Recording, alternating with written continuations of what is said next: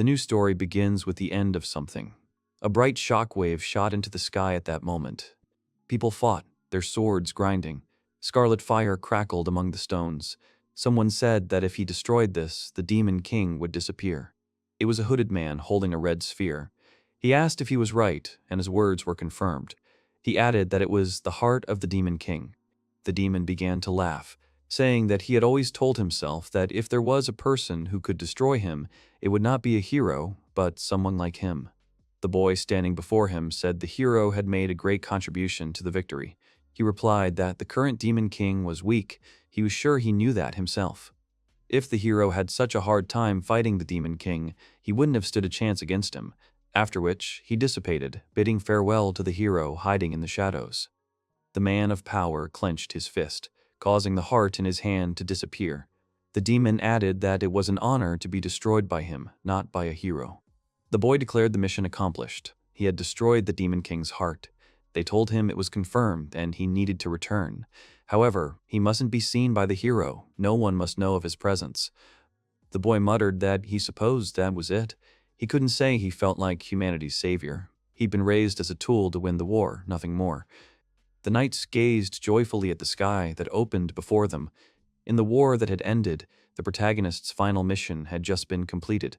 He looked at the vast expanse before him. Bright rays of sunlight began to break through the sky and onto the earth. Looking at them, he wondered how he should live now. In the capital of the kingdom of Terra Makurla, birds flew calmly over the houses, and children were playing in the streets. A vendor shouted at people not to pass by as they were offering to celebrate the hero's victory, and also to look at his wares.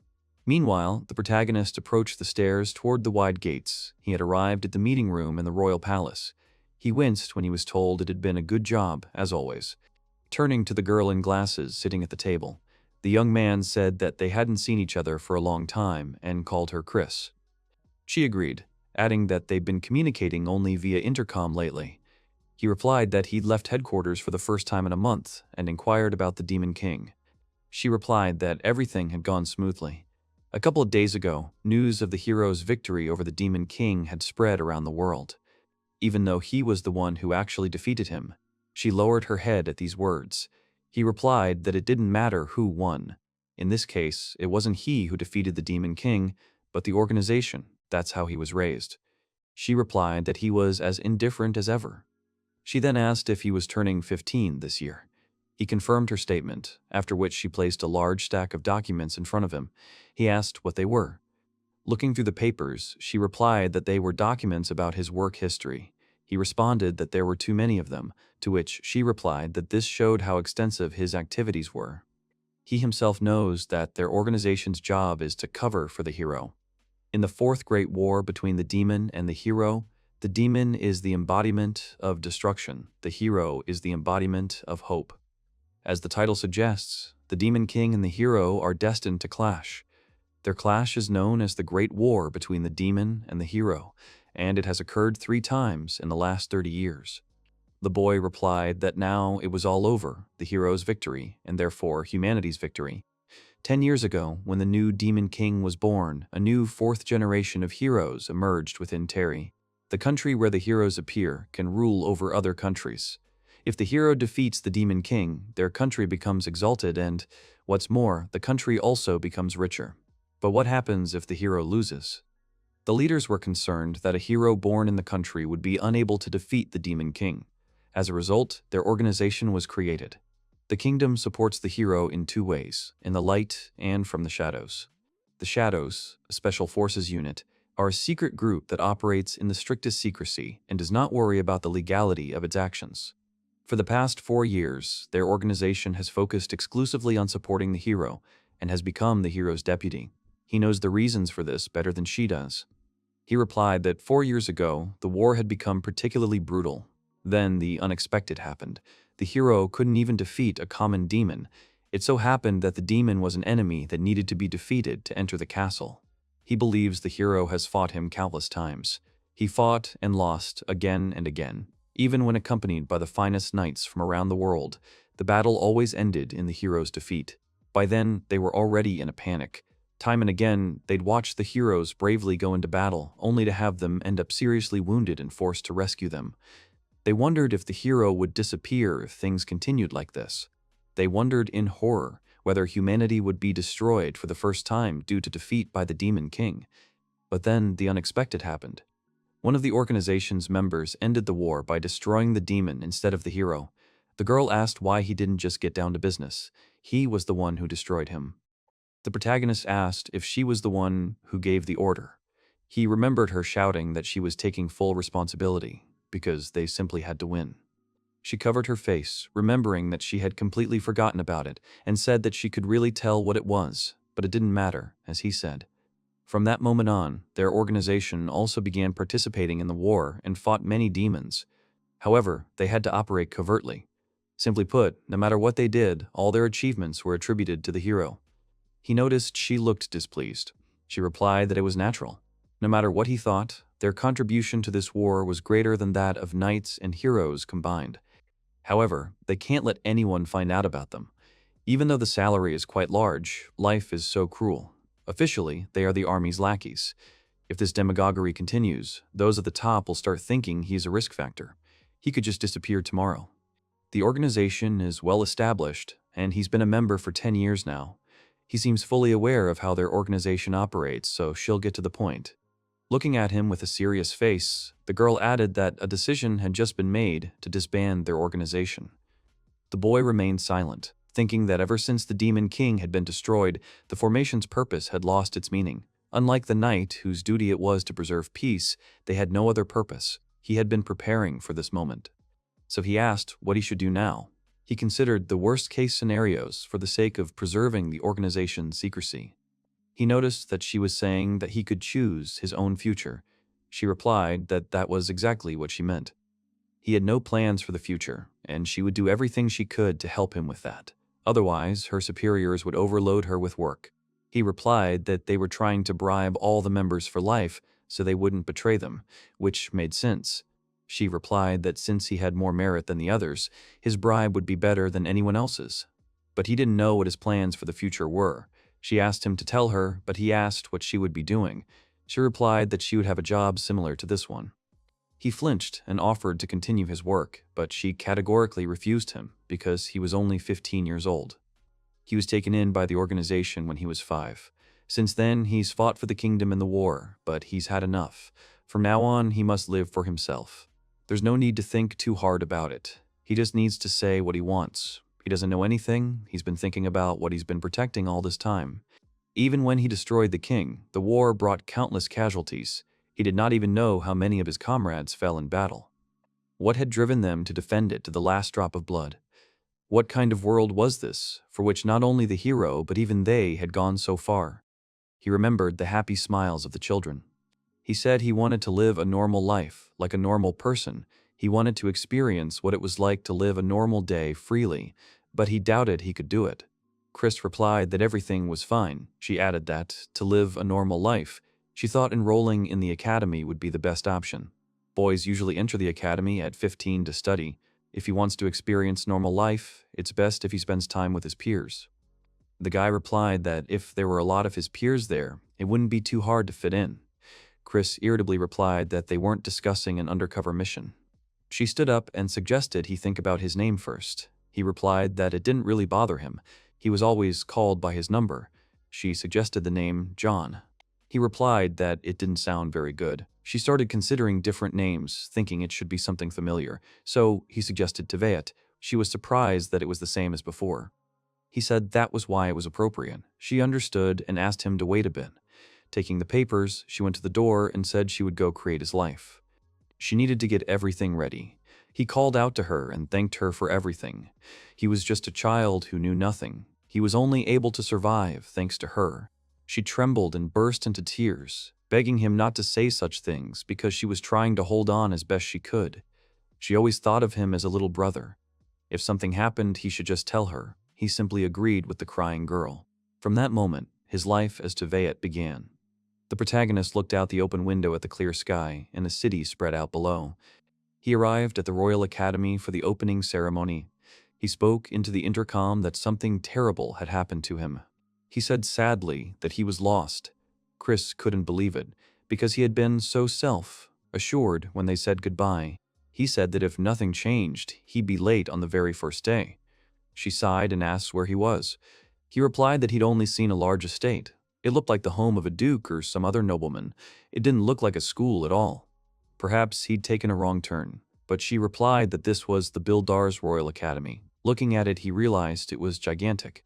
The academy was the kingdom's largest educational institution, as well as the place where the modern hero Theon grew up. And for all this, it is considered one of the most prestigious. It has many traditions and a long history. Tevye had asked about the ranks at the academy. Chris explained that since the Terra Kingdom won the Great War, the academy had decided to increase enrollment in anticipation of the hero effect. Therefore, this year they had divided the training into 2 departments. The first faculty will teach the same way as the heroes. The regular faculty is the one where you can get used to everyday life and learn everything at a leisurely pace. Last year, there was only the heroic department, and admission to it required an exam. Starting this year, if you fail the exam, it's no big deal. You can apply to a regular department. Anyone who passes the test gets in. So, the regular course is a repository for those unsuited to the heroic faculty. Students from the general course won't be as capable as those from the heroic. She thought this would lead to discrimination at the academy. Chris asked what department he'd be going into. He replied, a regular one, and figured he was going to school to start a normal life, so it would be logical to take a regular course. That meant he wouldn't have to take an exam. She added that when he arrived on admissions day, he should go straight to the applicant's briefing without taking the exams. He should leave the rest to her. Although she told him where to go, the academy was too big and he had no idea where to go. They asked him if he had arrived or if he was applying. When he answered yes, they told him to stand in line and they would explain everything to him. A girl stood before them and announced that she was an instructor in the academy's heroic department. Her name was Fernez Evans. It was a legendary academy, home to famous heroes, and she was proud that their students were among the best in the world. But because there were more places, she was afraid the quality of their students would decline. But judging by what she saw, she needn't have worried. Since time was running out, she finished her greeting. The boy thought that, according to plan, the students would now head to class and wait for the heroic class to finish. From that moment on, his peaceful school life would begin. He never imagined he'd be so nervous that his arms and legs would tremble. He'd no longer need the skills he'd acquired as a warrior. As a regular student, he'd lead a normal life. He calmly decided that this was exactly what he wanted to do. At that moment, the instructor loudly announced that the entrance exam for the heroic course was beginning. Her words left the protagonist dumbfounded. She added that the rules were simple. They would all participate in a battle royale. An hour-long exam would take place in the old building. A barrier would be erected around it, so they wouldn't have to restrain their magical abilities. The heroic faculty is a faculty that has raised heroes, not hero worshippers. And they don't need those who merely admire heroes. After all, they'll be the next generation of heroes. Everyone cheered her on. After her speech, everyone began to disperse, and they were escorted to the academy. Tevye told the man he wanted to enroll in a regular program. The man, smiling, thought he was scared and told him not to give up so early. Tevye thought that just because he was setting the heroic faculty exam didn't mean he'd actually take it. If he passed, he could transfer to regular school. Worst case scenario, he'd simply fail. The instructor announced that devices called telescopes had been placed around the entire perimeter. Using these, teachers would observe them and determine whether they passed the test or not. The guy thought he'd been taught at the agency to stay away from them all along. Even the thought of exposing his weakness to a telescope gave him goosebumps. When the exam began, he wondered what he should do. Perhaps this was what he should expect from the hero's exam, that applicants would use magical abilities. But he didn't have to take the exam, although failing it could cause problems later. Apparently, the applicants enjoyed fighting. About 1,000 people take this exam. Only 100 will get into the heroic course. So, on average, it seems like you need to beat about 10 people to pass. He decided to just beat half of them, 5. At that moment, he encountered a guy to whom he apologized and forcefully pushed him away. Seeing him defeated, he decided there were still 4 left. He began flitting among his opponents like a shadow, defeating them one after another. They didn't understand what was happening, as they were quickly defeated.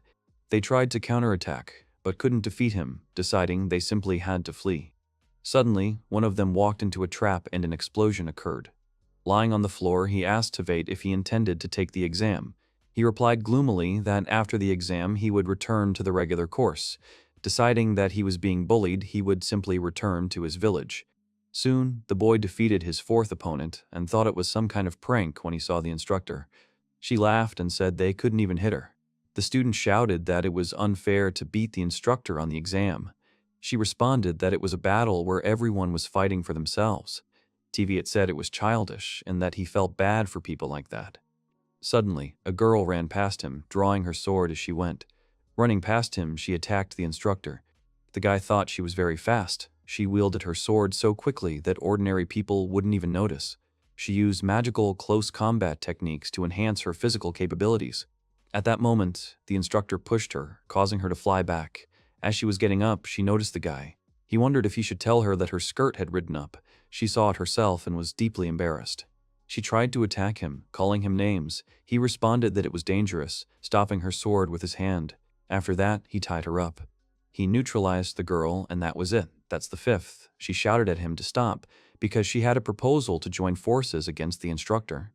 He asked what he stood to gain. She replied that victory would reward him with 1,000,000 gold pieces. She'd said that at the very beginning. She'd give him the entire prize. He said it was tempting, but asked why she didn't want it. She replied that she simply wanted to fight her opponents hard for the sake of her future. Moreover, when you look at her self-willed face, don't you want to delete it? He realized she was obsessed with fighting. The plan was hasty, but it wasn't all that bad, so he agreed and freed her. She suggested they calm down and talk. She realized that unless she lowered his defenses, they wouldn't be able to talk. Tveit guessed she was used to this. She introduced herself as Alicia. The protagonist extended his hand and introduced himself. She explained that her specialty in battle was melee magic and close-range combat with this sword.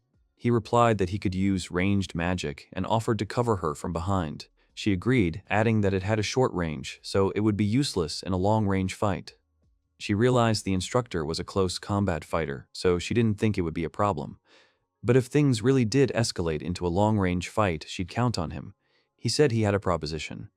After a while, Alicia returned to the instructor, who asked if she was alone. She'd seen her and the guy talking and thought they were teaming up. The instructor replied that she wasn't interested in teaming up. The teacher said she had good fencing skills, but her attacks were too predictable, which was a weakness. Alicia asked if this exam was based on a point system. If so, it wouldn't matter how many points she lost. She would be able to pass the exam if she could defeat the instructor. She replied that this was true, and she guaranteed it. After that, Alicia used her rage and launched an attack.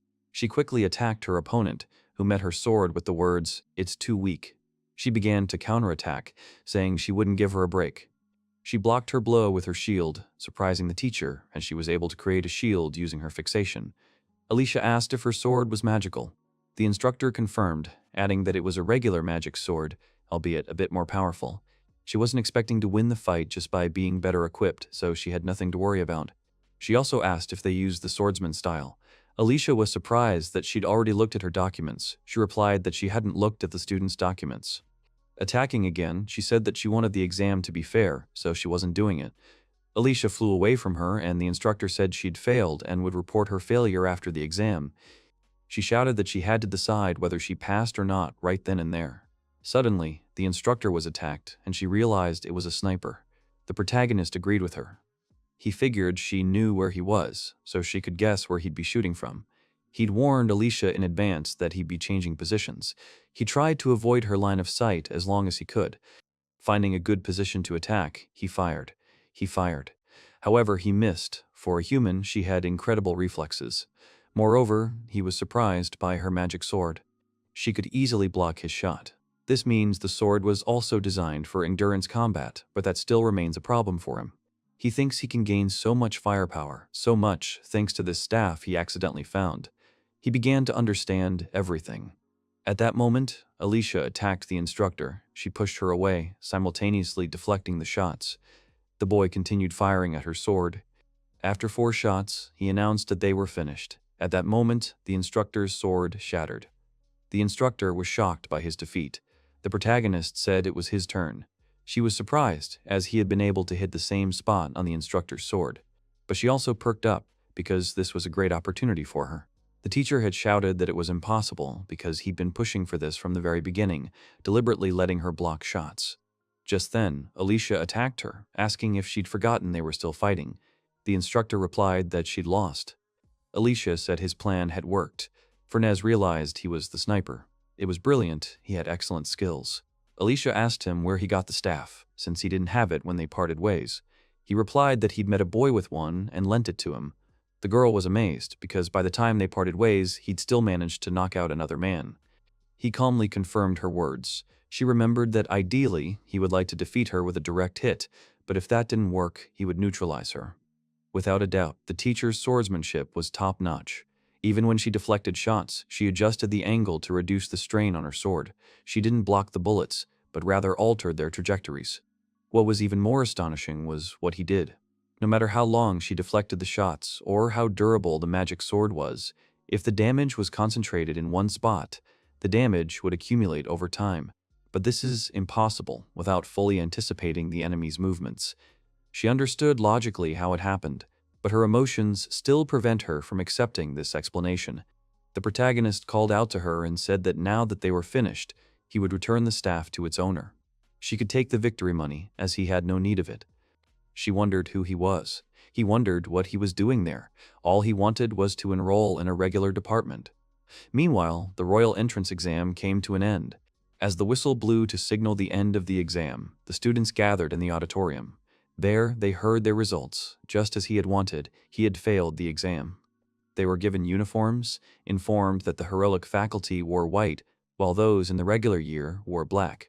Tevede now wished he were just a regular student. Seeing him, Alicia was surprised to see him wearing a black uniform, but at that moment, she was called into the auditorium. Inside, the teacher announced that she would be the head of the first senior section this year. Her name was Sylphia Makina, and she would be teaching them magic.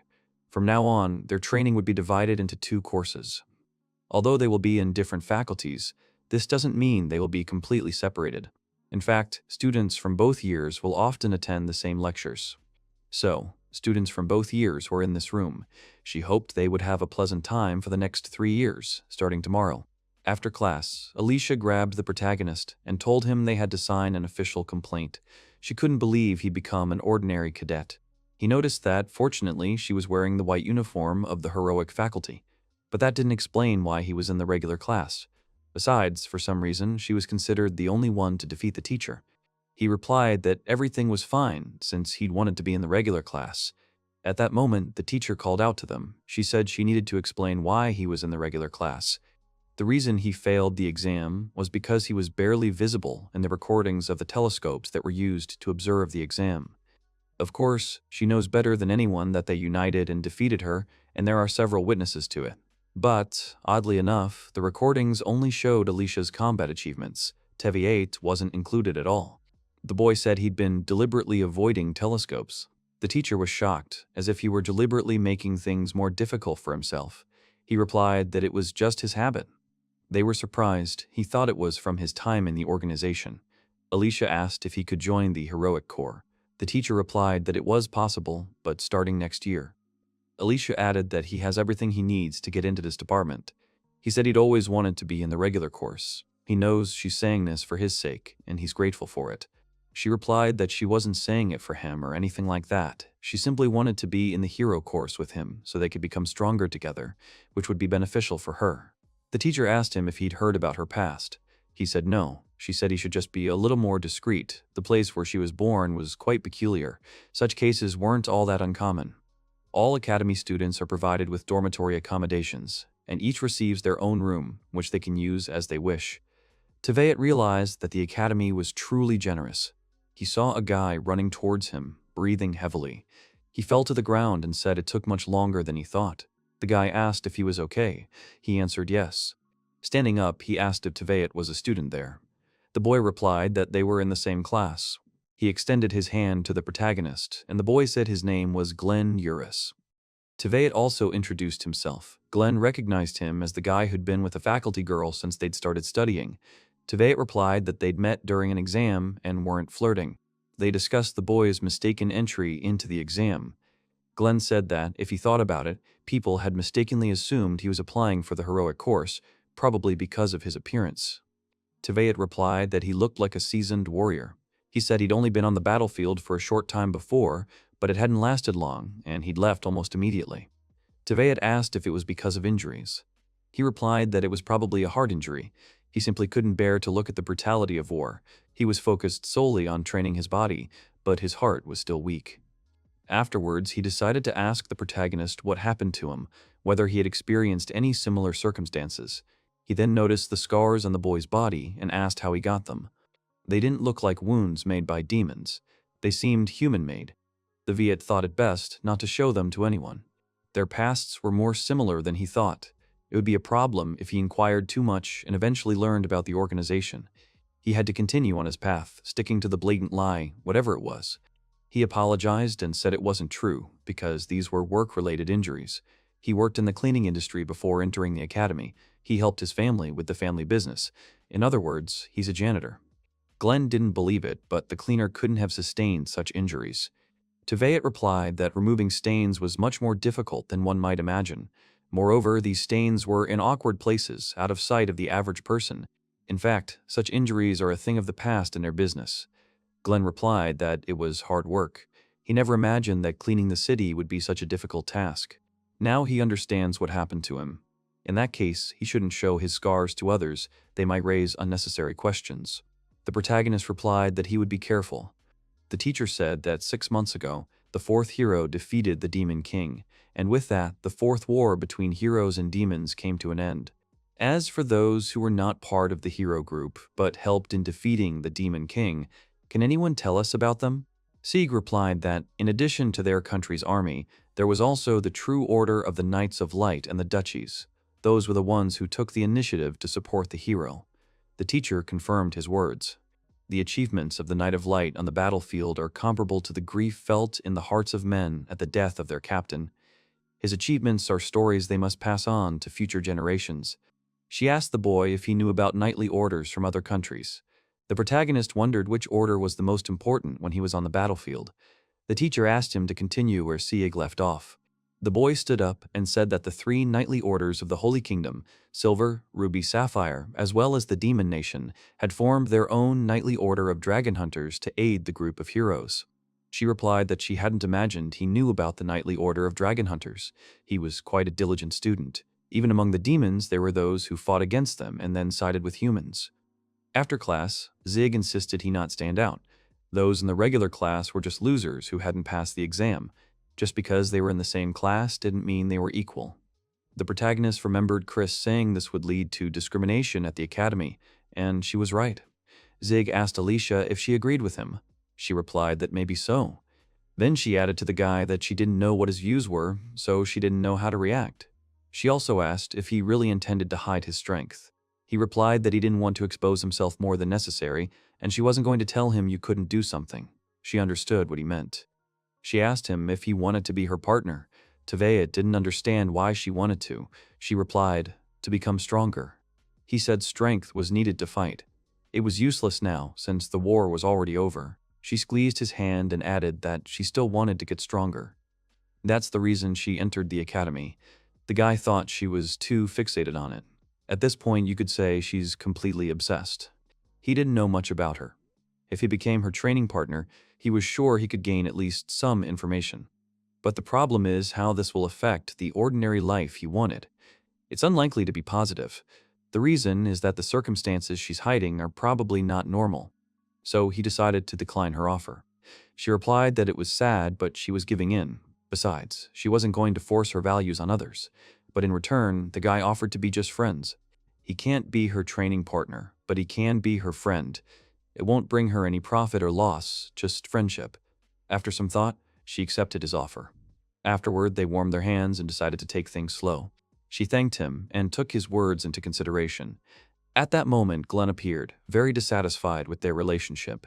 He asked the girl if she wanted to be his friend, to which she responded affirmatively. In this world, magic is divided into 5 types: melee combat magic, melee combat magic, melee support magic, ranged combat magic, ranged support magic, and point-based magic. During the practical lesson, they studied magical techniques, specifically shooting at a target. She suggested they use a staff for this. One of the girls asked what the point was for ordinary students to use combat magic. She replied that there had been a slight misunderstanding. Target shooting doesn't force them to use magic, but rather teaches them how to properly control it. It's like a method for assessing their magical control. She demonstrated how to create a bird from objects and explained that it was alchemy. Alchemy also comes in different forms, but is most often used in manufacturing. It can be useful in everyday life. But to learn it, they must be able to hit their target with at least the same accuracy as she. She demonstrated her skills. Tveit thought that, judging by their peculiarities, they could be the fourth hero's mentors. The teacher said they should start training and suggested using low-level magic. The protagonist asked if he could use a bullet. The teacher replied that it was the simplest magic. So she suggested he use this lesson to practice higher-level magic. He understood and walked away. Low-ranking magic is something even a beginner can learn in a few days. Even a child just entering elementary school learns it at the very beginning. Eventually, they'll be left behind and at a disadvantage. He heard the admiring voices of people discussing how flawless Alicia was at shooting. The protagonist thought she was now famous. He walked up and started using magic. However, his fireball didn't reach its target, causing laughter from those around him who thought that ordinary faculty students were incompetent. The guy realized that now everyone was humiliating him, and Zig told him to step aside. It didn't matter how much a student usually practices, it's a waste of time. Glenn was very indignant.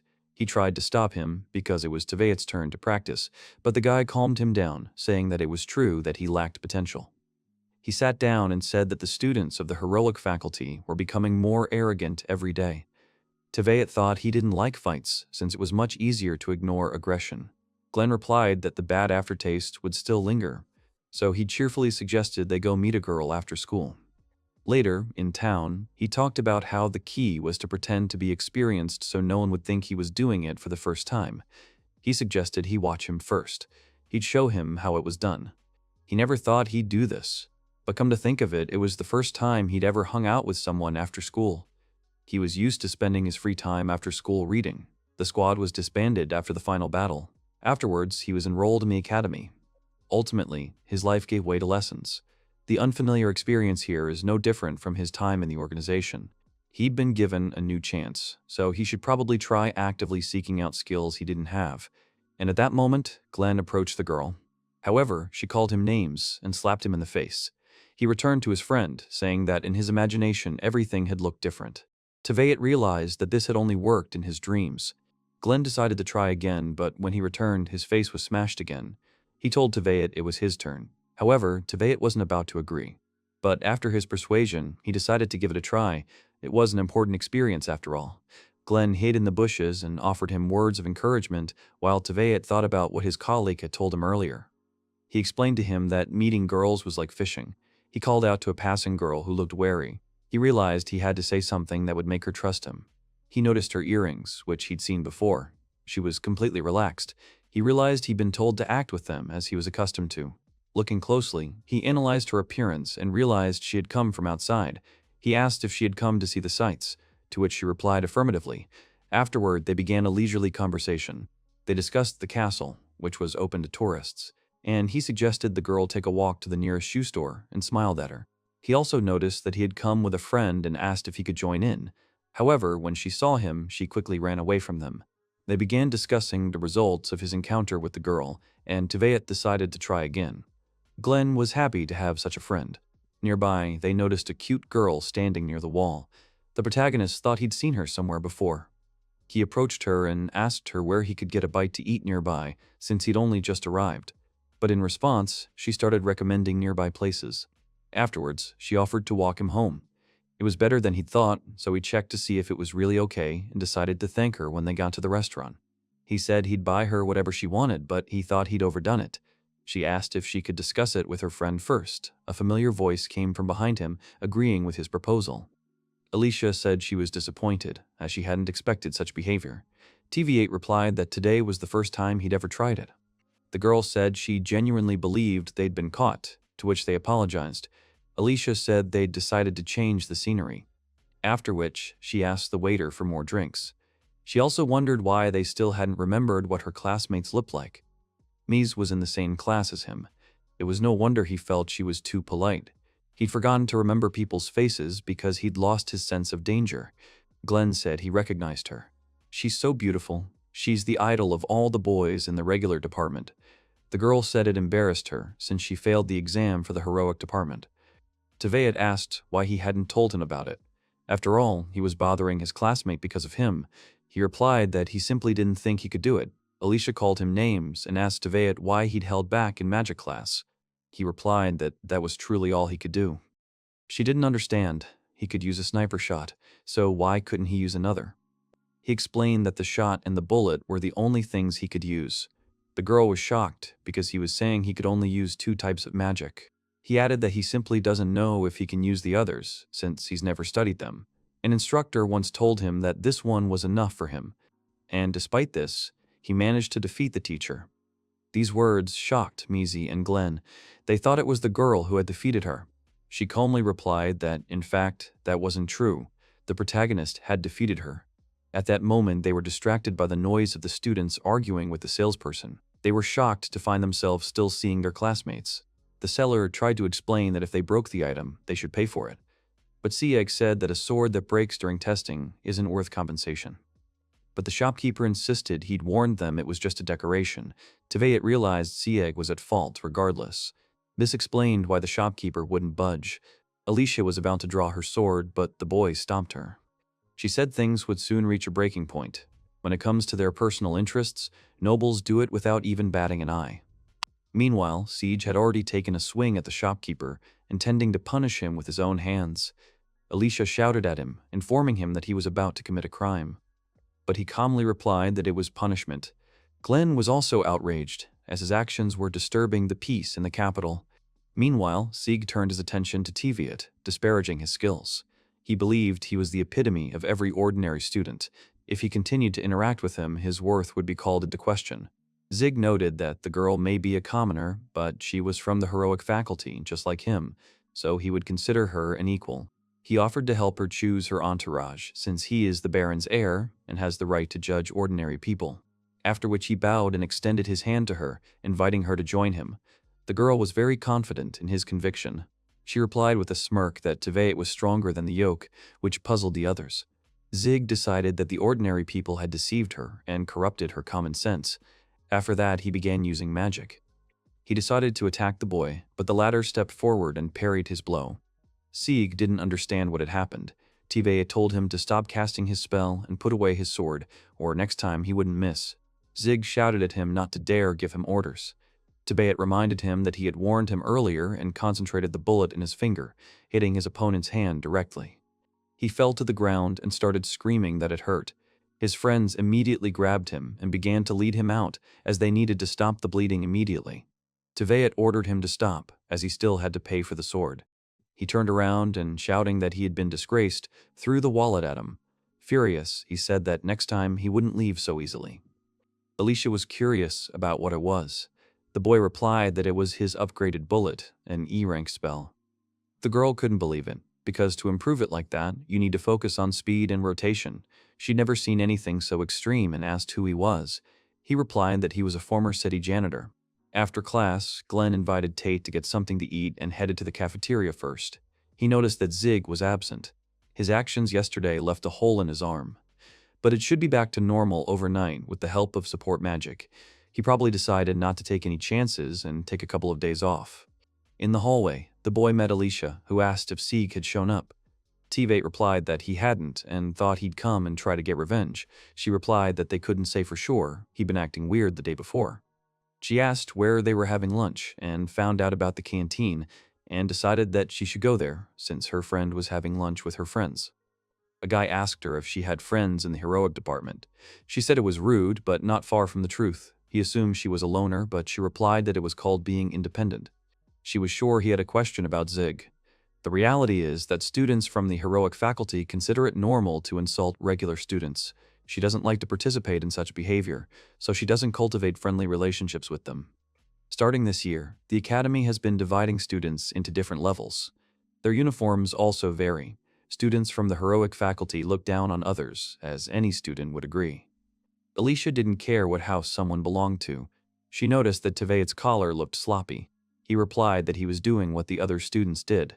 Looking at him, she couldn't figure out what was wrong with his face. He replied that nothing, he just realized that his past self would never have even thought of such a thing. She asked if he'd worked as a janitor in the past, which he confirmed, suggesting that, to be precise, he'd secretly taken out the trash along the hero's route. She noted that temporary janitors were well trained in manners. He replied that if he did anything wrong, his head would fly off. This shocked her, because they were so strict, but the guy wasn't joking, really. She added that she thought it would suit him better if he was dressed properly, so she decided to adjust his clothes and began tying his collar. She asked him if he was even interested in the opposite sex. In a situation like that, he should have been embarrassed or something. He replied that she was simply adjusting his collar. At that moment, she grabbed him by the neck and pulled him closer to her, closing her eyes and asking what would happen if she did that. But these actions only made her blush. The guy calmly remarked that her eyelashes were quite long. His words only made her more embarrassed. He told her that if she was going to blush, she shouldn't do it in the first place. She replied that she didn't expect him to say something like that. He didn't understand, because he thought she wanted him to tell her. She screamed that it was his fault, that she spent so much time with him, but there was still a side of him she didn't know. This made her want to reveal it at all costs. He replied that it was human nature, but at least she should reconsider her methodology. But she had already determined for herself who he was. Pointing her finger at him, she said he was a suspicious guy. The next day, in class, Zig approached the protagonist. He asked his name, and after the guy introduced himself, he said that he was challenging him to a duel, which caused confusion among those around him. Zig hoped he hadn't forgotten what he'd done 2 days ago. He, a mere student, had shown such utter insolence against him, the heir of the Falchion family. Tibet realized he was actually remembering that. Alicia asked if he'd forgotten the academy's rules. Throughout their time at the academy, their status is revoked until they become students. Whether he's a commoner, an aristocrat, or even royalty, everyone's equal. He told her to shut up, saying he treated her so well because she was in the same house, but she was too arrogant. Then he took a swing at her. However, Glenn stopped his hand, reminding him that the duel hadn't even begun. Next time he would just grab his hand. Zig began screaming furiously at them to let him go. Teveit thought that no matter how he looked at it, they hadn't done anything wrong, but if they were just going through the motions, the other students might get caught up in it. And then he stood up. He bowed and apologized if he thought his behavior was improper, so he offered to pretend nothing had happened. But Zig insisted he had to embarrass him in front of everyone. He must make an example of him. It would be too stressful to have commoners like him getting in the way in the future. The protruding nail must be hammered down. Teveit realized he was simply seeking revenge, like a child. Zig screamed that he had damaged his reputation and that it was simply a satisfying act of revenge. Alicia laughed and suggested the protagonist accept the duel. The boy realized she was talking about a spontaneous decision of the heart. She wasn't on the enemy's side, but nobles can be very stubborn when it comes to their damaged reputations. If he were to turn up, it would be a slap in the face and would lead to even bigger problems. Teveit understood her and thought he should consider himself lucky that he'd challenged him to a duel. After that, he accepted. Zig was extremely pleased. People were discussing the upcoming duel between students from the regular and heroic houses. They were gathering at the venue. The protagonist thought he might as well lose on purpose. Alicia told him she couldn't, because he couldn't pretend. Now she'd find out what he was hiding so clearly. Teveit thought it was her plan all along. It seems a truly troubled woman has set her sights on him. Ideally, he doesn't want to anger Zig any further. That's why losing in the most shameful way possible would be the best option. However, that would be a trigger for the academy students. His defeat could be the deciding factor in drawing lines between the students of the regular and heroic houses. Zig asked if he had completed his preparations. Teveit couldn't say he'd be pleased if that happened. They stood facing each other, fully prepared for a duel. Alicia offered to be the referee, which suited the opponents. The duel would continue until one side surrendered or could no longer fight. Zig began unpacking something. When he drew his weapon, everyone present was shocked by what he had produced. The students of the heroic faculty stared in horror at his staff. Zig said he was sure someone like the protagonist didn't know about it. It was a magical staff used in the Royal Army's last war. It was a military-grade staff. Afterwards, he prepared to attack with an electric spear. Teveit thought that this weapon was the reason for his absence yesterday. He began quickly dodging the attacks that Zig, who was ready to destroy everyone present, launched incessantly. Teveit didn't understand why he was speaking of such cruel things. Zig replied that accidents during duels were common. This especially applied to Alicia. He would never forgive her, but he would try to be more careful with her than with him, since she was beautiful. He wouldn't rush as he tormented her, as she slowly stopped breathing. Teveet was extremely irritated, but Zig replied that it was a privilege. The protagonist decided that they had given their lives in the fight to save people like him. He would never accept that. Teveet must never acknowledge this man's existence. Seed decided it was time to end this and prepared a powerful attack. A large amount of energy swirled around him, demonstrating the staff's power. This staff was capable of creating firestorm magic. Someone like the protagonist couldn't even come close to using such magic. Tway thought there was one thing he didn't yet know. He'd seen this staff countless times on the battlefield. He prepared to attack the enemy. Zig was frightened. The staff was capable of creating school fire magic, but when that happened, part of its internal structure became exposed to the released heat, and it would break from the damage it received. The staff in Zig's hands broke, and the magic became uncontrollable, striking the boy in the arm. At that moment, a sword was pressed to his throat, and he was ordered not to move. Teveet nodded that if he were to take his life now, no one would suspect him, since an accident during a duel is a common occurrence. After all, these are his words. His demands are very simple. He mustn't interfere with them, discriminate against ordinary people, and his minions must do the same. He must also learn a thing or two from Alicia. He tried to object. After that, he cowered in fear, and the protagonist said he hadn't given him permission to speak. The only word he was allowed to say was yes. He repeated his demands. If he values his life with all its limbs, then the protagonist advises him to think before answering. The duel was cancelled due to an unexpected explosion. The selection of the winner and loser was also postponed due to unexpected circumstances. While the strained relationship between them hasn't disappeared, if he'd provoked it, he would have made it worse. So, perhaps, the best option would be to keep things as they are, and in time, he'll restore his normal life. He was informed that the rift between the regular and heroic faculty had only widened. In the midst of the war, when the fate of all humanity hung in the balance, they had created an organization to support the hero. Since the hero's failed quest to defeat the Demon King, he, already a member of the unit, was assigned to help him end the war. After fulfilling its mission, the unit was disbanded. But thanks to Chris, he was able to live a normal life. To do this, he enrolled in a magic academy. However, leading a normal life isn't as easy as he imagined. Chris came to make sure his school life was going well. She asked if he'd made any friends. He replied that he'd been out picking up girls. This shocked her, but he admitted he had a talent for it. She couldn't accept it, but he added that he believed people should adapt to their environment, and he liked those changes. The girl was confused. She was already regretting allowing him to attend the academy and asked him not to deal with such a person anymore. He asked how she was doing. She said she was fine. They gave her a position similar to her previous one. He guessed she worked at the bureau. Throughout the Great War, the unit was a subsidiary of a larger bureau, the Royal Aristocratic Defense Bureau. This organization protects the kingdom from clashes between commoners. Even without demons, conflicts still arise. The guy remarked that it sounded depressing. She sighed and said it was a sickening job. She added that his beloved sniper staff was also under the bureau's jurisdiction. He asked if anyone had any claims to it. She replied in the negative, adding that no one but him could utilize its full power. After all, it was created to be his personal weapon. He asked her to answer honestly. When their unit was disbanded, did they initially want to send him to work for the bureau?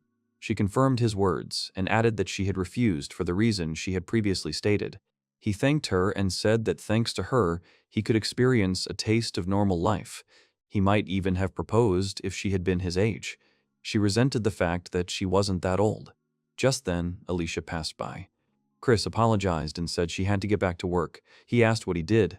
She expected the Order of True Light. Teviot remembered they belonged to the Duke.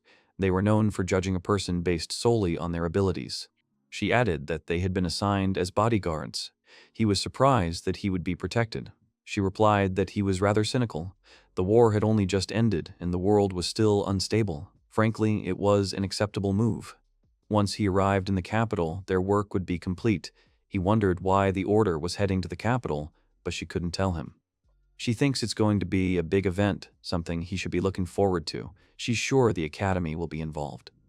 The boy watched her go. He noticed a sad girl on a bench and asked her what had happened and if Zig had done something wrong again. She replied that after what had happened, he had become obedient, as if he were a completely different person. He said it would be better if she talked things through when he was having a bad day. A heart-to-heart talk always helped get things back on track. She asked if that's what he did with the girl outside at the academy. She smiled and said she understood that he liked older women. Zig said that this duel was his way of getting revenge. Afterwards, she asked him if he thought it was normal to seek revenge. He replied that he wouldn't say it was absurd. Sometimes, taking revenge on someone is the only meaning of existence. She realized he wasn't opposed to revenge, and he added that people obsessed with revenge often end up self-destructive. They don't think about what will happen next. The girl asked if it was really that important to think about what would happen after they'd achieved their goal. He replied that revenge was an attempt to restore what had been lost. In that case, you're simply resetting your losses. There are still many days ahead where she can reap this profit, but in the end, they're tying up their lives. For him, it's a bad end result. In this regard, he could say that Siega's revenge was worth it. If he had lost the duel, the students in his department might have bullied the others even more than before. In short, if she was going to get revenge, she had to make it worth it. Turning to her, he asked her with a serious face who she needed. At first, she simply looked at him. Then, she simply smiled and said she hadn't meant anything. As she left, she added that she thought she'd try to remember his words. At that point, he should have stopped her and discussed it in more detail. Ordinary life is far from simple. He, who grew up in the epicenter of abnormality, had no idea what normal life was like. And then he realized that ordinary life could suddenly turn into something abnormal. Alicia pressed herself painfully against the column. A few days later, the teacher decided to share some good news. The Order of True Light was arriving in the capital to conduct joint exercises with the Royal Knights. And the venue was right there at the academy. The students were thrilled about it. This was something Chris had told him about earlier. For 10 days, the academy students will also be trained in knightly ways. They are expected to be open and watch them. A student asked if they could chat with the knights. They were told that they had a special time for that, too. The Veit thought these exercises could be seen as a form of advertising to increase the number of young men interested in becoming knights. Alicia asked who else was arriving. The teacher replied that Count Termon's second son Robert would be coming with them to visit the academy. Her face twisted at these words. The teacher added that they were welcome to join the exercises and socialize. One of the students would be chosen as a member of the executive committee. They would be running errands during that time, so she asked if anyone wanted to help and looked around the room. Alicia volunteered. Everyone present agreed she could handle it. The teacher left it to her and suggested they meet during lunch break. She should head to the conference room on the 3rd floor. The girl replied that she understood. Hearing her voice, the protagonist looked up and saw that her face was distorted with anger. From that day on, the girl completely changed. She didn't show up for class, and Tevea decided to ask Mizi if she knew anything about it. She replied that she'd heard that even though she wasn't attending class, she still came to committee meetings. Glenn didn't understand why she did that. Mizzy added that Alicia had only said she was fine. The boy thought it looked like she'd abandoned her studies and focused on her skills. But remembering the look in her eyes, he knew something was wrong. The carriage arrived at the Turgent Duchy's mansion. The knight entered the office and announced that the guards and the dispatched army had arrived. A smiling Chris greeted him. A man, accompanied by knights in uniform, came out to meet them. Alicia didn't show up again. A few days ago, when the teacher told them the training would be held at the academy, her demeanor changed dramatically. Teveit had a feeling something was going to happen during those 3 days of training. At that moment, a gloomy girl approached him and asked if he would be her sparring partner.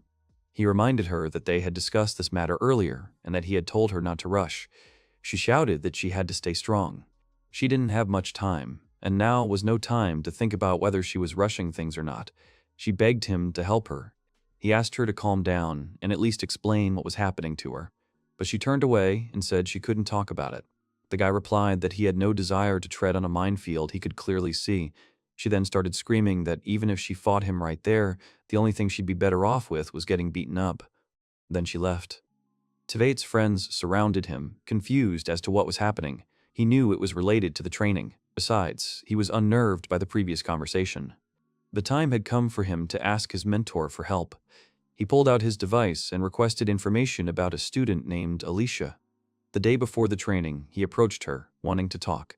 She said she was a little busy and asked if he'd changed his mind about being her partner. He said that wasn't why he'd come and introduced himself as Alicia Esperando. She asked how he knew her last name. He replied that he knew someone who worked as an information broker. He had to resort to such measures to find out more about her. They told him they had found information about her and reminded him of the former captain of the order. Galia Esperando lost his life in the last war, and she is his only daughter. Her current surname is her mother's. Throughout the Great War, the order earned numerous honors, especially their captain, who earned the title of Demon Sword for his astonishing strength. He was the true embodiment of heroes. He died while guarding a group of heroes. This was a great shock to the kingdom. Moreover, the next day they discovered something strange had happened during their retreat. That battle involved not only knights but also mercenaries. Their bodies were found in a completely different place than Galia's. The protagonist didn't understand what was so strange about this. It turned out the mercenaries' bodies were found far from their retreat route. It looked as if they'd been killed by another army after retreating from the battlefield. He specified that some of his belongings were missing. A pendant made of pure silver was found.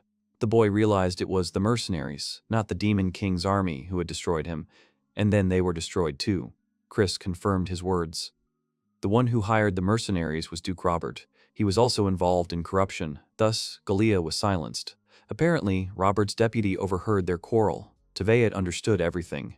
Alicia wanted revenge on Robert, but even if she succeeded, her chances of survival were slim.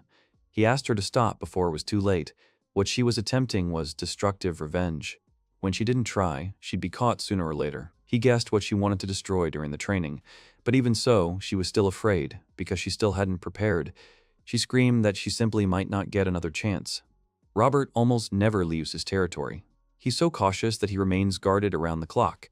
It's so rare to see him out in the open. She had to do it, even if it was risky. He reminded her that after this, she would have nothing left. But she remembered everything he said and still couldn't calm this feeling. He reminded her of her friends.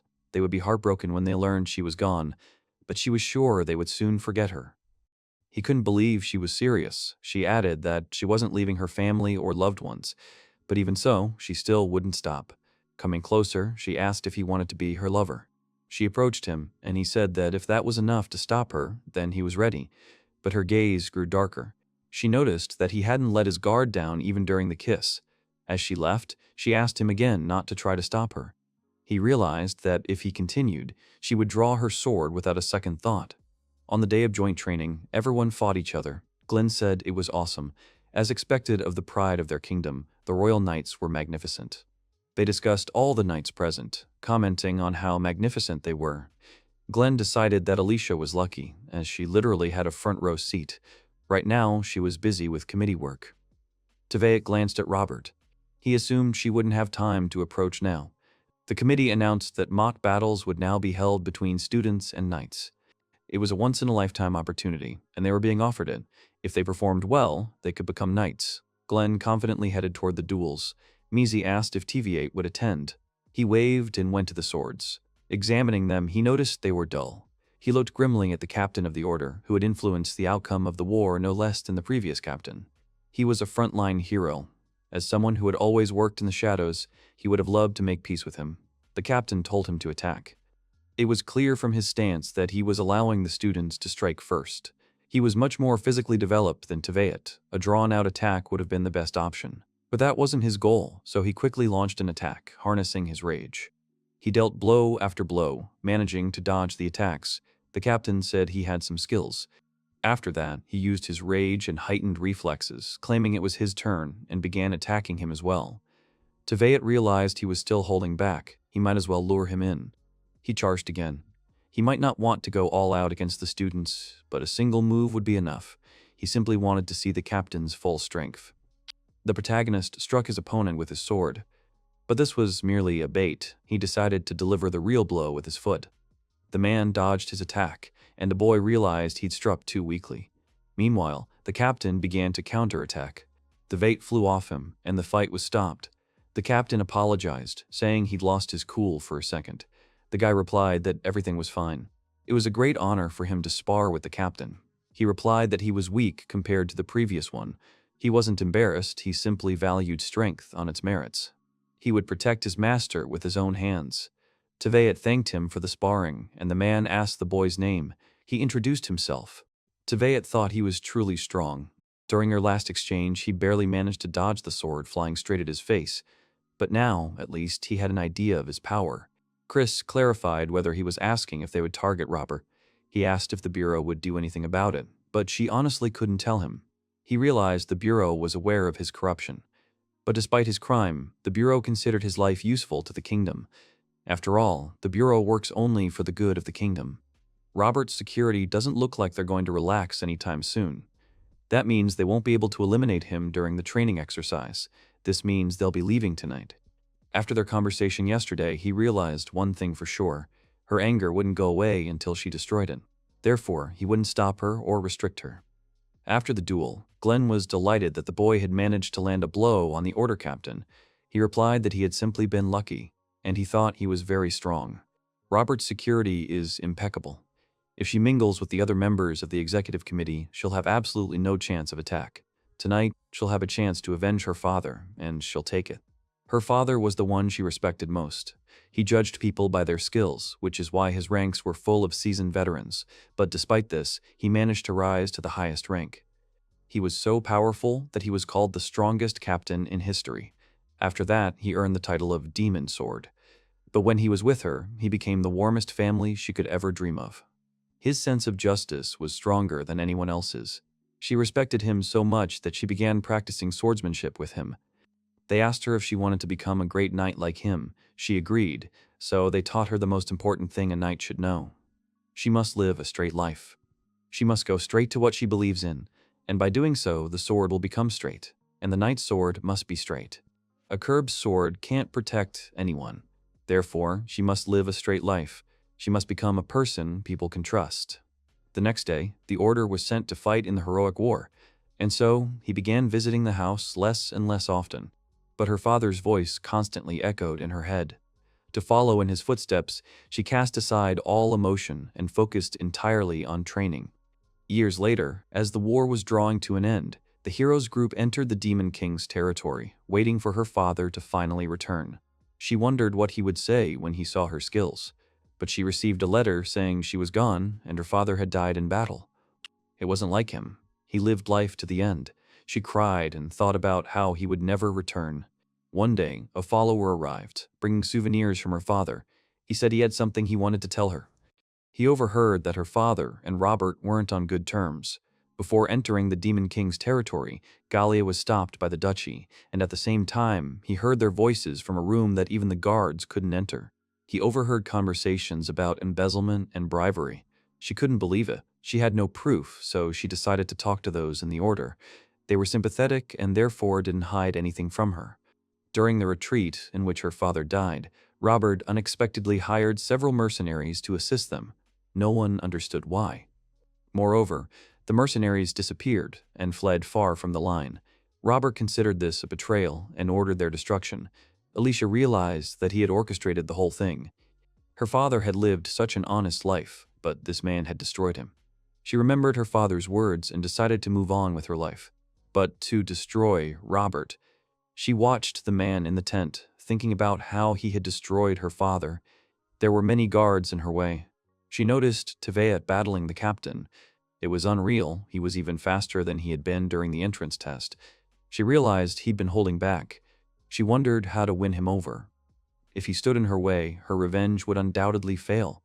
But now was the time to think about it. She mustn't lose her head. She decided to act during the transportation of the equipment used during the exercise. At that time, the order would be busy attending a celebratory dinner. She had to seize the moment when he entered the castle.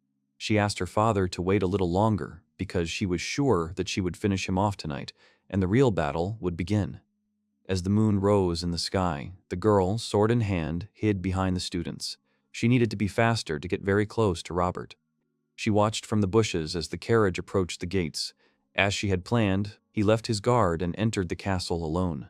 The castle was well defended from the inside, but if she did everything right at the entrance, they wouldn't be able to react quickly enough. But at that moment, she noticed he wasn't heading into the castle. She remembered that near the castle there was a beautiful garden and exhibits of unearthly beauty. But she couldn't believe he was heading there without any security. She couldn't believe this meant she could actually destroy him. Her face twisted as she thought about getting revenge. She approached him, thinking that she had to destroy him right now to prevent him from escaping. As she approached, she drew her sword, and there was no need to be calm anymore. She struck once, and her opponent's head flew off his shoulders. It rolled slightly to the side, beads of sweat dripping off her. Throwing down her sword, she began to laugh loudly, happy that she was able to do it. She felt very pleased. She didn't understand why the protagonist was telling her she couldn't handle it. She was happy to be standing right there, safe and sound. But she didn't know what to do next. Perhaps she should run and hide. She'd lived her whole life for this day and never considered what to do next, how she could live her life after this. She decided to just go back to the academy, probably where she belonged right now, there. The next day, she met the protagonist and told him she'd ended things. He noticed her expression suggested otherwise and asked how she was feeling. She said she'd been incredibly happy at first, but now she feels completely empty inside. He understood me. He thought she wouldn't be able to come back alive. Apparently, she was extremely lucky, and everything worked out for the best for her. She agreed that she was simply lucky, and that was the only reason she came back. After that, she looked at him and asked what she should do now. They looked at each other intently. He advised her to visit the infirmary first. Her face would definitely attract attention. He also advised her to think more simply about what to do in the future. She thanked him and left. The next day, they noticed she was missing again. The teacher suggested starting afternoon classes. The boy couldn't understand why she kept skipping classes, what had happened to her. He remembered what they'd talked about. At that moment, the door opened and she entered the classroom. She wasn't feeling well, so she went to the nurse's office, which is why she was late. The teacher told her to take her seat. After the lesson, her friends caught up with her, who were more worried and asked if everything was okay with her, because they are always ready to lend her a helping hand. The girl smiled brightly and thanked them all. Mizi apologized and added that she had some business in town today. Glenn asked what had happened. She replied that she wanted to apply to the Adventurers Guild. She still lacked knowledge, but she wanted to get closer to her goal. Alicia replied that it was really cool. She'd always dreamed of becoming an adventurer and traveling. Mizi replied that she felt being an adventurer allowed her to enjoy freedom like no other. Her friend thought about her words, wondering if she should try it too. Mizi was delighted and offered to sign up with her and start for free. She accepted. The boys also decided to join. Mizi asked them to hurry, and everyone followed her. Alicia said she was glad to be alive. TB8 clarified that she finally understood it. She said it was amazing to be able to just think about the future. At that moment, a man appeared behind them, wearing heavy armor and a cloak. He called the girl's name, looking at her from under his hood. He quickly lunged at her, drawing his sword. However, the protagonist managed to use his lock-on and stop his opponent. The girl was scared, but he said everything was fine. If he hadn't reacted, she would have been dead. The man said they found something in the royal garden the night before. He asked if she recognized the sword. The girl trembled, but the boy approached her and told her she needed to run. He grabbed her hand, and they ran. Friends came running, also told to run. The man pursued them. Glenn tried to fend off his attacks, screaming as he did so. But the man didn't attack back, saying he only wanted Alicia. Tevea told Glenn to take Mizi and run. They'd catch up, so they should be worried. He didn't really understand what was happening, but he had faith in him and grabbed the girl. The man said he wouldn't mind if he ran away too. If he left the girl with him, he promised that neither of them would be harmed. The boy asked if they would suffer if he didn't leave her. The man said he was absolutely right. After that, he started attacking him, and the guy blocked his blows. They started running away. They needed to fix the situation, so they ran into an alley. The man said that he would not let him escape, and again attacked the girl, which the protagonist was able to stop. The man noticed that he was moving very well for an ordinary student. Suddenly, the boy felt a sharp pain and cried out. He was stabbed in the stomach, and the girl said it was impossible. He started yelling at her to run away as quickly as possible. As she ran away, she thought about how he had lost. She cried and thought that he would never come to save her again because he was no longer there. She was surrounded by other people in cloaks. One of them said that he met two people on the way who delayed him a little and threw them to the ground. Alicia started screaming. She didn't understand why this was happening because they only came for her. Why were they doing this to the others? They didn't understand why she was asking, since she had already seen their armor. She looked up at them with tear-stained eyes. They were the Order of the True Light. They are knights now, but in those days they were just war orphans saved by Lord Robert. They failed to achieve anything in the war, but they vowed to do everything possible to repay their savior when it was over. But he was destroyed before they could repay him. She realized they were just like her and tried to run away. She fell. The man asked why she was running away, since she knew this was exactly how it would end. Or maybe she means she's decided to value her life. When someone fulfills their wish in exchange for their future, they can't just take it back without risk. And this is the result of her clinging to life after she had already abandoned all hope for the future. 3 people were consumed by her karma and lost their lives. She understood that this was all her fault. She remembered the protagonist's words again. The only feeling that came over her after fulfilling her revenge was emptiness. And simply for the pleasure of emptiness, she sacrificed them. If only she had known at that moment that everything would turn out this way. She cried loudly and realized she would never do it again. And they told her it was wonderful and she'd better remember those words. The man in front of her removed his hood, and she recognized him as the protagonist. The tears stopped streaming down her face. The girl said it was impossible, since he'd been wounded earlier by a guy from the Order of True Light, and it was all her fault. The guy decided to tell her from the very beginning. Everything that had just happened was a farce. Firstly, he wouldn't have given up his life so easily, and the heads of his friends he made using alchemy were fake. The girl was shocked. He kept saying he was the knight, and the other one was his acquaintance, a former colleague. She realized that everything that had happened today was a lie. But the guy told her it wasn't just today. He reported that Robert was fine. The one she destroyed that night was a doll he had prepared in advance. The real person was still alive. No one knows what happened. Perhaps the Order of Light will invade the capitals right now. She didn't look ready to give up her revenge, so he staged a show. He looked at her carefully, hoping it had helped her cool down a bit. He also needed to change. Later, they sat by the fountain. The guy said he didn't know much about women's clothing. He assumed he'd gone too far. As he'd said earlier, he'd staged this whole performance on his own. But despite this, it was just his fantasy. It was a future that would most likely come to pass, the end of this revenge. Everything happened just as he said. Ever since she learned about her father, she'd made up her mind and finally made it on the spot, but she found no satisfaction. In the morning, she felt only emptiness and fear that the knights would find out.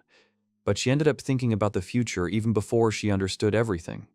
Once she'd gotten her revenge, she was ready to end it all. She hadn't even thought she could have a future. When everything happened to her friends, she realized a lot. The only feeling she felt was regret. The girl cried bitterly, looking at the protagonist. He understood her. She should be fine now. Even after learning he was still alive, she no longer felt the urge for revenge. He added that, nevertheless, no one would like such an ending. He reminded her how he'd told her to make revenge worth it. She couldn't pursue revenge, considering her future. He said most newcomers start to self-destruct because they're all driven by hatred. That's why they're also professionals in this field. Experts for whom such actions are routine, with positive consequences included. He told her to think of something for the 2 friends now, and he went to take out the trash. She watched him run away. Chris asked him over the comm what kind of trash he was going to take out. She didn't remember the bureau asking him about that. He remembered looking for listening equipment and thought that, as expected, the Royal Bureau was responsible for protecting the country. She brought the thing he asked for so he could see it. She handed him a suitcase containing a metal ring. She said she would pray for his success. Meanwhile, at the nobleman's mansion, Robert asked to taste his food to see if it was poisoned. The butler quickly drank from his glass. The commander said this castle had very reliable security. Even on the way here, he ordered the capital's guards to strengthen their defense. He apologized and asked what he was so afraid of. Robert asked him if he was claiming he could defeat someone from the other side. It was just a rumor, but their name was often mentioned among the higher-ups. He was sure he'd heard of them too, a secret organization run by the kingdom for special missions. He heard that during the war, soldiers used any means necessary to destroy their targets. They employed techniques impossible for ordinary people, he said, especially those of them called aces. Apparently, one of them destroyed the Demon King single-handedly when even a hero couldn't remove him. It was hard to believe, but where there's smoke, there's fire. The commander said they were supposedly working for the same country, so there was no need to worry. But Robert replied that it was impossible to trust an organization that kept its existence secret and thought that he had left no evidence. He eliminated the commander and left no trace behind. They have no reason to hunt him, but caution is a good idea. The commander said there was no reason to worry. Though he was nowhere near as capable as the former captain, he would certainly protect him. Robert thought that sometimes these knights were too convenient. They didn't abandon their masters until something too serious had happened. He decided to check how the training battles had gone. Many of their men had been injured. He would like to join their ranks. The commander replied that one student had managed to scratch him. He was very capable. At that moment, a servant entered. The sender was one of the students who participated in the exercises. Inside was a letter addressed to a man. He reminded her that he had told her not to accept anything from the students. The servant said he was very persistent. The commander thought that if the one who received him was a member of the order, then they had most likely already checked everything. When he opened the box, something poured out. He grabbed the servant and tried to figure out what was going on. At that moment, other soldiers came running, trying to figure out what was happening. Robert shouted that he couldn't see anything, so he had to open the window immediately. The other side's soldiers were using any means necessary to destroy the target. The commander asked him to stop immediately. At that moment, the protagonist announced that the target had been located and that Robert had been eliminated. He recalled a rumor that behind the hero stood someone who had destroyed countless demons, a being called the Shadow Hero.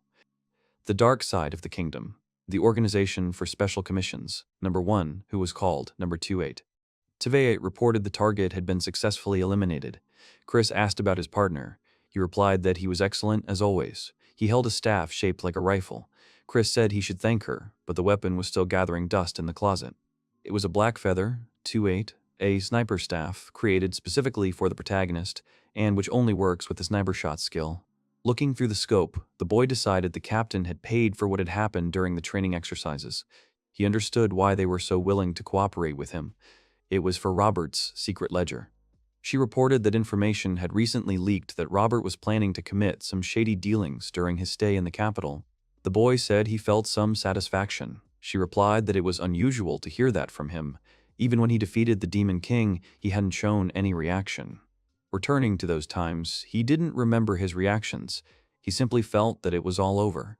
For the first time in my life, I destroyed someone not for someone else, but of my own free will. And it wasn't all that bad. And now it was time for him to return to his normal, everyday life. He left his place. The next day, the girl asked if it was his doing. She showed him a newspaper with the news. It told about what happened that night. As she left, she didn't care. Now she was beginning to understand who he was. The guy didn't believe her. She added that her father had told her about it in the past. He said it wasn't just knights who defended the country. There were people who did it in other ways. The guy tried again to say he was just a cleaner, but she simply wanted to thank him for it. Friends came over, trying to find out what they were doing there. At that point, Alicia became curious about their relationship. The boy didn't understand it either. Their friends were shocked by what they heard, and Mizi demanded a detailed explanation of the situation. The protagonist realized that enjoying everyday life and hanging out with friends wasn't so easy. He decided that if he didn't protect the girl, she could easily break down. He, as a man who recently fought like there was no tomorrow, wants to say that everything is fine. Everything they've been fighting for so long is worth it. There was no end to this darkness. Light would never reach this place. No one would ever see her again. She just wanted freedom. The crying girl thought about how she wanted to be free. She sat up in bed and looked out the window, reflecting on her dream. Meanwhile, during class, the teacher explained that one had to follow the instructions to make the potion. Glenn thought that preparing the mixture was quite complicated, as he had to achieve the correct amount of pressure. Mizi told him what to do. Slowly pouring in the water, he thought it should turn green by now. However, his potion didn't turn out as expected. It was a failure. Now, it was Mizi's turn. Tveit thought she was using too many herbs, and the preparation method was different. He asked what she had done. She replied that she thought it would turn out better. Glenn said she was something of a rebel. The protagonist agreed. When she finished, her potion glowed brightly. They decided to call the teacher. The girl managed to make a second-level potion, but the teacher had told them to make a first-level potion, so she asked if she had studied the formulas. The girl replied negatively, saying it was a coincidence. The teacher replied that she had all the herbs in her hands, but they were too fragile, so it was hard to believe it was a coincidence. And the higher the level of the potion, the tastier it is, so she was offered a taste. Mizi said it was delicious. Glenn wanted to try it too. So the girl poured the resulting liquid into mugs. The boys noticed that she did it all very elegantly. The girl was amazed at what it looked like. They realized she had become very rough. Tevet thought that savoring a potion used to heal wounds was an unimaginable luxury on the battlefield. It was time for him to brew the potion. Glenn was wondering how tasty a level 5 potion would be. The teacher had said that, if anything, level 5 potions weren't the best. The best potion is called a miracle. They say it can cure any illness. There were even rumors that it could resurrect. Mizi was amazed that such a thing could exist. The teacher said the potion's main ingredient had become rare, so in recent years only 5 elixirs have been produced. It's so rare, few people know its taste. At this point, the protagonist said everything was going as planned, and the teacher asked what he was doing. He replied that it was sleeping gas, holding up a smoking herb. Alicia noticed he wasn't changing. He didn't understand why they were yelling at him when everyone else was working as they pleased. The girl said he gradually began to show his true colors. A month passed after he put an end to his revenge. She still acted as if she suspected he belonged to the dark side of society. Alicia wondered why Mizi's every move was so elegant. The girl responded by saying she was clumsy and gluttonous. She could eat her breakfast. The boys looked at them. Tevet knew she was hiding something. He said he'd step aside, thinking he was being called on his card. Only one person could do that. His daily life could fall apart. The previous incident had made that clear to him. That's why he had a bad feeling. Chris said she'd ask for the loan back later. He clarified what she meant. She informed him that the Bureau for the Protection of the Aristocracy was giving him an official mission. Since she was addressing him formally, this was a mission he wouldn't be able to carry out properly. He needed to infiltrate the academy as a student and protect the princess while she was in hiding. She hid her status and attended school as a normal student. He asked why she did this and was told she simply ran away. The boy was in shock. She understood how he felt, but all he'd been told was that she'd run away. He didn't understand because a kingdom should have an organization to protect the royal family. She replied that it was the client's request. They didn't want to blow the incident out of proportion. He understood. Relations between the kingdoms were currently quite good.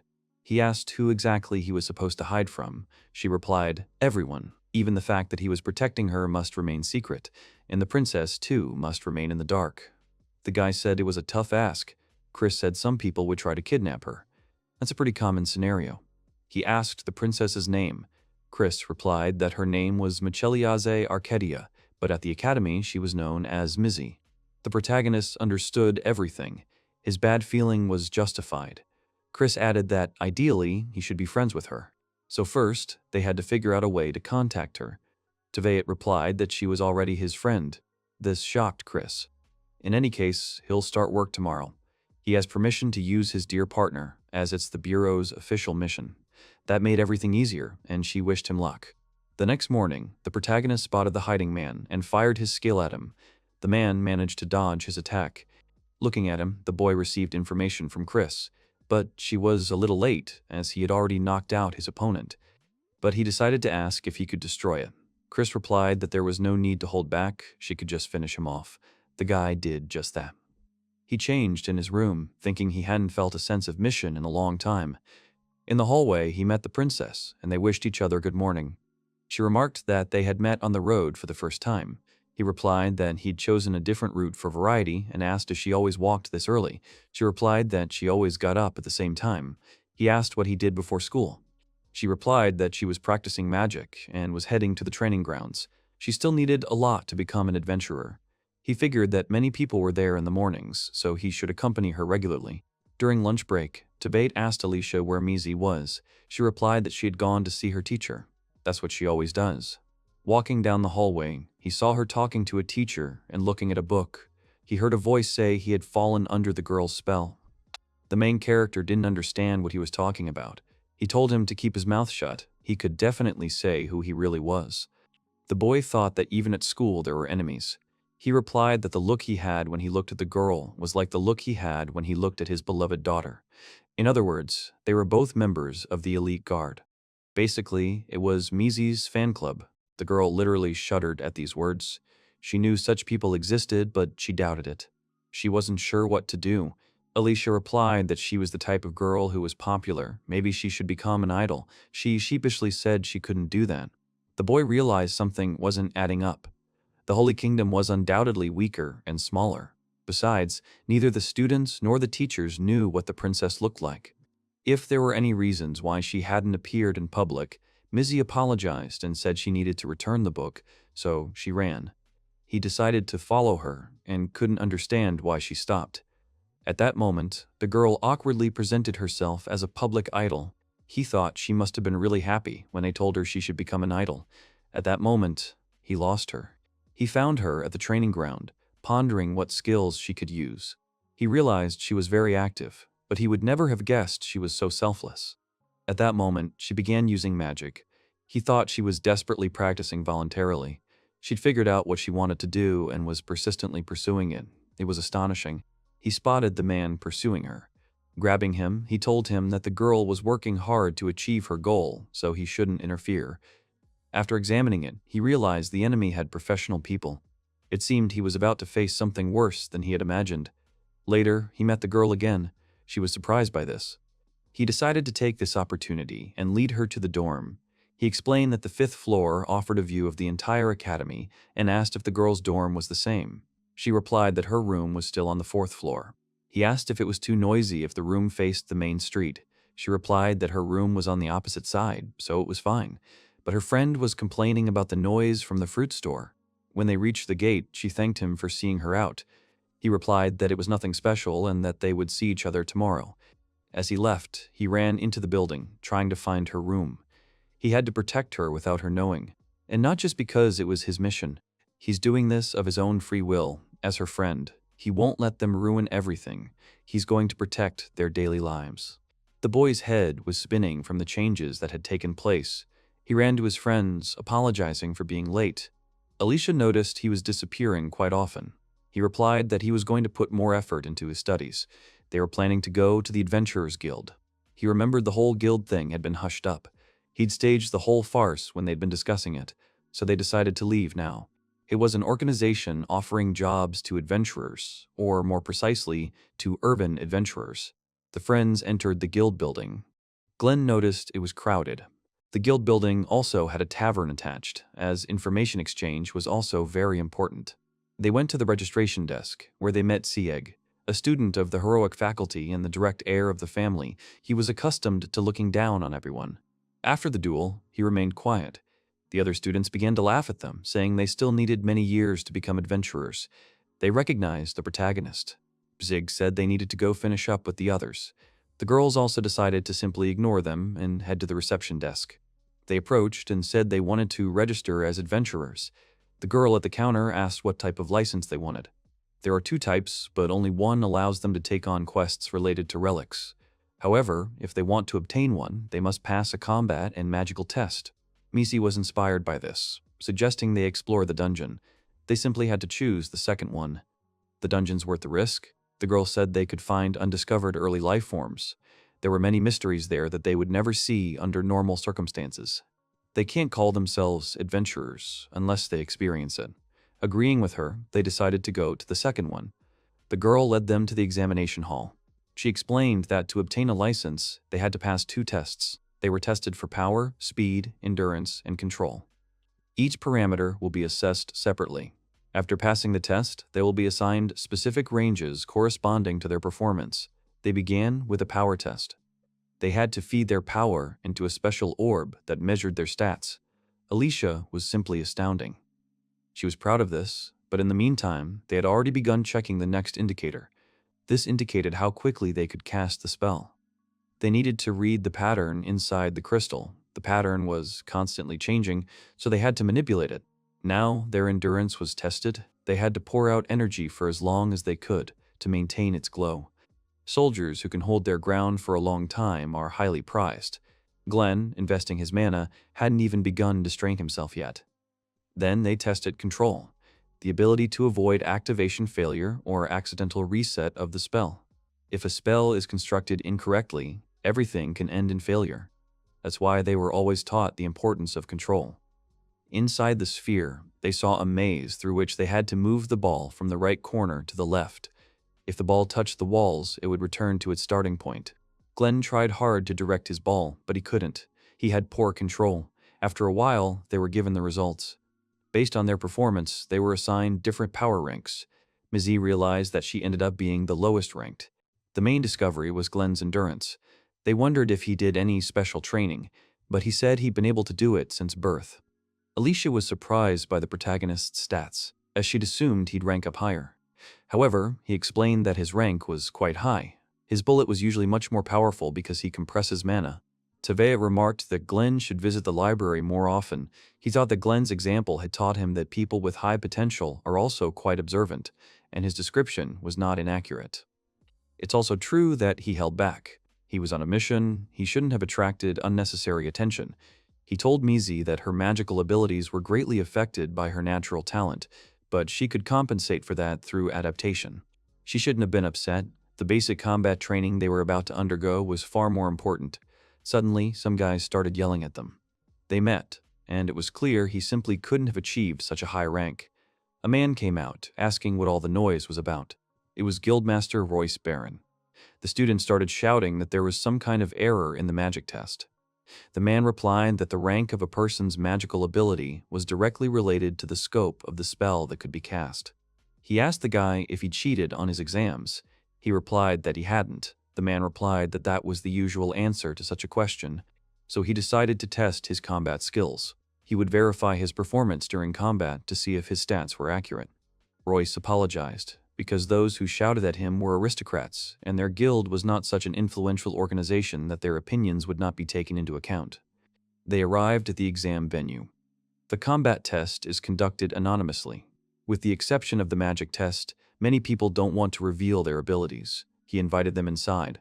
There was an automated doll there. He'd heard they'd started using them in the Second Demon War, but he wasn't sure if that was true. He explained that these were moving dolls made using mystical technology. They would pass the test if they could defeat the golem, or more accurately, knock it down. He asked if there were any questions. Mizzy wondered if she couldn't win no matter what, she could simply give up. She was told to simply say stop. He noticed that a stopped golem wouldn't fall, so there was no way to cheat. Tevea thought she looked worried. The only one whose anonymity was violated was the protagonist. The master didn't like it either, but they were a bunch of annoying guys. After touching the golem, the guy realized he couldn't penetrate it with his bullet. Ever since he left the organization and joined the academy, he'd realized one thing. His magic was completely inflexible. He's already been marked by the bandits who are after the girl because he's her friend, so he wondered if there was a way to hide his abilities. He asked if he should simply defeat the golem while it was in the same room with him and no other conditions. The master confirmed. He closed the doors and began reporting. He distracted the master by saying someone was calling him. At that moment, the golem began to move. The protagonist used the lightning blade and announced he was finished. At that moment, the golem fell, shocking the man. Some time later, the girl rejoiced at having received her long-awaited adventurer's card.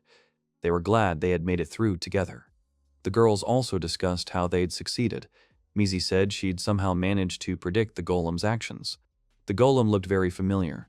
The protagonist was surprised that she was familiar with a golem that was practically an ancient relic. At that moment, the student reappeared, shouting that it was cheating. The instructor reported that the boy had passed on his own. He added that he didn't want to say this, but if he failed, it doesn't mean he can take it out on others. When they stepped outside, the princess was delighted to be a free adventurer. Tevea had noticed something and told the boys to go on without him. They decided he was quite a mysterious man, although suspicious was a more fitting word that could also describe him. Glenn added that he wouldn't tell them and wondered if he should ask directly, but in the end, he only gets more of what he doesn't understand. But even if he doesn't tell anything and is constantly hiding something, they can all tell how he feels about them. Everyone immediately realized this and was delighted with their guess. The boy walked down the street, aware that he was being followed. He could shake them off right then and there, but that would only confirm their thoughts. He decided that he needed to convince his enemies that he was not her bodyguard, but at that moment he met the students he had seen earlier. They started to attack him, but were stopped, as people were expected to gather there soon. They reminded him what happens when an ordinary student gets in over his head. After that, they walked away contentedly. At this point, the man pursuing him revealed that he was not her bodyguard. He had seen with his own eyes that he was too weak. They discussed what to do next, since the others had alibis. They decided to make their move tomorrow. The next day, after receiving the adventurer cards, the heroes came to the guild to complete their first task. The guy screamed with joy looking forward, and the girl replied that there were many different tasks. The protagonist asked Mise what tasks were suitable for beginners. The girl answered excitedly, giving an example. Mise pointed forward and asked if they could take on this task. The girl pointed to a piece of paper with an assignment on collecting medicinal herbs. Mise said that it was a safe and easy task for an F rank. The girl asked if it was too easy, and Mise agreed, to which the guy suggested taking another task. Glenn enthusiastically proposed the task of collecting claws from clawed rabbits. The girl asked if these rabbits were a type of monster. The boy replied that they were rabbits with long claws, and their claws could be used as weapons or medicine. Alicia asked Glenn if he had met them before, to which he agreed and said that he had hunted them before in his hometown. The young man added that they could rely on him in any case. The girl replied that she couldn't embarrass herself like that, and the young man asked, offended, what she meant. The main character asked where they needed to go, and the guy replied that it was nearby in the Dobute's forest, about 30 minutes on foot. Tabayet asked the girls if they agreed with this task, and the girls replied that they had no objections. The young man replied that if that was the case, then it was time to go on the road, and the heroes headed into the forest. Glenn said that rabbits are very timid monsters, and in the forest they often hide behind bushes and trees. The young man added that everything would be fine even if they got close to the rabbits, but sometimes they could jump out of the bushes, and if they were worried, they might activate their rage. The girls heeded their friend's advice. Mise and TV8 hid behind a bush, and the girl asked the guy if everything was okay and why he hadn't activated his rage.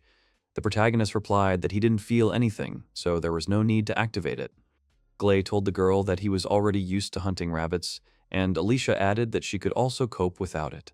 Almost in tears, the princess asked them not to worry and promised not to be a burden to them while her comrades watched from the sidelines. Alicia shook Glenn and said the girl was depressed. Glenn asked what he should do and turned to the protagonist, who pleaded with them to stop panicking. Mise called out to the boys. The girl pointed forward and told everyone to look there, which is what the others did. The heroes saw a clawed rabbit. The young man went forward and said that he would show them an example of how to hunt them and asked them to watch carefully.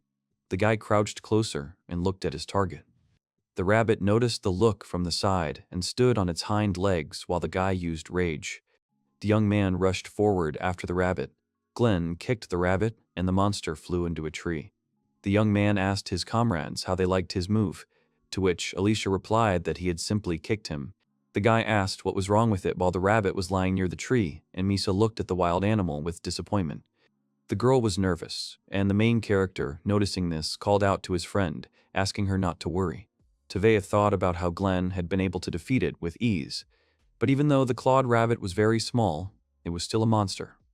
The protagonist understood that Mise, who was not used to fighting, would be nervous. The young man called out to the girl and said there was a rabbit in the bushes under the tree. The girl replied that she couldn't see anything. The protagonist asked his friend if she could use long-range spells, to which she agreed and said that he would go around the rabbit and lure it out, after which the girl would finish it off with a spell. The girl looked resolutely at the guy and replied that she understood him. The young man ran behind a tree and hid behind it, starting to watch the rabbit. Teveet nodded to the girl and stamped his foot, causing the rabbit to flinch. The boy called out to the girl while the rabbit was running away from the people. Mise moved her hands forward and created a water ball to attack. The ball was aimed at the rabbit and hit the target. The girl was delighted with the resulting attack. The main character came out from the bushes and told the girl that she had done a good job and asked if everything was okay. The young man looked at the girl, and she responded with a smile, promising that she would also do everything possible. The protagonist agreed with her and looked at his other comrades. Teveit warned that he had to leave on business. His comrade asked what business he was talking about.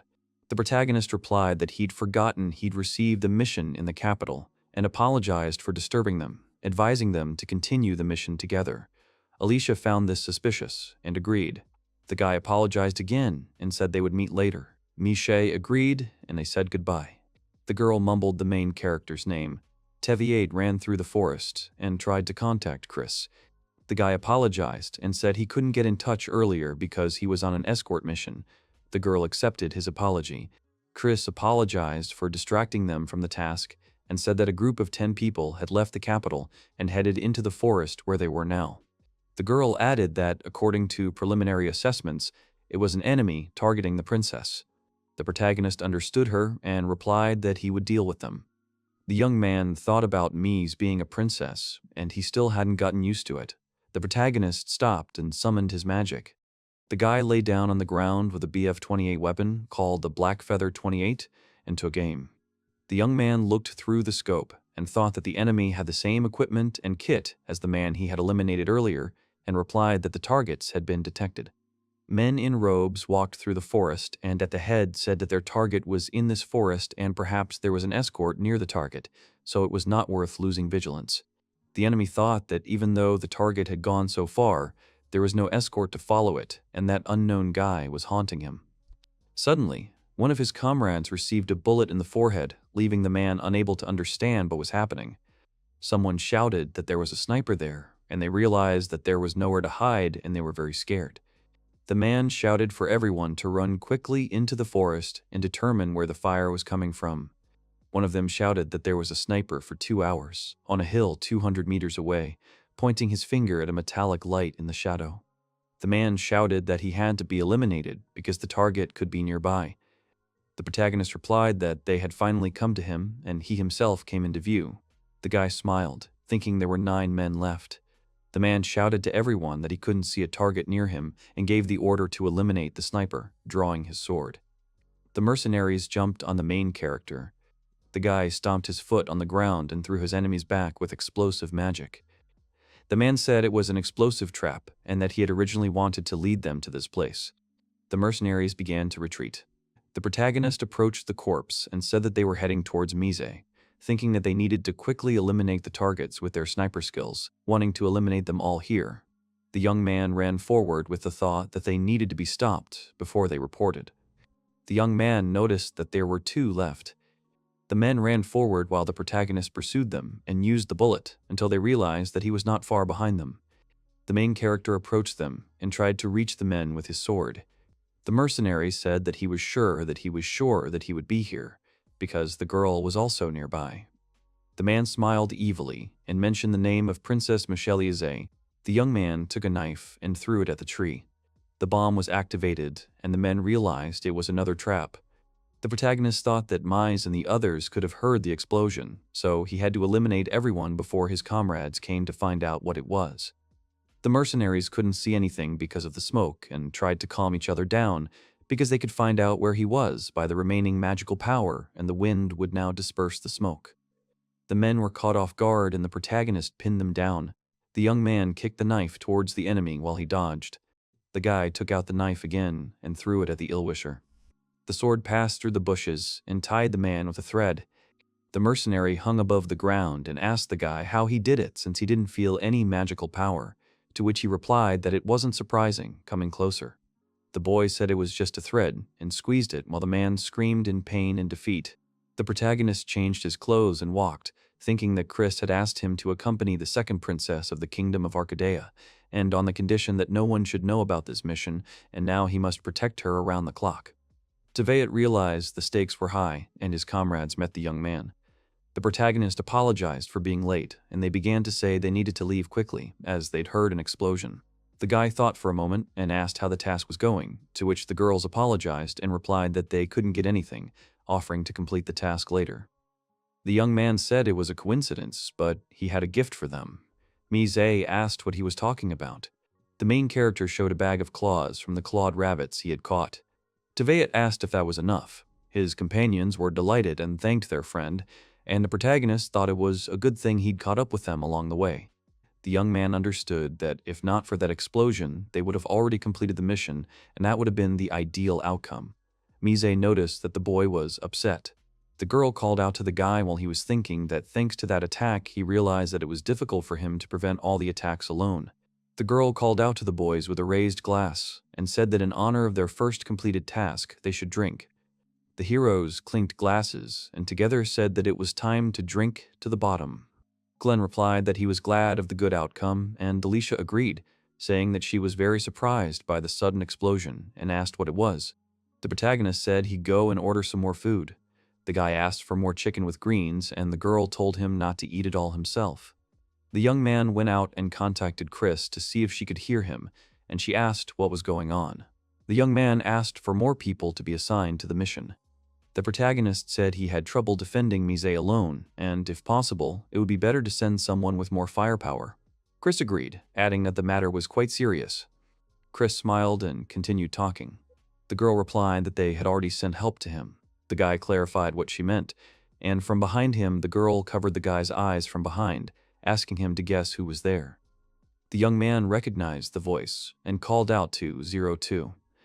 The girl spun around and said that he had guessed wrong, because now her name was Oz. Oz stopped and said it was nice to meet you, stating the guy's name and waving. The main character asked for a replacement with a serious face. Oz said he was probably joking and should get over it. The guy asked Chris why this particular problem child. Chris replied that he himself had asked for more firepower, and that with the 02, he could handle many difficult situations. The young man agreed, but he felt she wasn't up to the task. Chris said they were short-handed. Chris apologized and said that she was very busy right now and would now switch off and said goodbye. The protagonist turned to the girl while she was smiling and sparkling. The guy replied that it was pointless and told Oz that he would introduce her now for protection. The girl was surprised and asked if he really wanted to introduce them already. 02 added that she thought they wouldn't meet so quickly. The protagonist replied that, frankly, he didn't want it, but he had no other choice. The young man replied that it was better to get acquainted now anyway, to avoid any problems later. The girl replied that she understood him and, unlike him, she was very friendly and thought she could handle it easily. The young man replied that they would see about it. The young man added that the girl should now call him Tveit. Misei greeted the protagonist, and the young man asked his friend what was taking him so long and where he'd gone. Tveit asked Alicia what was going on. The girl replied that the alcohol had been delivered due to an order error. Mise took the spoon as if it were a microphone and said that she was the actress Mise Hovense. Glenn and Alicia were a little embarrassed and, succumbing to the heat, nodded along. Tveit thought his comrades were in deep trouble, especially Mise and Oz, who called out to the boy. The girl asked if they had come at the wrong time, and Glenn noticed the girl and started asking questions. The young man asked Tveit who the child was standing next to him was, and the girl looked around. The main character asked to be introduced to his former work colleague, Oz. The boy was surprised, remembered his friend's previous job, and asked about cleaning. The girl approached the guys and asked if they were open to her joining their team. The main character said that Oz had recently arrived and was now living in a dorm, but she had to spend a lot of money on it, and so he thought it would be nice if they completed tasks together, but he wasn't going to force anyone. Tveit made a stand in front of the boys and said that he guaranteed that Oz was very strong. The comrade agreed, recalling that Tveit himself had said what a good person she was. Alicia said she had no complaints either, and the more people there were, the more tasks they could accomplish. Mise also agreed. The protagonist asked his friend if she was still drunk, but she refused, and said that she liked making new acquaintances, and that it helped her feel the true spirit of adventure. Mise turned to the girl and said that she was pleased to introduce her to Oz-san, and the girl responded in kind. Glenn told the girl that first she needed to get an adventurer card, and she agreed, and replied that her magic was incredibly strong. The next day, the heroes heard an explosion and did not believe that the girl's power was so strong, until Oz herself ran towards them and called out to the boys. The girl ran up to them, claiming she'd passed the A-rank magical power test and also the combat exam. The boys couldn't believe she qualified for both classes and asked her to stop joking, while Tveit covered his face in confusion.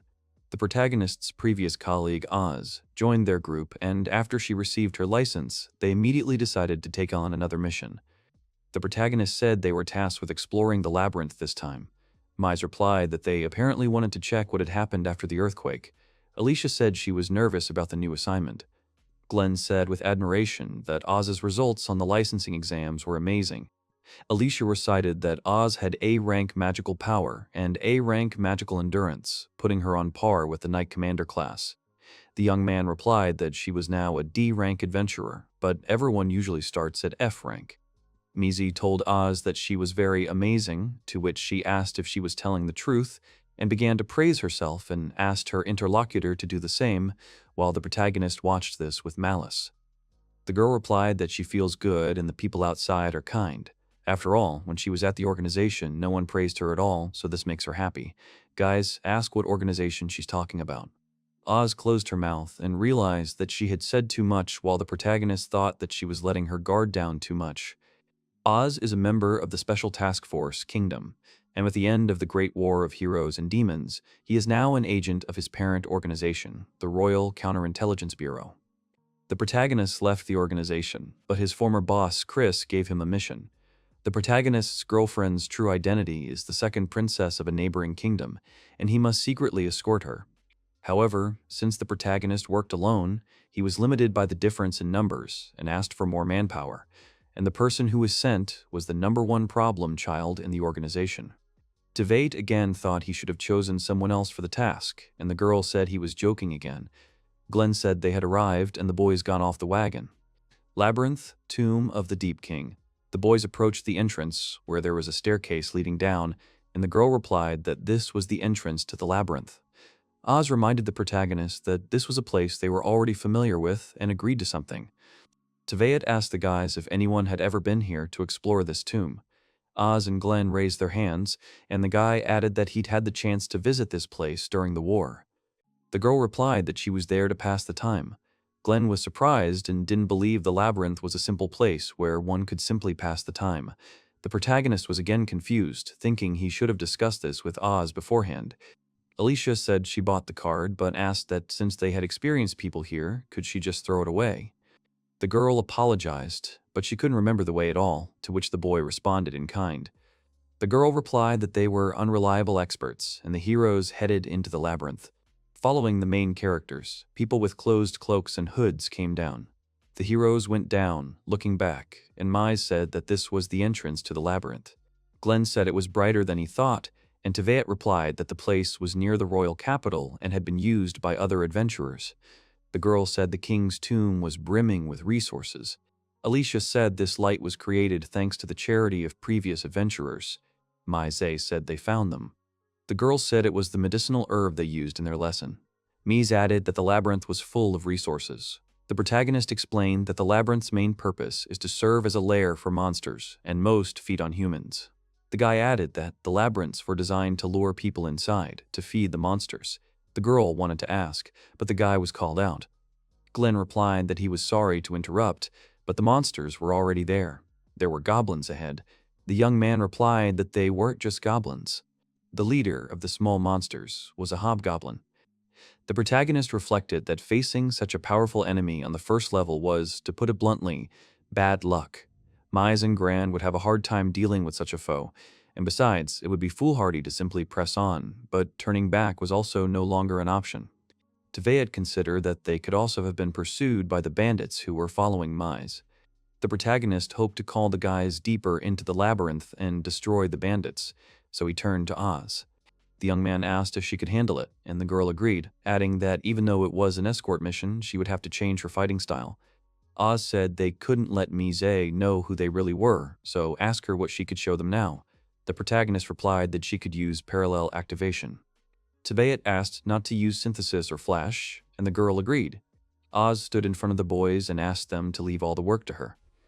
Her comrades were surprised, and asked if she could do it alone, if she had asked for something and not to worry, because it would all be over soon. The girl put her hands forward using her magic, and the monster turned its attention to her. The goblins pounced on her, and the girl created an explosive sound and her fists glowed. Oz directed her magic forward at the goblins, and it was over. The girl walked back to the boys.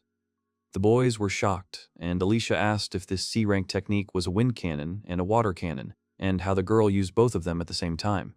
Mise said it was a parallel activation, and she'd read about it in the library. It's a technique that requires either magical speed or magical endurance, and as far as she remembered, Wasp's magical endurance was A rank. The protagonist understood that all of this was true, and Oz needed a little time to fully create his magic, but its instant firepower was very high. The boy understood that the girl was only exerting half her strength. Glenn told Oz that she was like a protector or more like a damage dealer. The boys descended to the 4th level of the tomb. The young man replied that he could no longer see, and Mies added that she was afraid. Alicia, walking with the map, was confused, causing the protagonist to ask what had happened. The girl replied that there was a hole here that wasn't on the map. The boy said that even with the shelter, they wouldn't be able to reach it. Mise asked if it could have collapsed during the earthquake, and the boy added that that was unfortunate, since the stairs were on the other side. Alicia said it was too bad they'd have to make a detour, but the boys replied that there was nothing they could do. The protagonist added that now was the time to take a short break and notice something ahead. Teveet stopped his comrades, and a snake-like monster crawled out of the corner. Glenn asked if it was a snake, but the protagonist refused. The young man replied that it was a chimera, a monster with the head of a lion, a goat, and a snake came out of the corner. The protagonist replied that it would be bad if he were to breathe fire in such a small space. The girl explained that the staircase was on the 5th level, and the floor at the other end had collapsed, so they wouldn't be able to get there. The chimera noticed her presence, and the protagonist called out to everyone to run away. The boys didn't know what to do, knowing they couldn't handle this monster. The girl called out to the protagonist and told him to look ahead. Teveet knew about this, and upon stepping on it he began to use his magic. The main character began to block the monster's attack, and suddenly jumped back. A hobgoblin appeared. Teveet realized they were cornered. His comrades said they seemed to be in a difficult situation. Teveet thought they could destroy them with Oz's firepower, but it would take her some time to activate her powers, making it unlikely she would make it in time, and they would have to jump down. Suddenly, a scream was heard. Mise pointed down and said that maybe she did, it seemed, but there was the bottom. The guys asked if she was telling the truth, since they hadn't seen anything, and the girl asked them to follow her and jump off first. The boys nodded to each other and asked the main character to follow them. Teveet and Oz exchanged glances, and the protagonist didn't understand why Mise was so right. The boys were beginning to realize that if it weren't for the 5th floor below them, they would have been finished. The girl asked Mise how she knew about this route, since it wasn't on the map. Mise replied that she thought she'd been here before, but she was sure she hadn't been in the dungeon before. The protagonist overheard this. The girl added that for some reason she simply thought she knew about it. Teveet replied that she had said something similar before, and during their combat skills test, she told the guild that she could predict the golem's movements. The young man asked if it was a hunch or something like that, and the girl said that perhaps it was and that it had been happening frequently lately. Alicia asked her if she often borrowed books from the library. The girl said that they could have contained some information about the pharmacy and the goblins, and maybe she just remembered about it. Mise replied that even if she was asking, she couldn't answer for sure. The guy asked what she meant by suddenly remembering something she'd read wasn't anything new. The protagonist understood that it wasn't a coincidence. Teveet knew he had to focus on fighting the bandits. The protagonist understood that since they had done something completely unexpected, he was definitely panicking right now, although there was no better time to attack. Oz asked if the hero would make his move. The boy agreed, and if he realized he couldn't handle it, he'd definitely tell her, so until then, you're obligated to protect them. The girl agreed. The protagonist apologized, saying he needed to go to the bathroom, and told the boys to continue on their way. The boys agreed and continued on. The protagonist ran back. The enemies had no idea where their targets were, assuming they were somewhere on the 5th level. The enemies continued to run forward. Suddenly, they were very surprised and began to fall. The man realized they were trapped and heard footsteps. The protagonist attacked. The young man used blade flash magic, eliminating the enemy in one motion. The men were frightened and couldn't understand how he could find them in such darkness. The protagonist replied that they weren't accustomed to secrecy and asked him to allow them some good advice. Youth replied that they shouldn't hide when they heard the enemy's footsteps. The enemy was struck with fear. Teveet dealt with the enemies and realized that these guys were scouts, which meant that reinforcements were already on the way, and contacted Oz. The main character said that there were many enemies here and asked to lend him a helping hand. The girl happily accepted the offer. The protagonist added that he would lead the enemies to a large room in the center of the 5th level and asked her to prepare to intercept them. By this time, reinforcements had already arrived. The young man disappeared around the corner, and the men did not understand where he had gone and could only identify him by his steps. The reinforcements were cornered, and they saw the child. The girl extended her hands forward and said it was nice to meet him. The girl smiled with horror and prepared to attack. Oz said goodbye to her enemies and released a powerful explosive blow from her hands. The enemies didn't understand what kind of magic it was until the girl started laughing, saying that if they didn't do anything, they would die. These were multiple parallel activations. the simultaneous activation of multiple layers of magic in order to greatly increase its effectiveness, which was called synthesis. But Oz doesn't need magical control to use it like that. Simply by using any type of magic that comes to mind, form a gigantic mass of magical power, combining them all, directing the resulting flash in one direction when fired. It will collide with the perfect bullet. This was made possible by a special pair of metal pistols. Just as it is known that the dragon is a tyrant, there is no one who could compare in a solo situation against a group.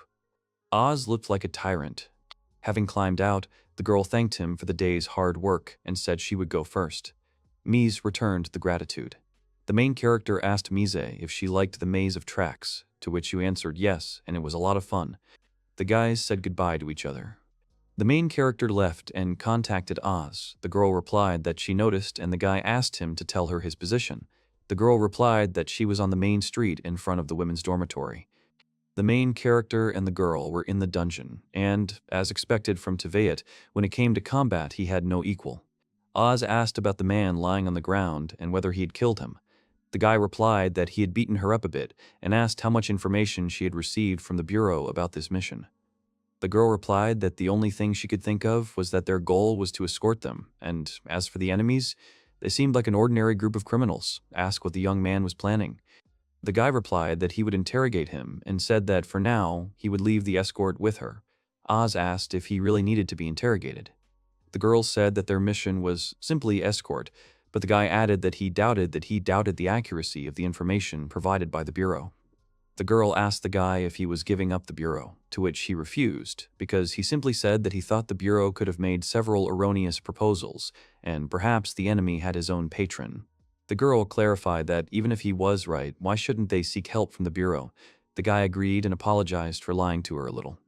The young man replied that although he was currently accompanying Mise, he was also her friend, and if the Bureau was planning to put the girl in danger, he would not allow it.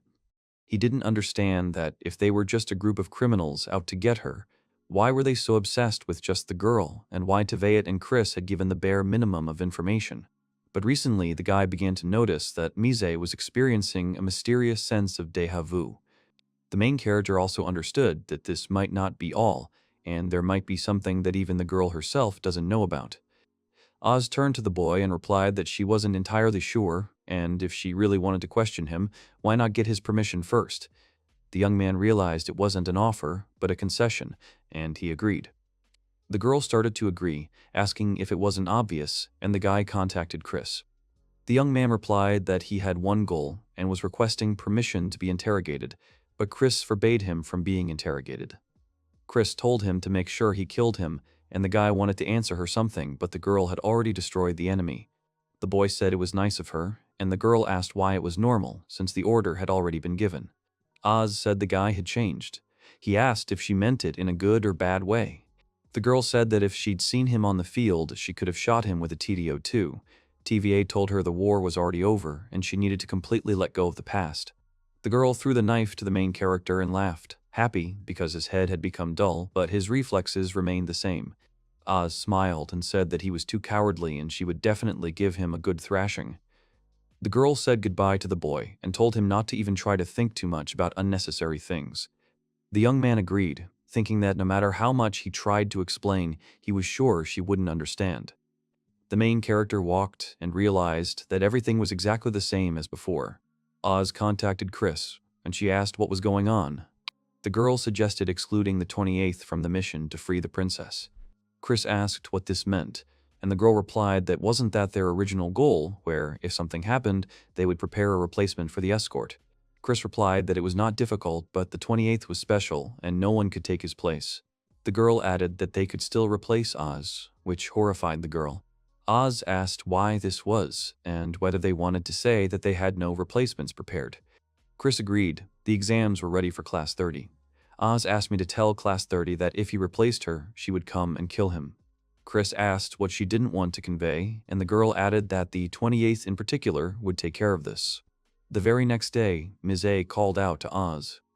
The girl said that she was counting on her, and today she agreed. Mise and Teveot would be participating today. She replied that the guys had told her she was busy today. The protagonist wanted Mise to have a peaceful time in the capital. Devate said their mission today involved collecting medicinal herbs and suggested they get it done quickly. Oz agreed. The heroes headed into the labyrinth of the jailer's tomb.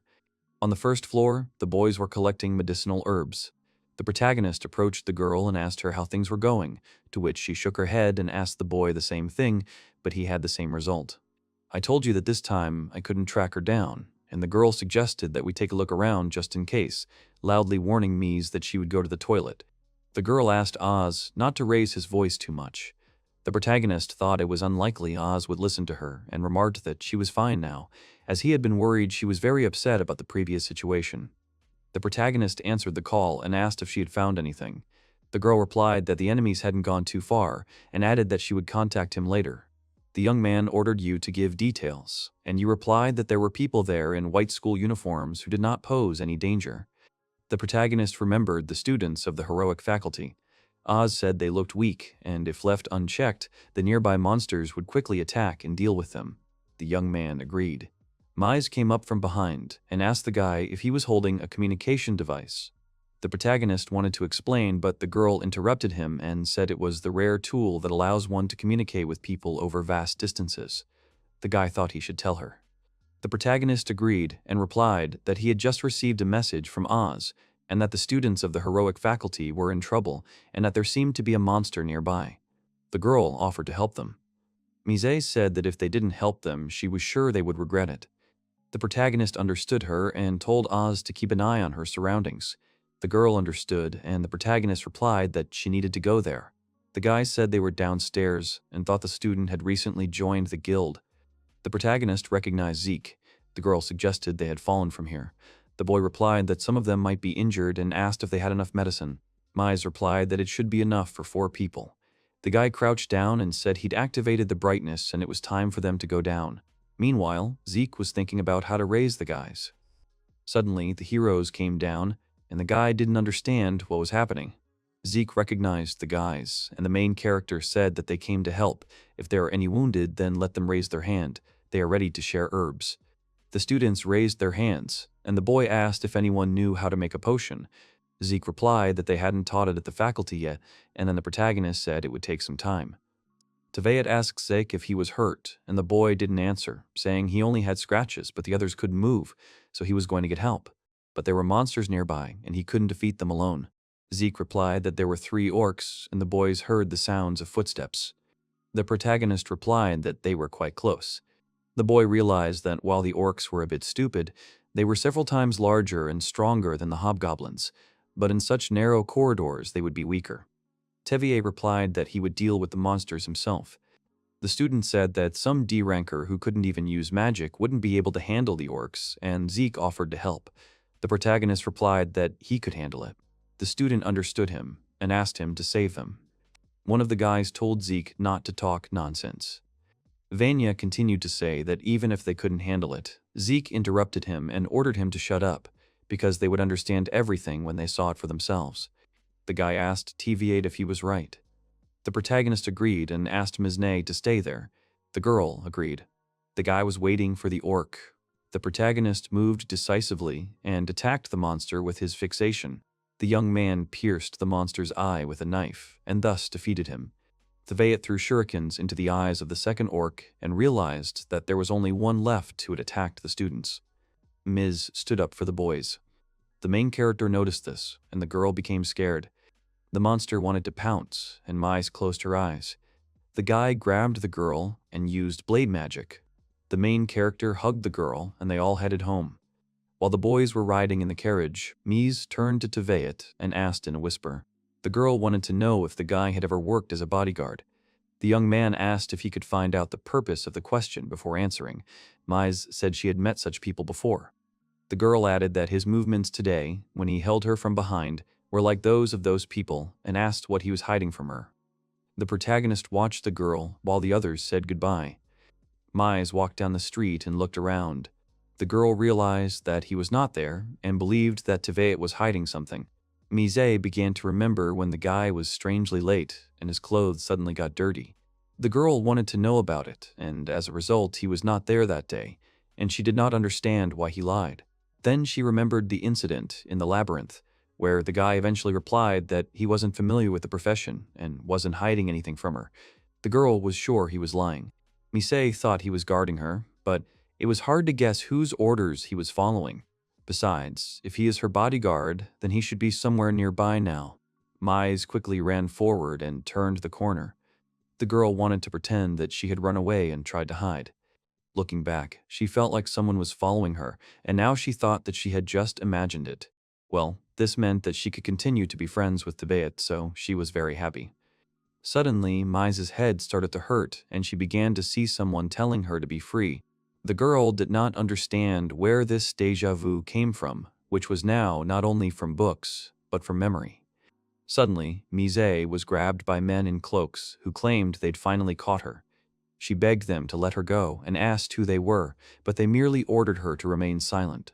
The men said they had to leave before the bodyguard caught them. A voice behind them told them it was too late to run. The early girl quickly said goodbye to the guys, and the guy noticed how she looked at him for a second, and he did not understand what she was trying to find out. The protagonist recalled that yesterday they had saved Zeke in the labyrinth and had to unleash his powers. He realized he needed to be more careful and wondered if he should call the girl. The protagonist tried calling Oz, but she didn't answer. The young man thought something unexpected might have happened. The main character ran after Mize. I think there was a tail behind her. The young man realized that she felt someone was following her, and she ran around the corner to see her pursuer. The guy carefully looked around the corner and saw how they were trying to grab the girl. I myself would have rushed towards her. The main character was wearing a cloak and said that he could not enter now. The men rushed to the attack. The guy started the liquidation just like in those days, and his main task now is everyday life. The protagonist dealt with everyone, and the last man ordered him not to come closer. The enemy held a knife to the girl's throat, and the boy understood that it was his duty to keep the mixture secret and prevent information leaks. The man warned that if he came close, the girl would die. But the boy was tired of being a slave to chance and wanted to protect what he owed. The protagonist used magic and told himself that he would fight for it and eliminated the enemy. The girl approached the guy and asked if Tebayet was under the hood. The protagonist opened up and said yes, and they say he now understood that the girl had many questions, but first he needed to leave. The guys returned. The girl asked who he was. The protagonist said that he could not answer this question, and the girl tried to guess by asking if he was a member of the special forces of the Kingdom of Terraria. The girl said that she didn't know all the details, but in that country there was also a secret organization, and all its members were sent to the last war of heroes. Mize added that she saw the boy's abilities, which were specialized for combat, especially the bullet. So the girl realized this wasn't a skill that could be learned quickly. The boy replied that it was a good guess for a student, and Mize asked him to stop pretending. The girl replied that he, as her husband, should already know her real identity, and the guy got down on one knee. The protagonist greeted the second princess of the Kingdom of Arcadia and apologized for the inconvenience. The girl asked him to stop and said he could address her as usual. The young man understood her and asked for forgiveness again. The girl replied that he had saved her. The guy didn't respond, saying she was making a good guess and his answers weren't needed. The girl asked the next question. Mize asked who his client was. The protagonist replied that he couldn't answer. The girl assumed he didn't know himself. Mize realized that her father had found out that someone was following her and had immediately introduced a bodyguard. The girl said that someone was probably already guarding her daughters who had run away from home. The guy asked if she had interpreted the phrase correctly.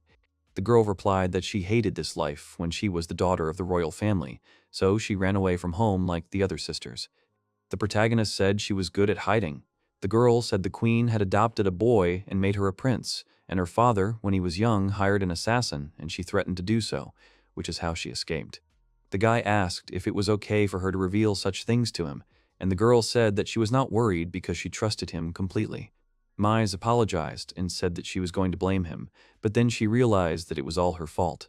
The girl understood that she was hiding her identity and the guy had to protect her, so she asked for forgiveness for the past incidents, because of her, he was in constant danger. The protagonist replied that he was fighting to protect his everyday life and the girl. She knew he would say that and still asked for forgiveness. Mise again said that she trusted him and asked what he would do, asking him to address her as before. The girl added that she liked the normal life with all of them, and the guy agreed. he would do as she wanted. The princess smiled and said that she would take him at his word, thinking that she wanted to be free. The girl did not want to live like a bird in a cage and wanted to be free. The girl said that she liked spending all the time together, and the guy replied that she shouldn't say such things because it's wrong. The young man said he should be the one asking for something like that, and that it would be great. Mise laughed and said it was weird, but the boy didn't believe her. The girl said that usually no one treats her with such openness, even if she asked, since most people start worrying about social status. The protagonist asked if she had any close friends in Arcadia. The girl agreed and replied that she had always been alone. Teviate said that it meant that no one knew about it in the real direction, and the girl asked, "What did you mean?"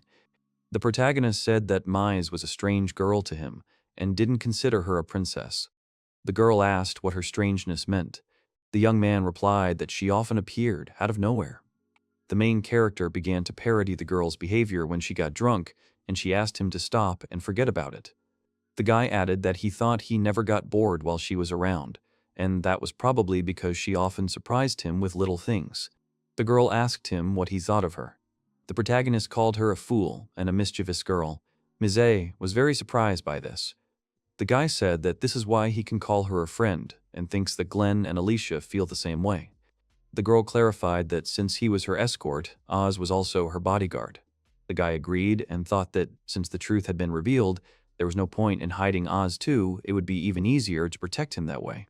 Tveit remembered that earlier, when he was following the girl, Oz did not answer him even though they were on duty, but the guy's thoughts were interrupted and the girl asked. Mise asked if Oz could also consider her a reckless tomboy. He declined, saying he highly doubted it. The young man asked how she learned of what was happening among the royal family. Mise replied that at the time, she was eager to leave the royal palace and began to reminisce. Mise didn't understand how she'd found out about it. Tveit asked if she'd learned it herself. The girl replied that she'd always been alone and simply couldn't hear from anyone. Mise abruptly squatted down and began apologizing, saying her head was splitting. The young man noticed she was sweating profusely and her breathing had become heavy and labored. The protagonist thought that the coins had poisoned her, and the girl began to say that this was the prison that she saw in her dreams. Mise was crying and saying she felt trapped, like she was in a cage. The guy realized it wasn't me and she was seeing something. The girl extended her hand upward and looked into the cage and said that she wanted to be free. The princess began to repeat that she had to free herself, and the guy froze. Mise was asleep in a faint.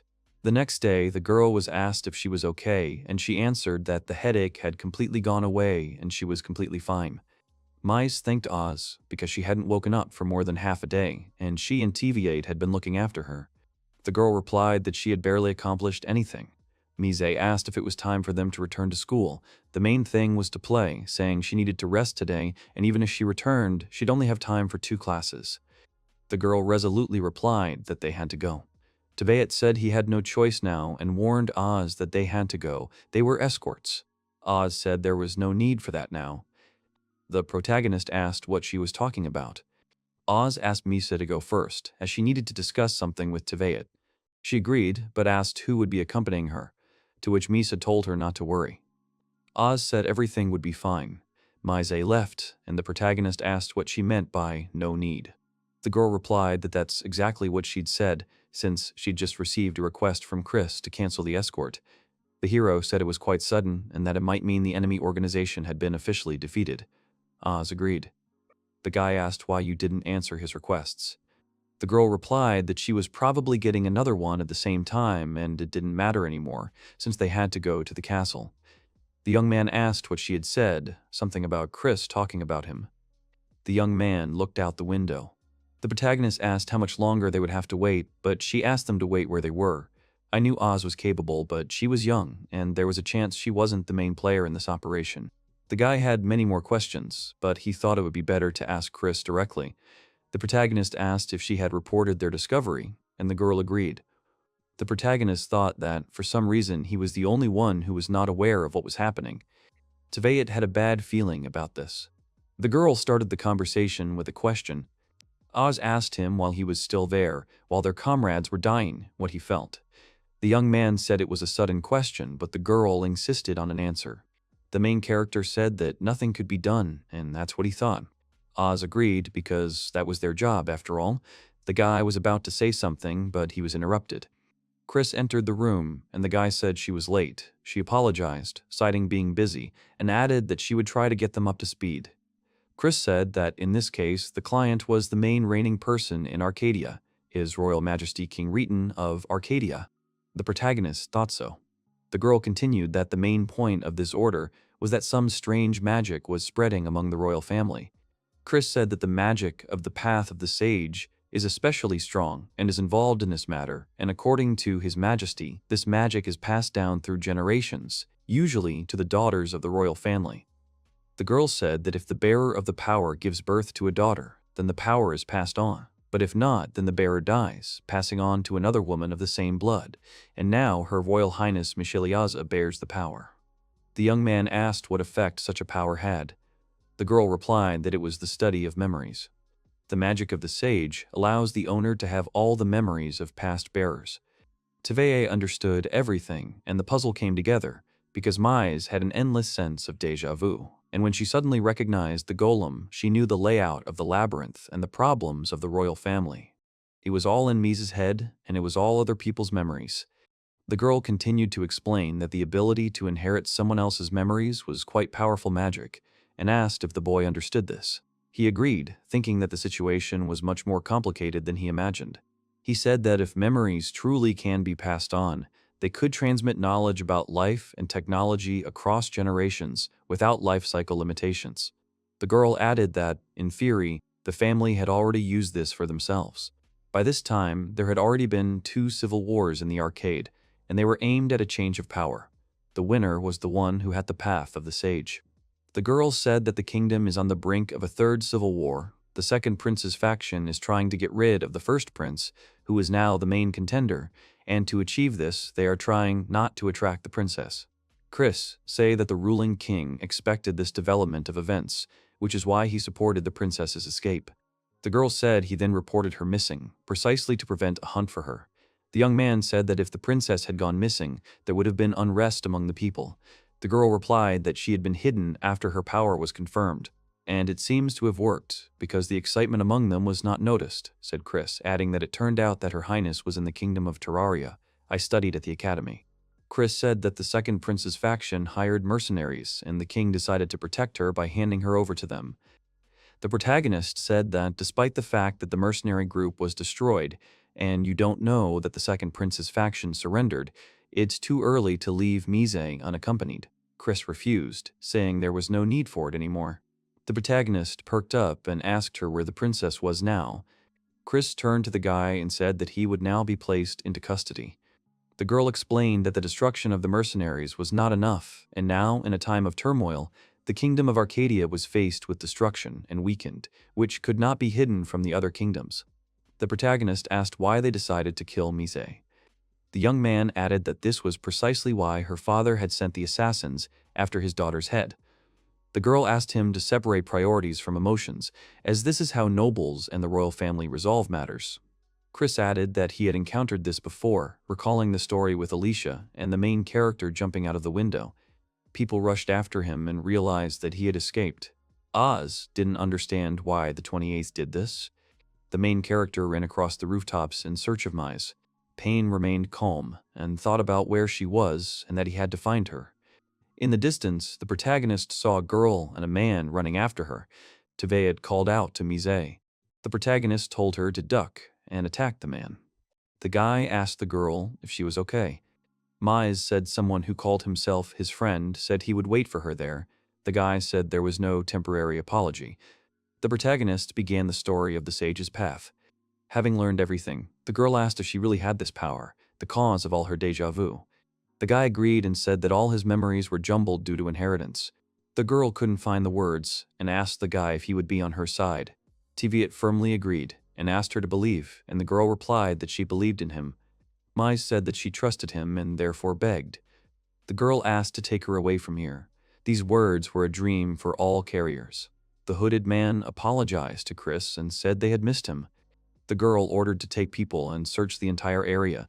The guy was probably hiding somewhere nearby. She asked to constantly keep in touch with each other. Oz said that the 28th had escaped. and Chris replied that she was saying it as if it didn't apply to her. The girl replied that nothing could be done and she didn't think that he would do that. The girl did not believe that he could so easily disobey the order and that he was not at all like the one she knew before. Oz said she was willing to take responsibility for it. 02 replied that she would definitely make him regret it. The heroes were in a port city in the south of the kingdom of Terraria, and the protagonist was hiding, thinking that there were guards all around, and several days had already passed since he decided to save the princess.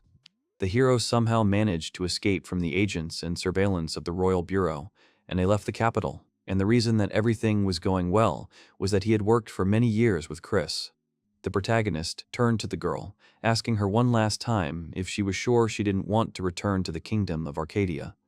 Mise replied that the king saw me only as a tool for the prosperity of the royal family, and her mother was the person who sold her for money, so she had no affection. The girl added that there was no place for her in that kingdom. The boy began to think that the Stroller family was using the power of the Ms to gain influence.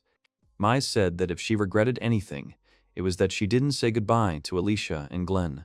The guy asked her not to worry about it before leaving, and he sent them an explanation. The girl replied that if that's the case, she had nothing left to regret. The girl handed over a 2-day-old newspaper in which they suspected the criminals had escaped. The protagonist noted that this was precisely why the patrol there was heavier than usual. According to the plan, they were supposed to board the ship.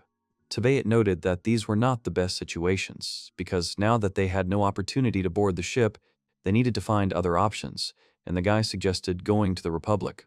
The protagonist explained that there were only 3 countries near the kingdom compared to 2 kingdoms in the far northeast, so they needed to go west and from there to the Republic of Kanabun. The girl realized that they would have to cross the border of the kingdom of Arcadia. Mise suggested that it was risky, but the boy replied that they weren't prepared for a long journey. While they were being pursued, they wouldn't be able to resupply, and once they got out, it would be a race against time. The guy said that both Chris and the Bureau were on their tail, and they couldn't stay in that place for long, because they would be exposed. Well, if it was another country, the Bureau would be powerless. Mise understood him and said that then they would go to the Republic. The protagonist felt and said that they were surrounded. The young man apologized and asked her to hide, thinking that now he really did not want to hide anything from her. The guy added that they would be there for some time, so he asked her to be patient, and the girl agreed. The main character ordered to go out and saw some familiar faces. The guy in the hood said that their only goal is the girl, not him. If he gives her up, they won't harm him. The enemy added that he would be punished no matter what upon his return to the kingdom. The protagonist asked if the Bureau still wanted to use him. Phoebe told them to return and convey that his only priority was Mise's safety. The enemy said they couldn't allow that. The protagonist replied that in that case their mission would end here. Teve activated her magic and began her attack. The men warned that their enemy was a former ace of the organization. The protagonist asked why, instead of worrying about others, he didn't think about himself and attacked the guy. The man warned them to keep their distance. As soon as they left there, they had to reform, and he was hit. One of the men tried to attack from behind with a knife, but the guy dodged. The young man used fixation on him. The protagonist decided to leave one alive, who would relay a message to the Bureau that they had no further business there. Teve told Mise that it was time for them to leave. The guy asked what was wrong. The girl replied that now she understood what happens when he takes things seriously. The young man apologized and said that he had not thought that this should not be seen by strangers. The girl asked what was on the path to her own freedom, what she had sacrificed, and added that she was responsible for it. Meanwhile, in the kingdom of Terraria, in the palace, a man asked Captain Chris how she was going to answer for this. The man said that the princess had run away, which was considered an absolute failure that could provoke a conflict on the international stage. The man feared that they had, after all, raised Teviot, and that they should be held responsible for it, so he needed to be gotten rid of as quickly as possible. Chris said she found the murder of the 28th unacceptable. The girl said his abilities were a true gift to the kingdom, and they might never see such talent again. The man scolded her, saying that it was precisely this talent that had turned against them, and she must do something about it. Chris said that after observing the boy for a long time, she warned him that stronger soldiers should have been sent, but someone didn't listen and she was interrupted. The boy said that one of the soldiers returned with a message. The girl heard the message and ordered that all soldiers be equipped with military weapons and that the number of people for the mission be doubled. Chris thought for a moment and replied that even doubling might not be enough. The guy asked why he had to go that far, but the girl interrupted and said that in the end, the enemy was Ai.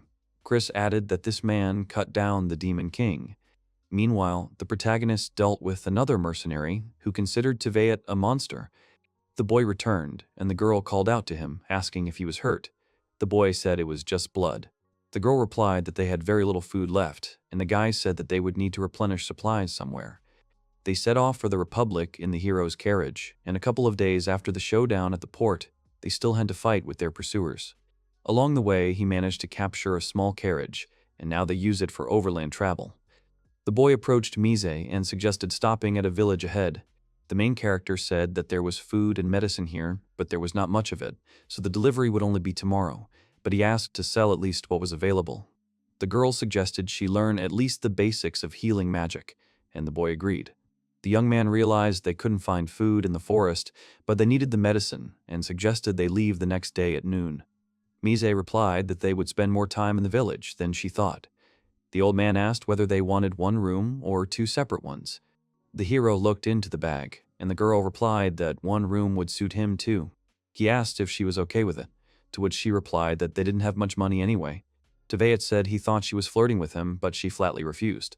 The protagonist thought that he was lucky to have a free room at such a time, and that he would like to rest both his soul and body today. The guys were lying in different beds, and the guy watched the girl get up and asked if she could sleep, to which she responded yes. Mise said that she had dreams, and still remembered all the past wielders of her power, the purpose of which was to accompany the hero in war. But the girl said that the power was not used for its intended purpose during the Fourth War, so it was decided to use this power for the good of the kingdom. Mise added that the bearers of the sage's path were locked in a dungeon and never allowed out again, and memories of this came flooding back. The girl felt all the regrets and suffering of the previous carriers, and she could see it all in her head, so she wanted freedom. The princess raised her hands again and said that she wanted freedom. The boy turned to her, and the girl replied that now that she knew the true meaning of strength, she thought about it. Mise did not understand and asked if her desire to be free was really her desire. The girl believed the reason she wanted to become an adventurer was simply because she remembered the memories of others. The protagonist said that the path of a sage couldn't influence her true identity. The guy knew the girl and knows how hard she worked to become an adventurer. The main character said that she always looked like she was truly having fun, and he was sure that all these feelings and emotions belonged only to her. The girl asked if he was truly sure of this, since one of the previous hosts could have also dreamed of this, and how could she then be real? The guy didn't answer that it was impossible without due effort. The protagonist said that when they were exploring the labyrinth, the girl saved them many times, but other carriers could have given up and stopped their journey. But she did not give up and chose to continue her journey of her own free will. Tevet said it was definitely her personal choice. The girl wiped away her tears and replied that perhaps now she would be able to get a good night's sleep today. Mise asked the boy if anything was bothering him, and eventually this journey began rather abruptly. The young man replied that this was far from the first time he'd experienced this. The girl was surprised and asked to tell about it in more detail. Mise asked him what kind of life he had before this moment, and the guy began to tell his story. Tevet said that he was an abandoned child and was brought to an orphanage before being taken in by someone from the Terrarian army. The boy said that he was 5 years old when he joined the army. He found himself on a real battlefield much later, and his first battle was extremely brutal. The protagonist said he'd been persecuted for a long time and nearly died many times. The girl asked if he'd really been through all that too. The guy said he genuinely felt like he simply had to desperately fight for his life. The young man said that when he was in despair and his emotions became dull and he no longer paid attention to life and death. The girl asked him if he had any comrades. The protagonist agreed but replied that half of them were now dead. Mise silently moved over to the guy and he called out to her. The girl hugged the guy from behind and said that they could heal each other's wounds. The main character was silent, as was the girl. The love heroes are together and the girl says goodnight. The protagonist responded in kind, and they fell asleep hugging each other. Tevet woke up the girl. The protagonist said they had arrived, and the traps he'd left were disarmed, though it was time, but it was possible several enemies were already close. The girl agreed, and they went on the run. The heroes ran through the forest, and the girl stumbled. The guy caught her and asked if everything was okay. The girl apologized. The young man thought they should have rested for the night, but the fatigue was still there, and he asked her to be patient, as they had to get out of there now.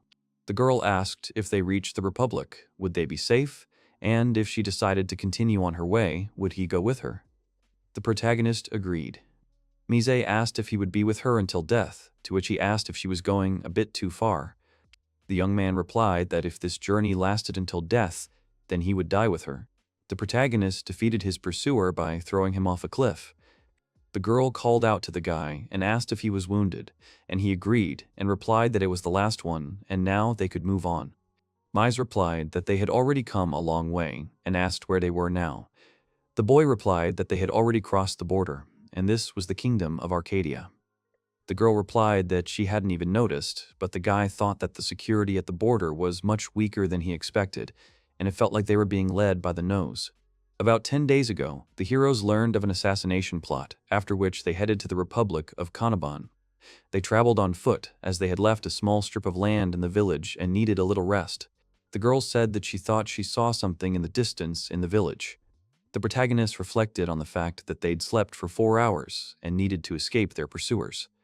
The young man asked if the girl could continue on, and she agreed, but said she couldn't run for long. The protagonist realized that abandoning the carriage wasn't the best idea and suggested moving on. The young man saw a horse and said he'd steal it. The guy said that luckily there was only one caretaker there. If you take him, he can take the cart too. It was an extreme case and he did not want to hurt civilians, but the girl told him to stop and leave the man alone. Mise reminded him that last night he himself said that no matter where she went, he would go with me. If our journey had no end, then this was not an extreme case. The girl replied that this is now their everyday life. Teviot replied that she was right, and simply put, that was the extreme case. If they committed countless crimes and involved strangers, then they were nothing more than thieves. The guy suggested finding a new crew, but they would need money. Some men were walking nearby, saying they'd learned so much in the battle with the demon, and one of them offered to take on a new job. The girl looked at the guy and said that those men had just been adventurers, and the guy agreed. The girl was waiting for the guy, and after his return, she said that he quickly sorted things out. The girl asked how he'd managed to quickly obtain an adventurer's license. The guy replied that, as a rare exception, he was now an adventurer. He'd already taken a contract for 3 ogres. The protagonist said the order was complicated, but they could buy a crew quickly. The girl asked what results the guy had achieved, and, seeing them, became sad. The young man replied that he had simply been a little more serious this time. The main character said that they were located south of the village, right at the entrance to the labyrinth. Teviot apologized but said that they couldn't explore it because they didn't have time. The girl understood this, but the guy asked if she could use ancient magic. The girl replied that memories are only part of the sage's path, and they talk about using ancient magic, but unfortunately it cannot, because it may be too great and now it is beyond her power. Instead, the girl can use alchemy. The guy remarked that she was quite skilled, and a girl. She asked if he really thought so, as this was the first time she'd used that power. The young man realized that she not only uses their memories, but can also use their experience, thereby feeling the feelings and thoughts of all generations over many years. Mise said that every time she does this, she feels as if her body is not hers at all. It is a very unpleasant sensation, and there was no time to choose. The girl asked what she should do while he was fighting. The guy replied that she didn't have to do anything. Mise asked if she really meant to help him, to which he replied that that wasn't what he meant, as she simply didn't know his true fighting style. The protagonist released his weapon and replied that he could see the ogre's hut even from here, and when he said she didn't need to do anything, he didn't mean that she would get in the way, but only that he truly didn't need help. Teviot shot at 3 ogres. The girl froze, and the guy replied that the order was completed. The young man suggested collecting some evidence. The girl replied that he could even kill a dragon, but the boy replied that he preferred humanoid enemies, like demons. Humanoid monsters can be killed with just a blow to the head or heart, which is quite easy, especially if you use a scope. It's the perfect magic for it. Suddenly, the guy came to his senses and suggested the girl try shooting. The main character said that she might be able to use the scope to its maximum. I've already started explaining that aiming requires magical control, which is different from the magical power of speed, so it's a skill that can be improved with experience. The guy noticed that Mise had an unusually huge amount of knowledge and experience, more than anyone else. The girl asked if it was because of the path of the sage, and the guy said that he would sue her because she used chemistry, but her control was quite high, so she was already able to use the sight. The girl didn't understand and asked what she was supposed to use. The protagonist lent her his and told her that after she put it on her hand, she needed to channel magical power through it. Mise followed his advice. Tveit said his name was CP28, Blackfeather 28. The girl tried to repeat the name and said it was cool to call a gun by its own name, realizing she'd learned something she shouldn't have. The guy refused, saying he wasn't the one who gave it that name. Tveit said that she should start with a normal stance and advised her to spread both arms slightly to the sides and keep her shoulders level. I asked if there were any difficulties with breathing, but the girl replied that everything was fine. The young man advised her to look at the target through the crystal, but she saw nothing. He then advised her to direct a little power, and the sight would focus. He then told her to hold the center of the sight with her other hand, and the weapon would draw its power automatically. Mise replied that it was slow, but she felt how he was directing her power, and the guy understood that without a predisposition, it was unlikely that a person would feel it, and it seemed that the girl had it, and the next step was to prepare the cartridges. The young man said she was doing well, and then asked her to aim at the tree.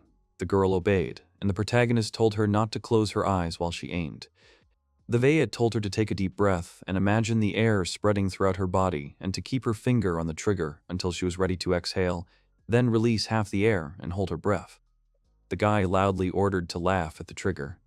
The sight fired. The girl was very surprised and asked how it was. The young man told her to go check it out.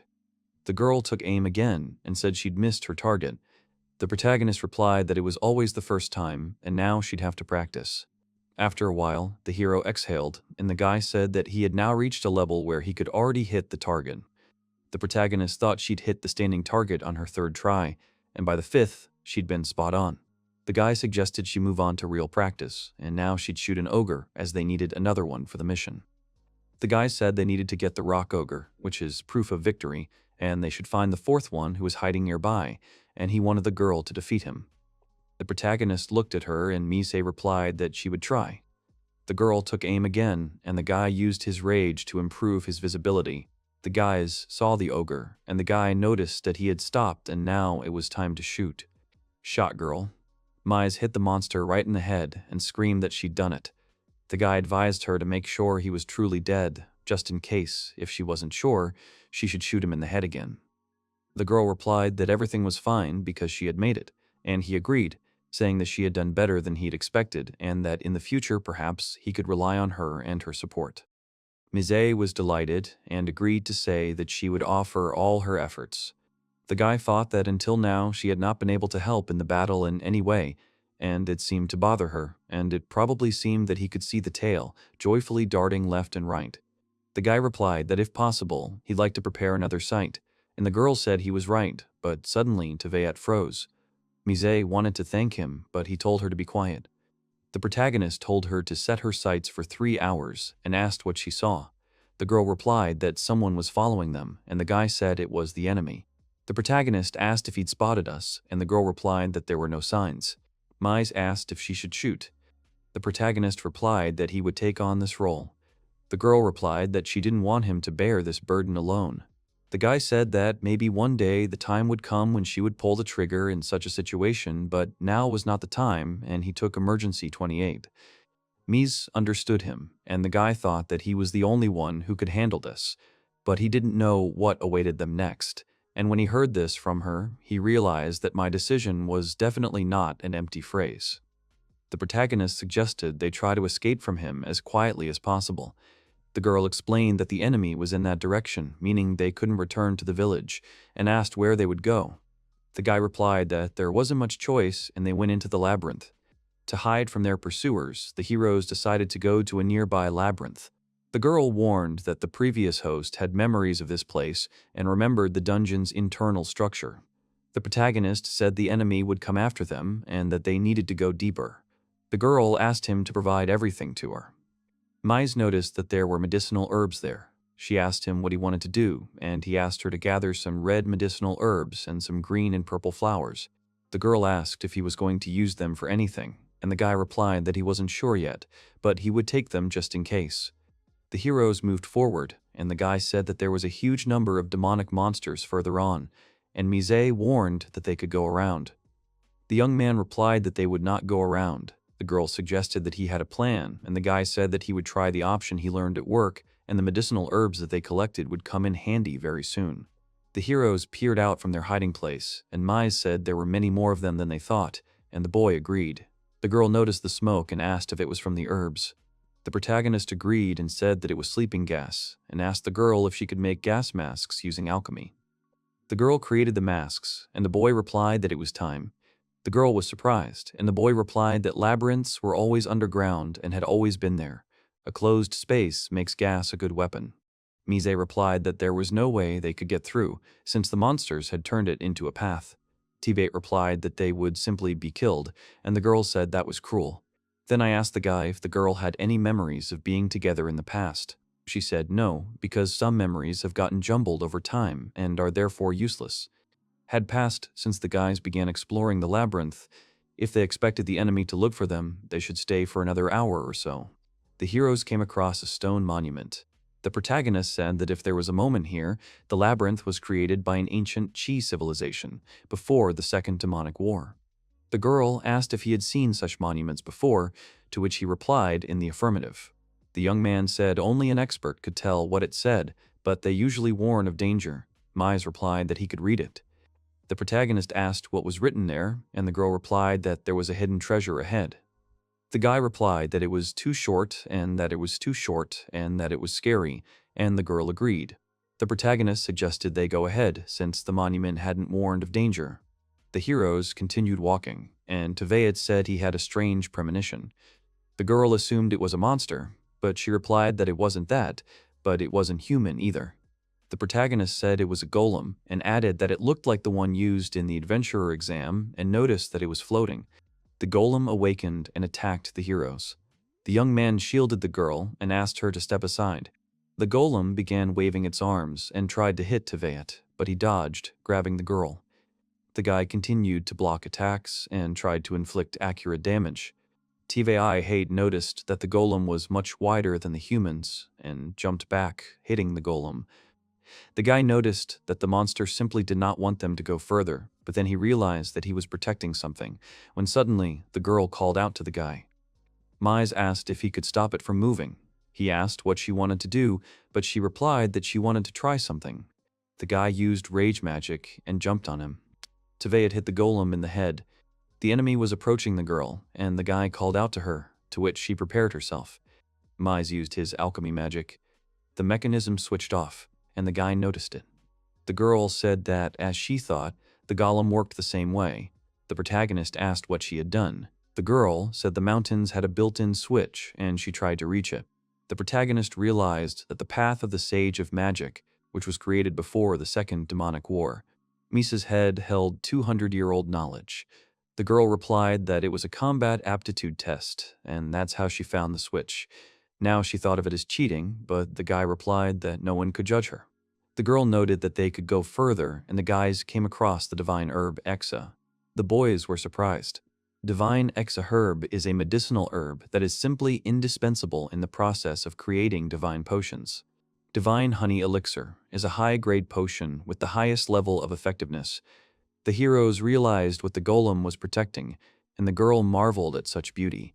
The girl offered to take them with them, but the guy replied that in order to save them, they needed to follow a certain procedure. Right now, they didn't have the necessary tools for this. The protagonist realized that even if they couldn't take her with them, they could sell the place where she was growing and make a lot of money from it. The guy offered to stay there, saying that by the time the night was over, their pursuers would already be gone.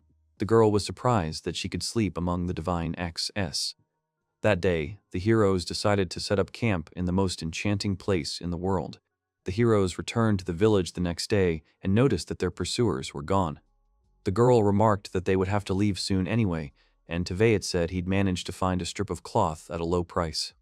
The guy offered to find everything they needed and leave, but the girl stopped, and the guy asked what was there.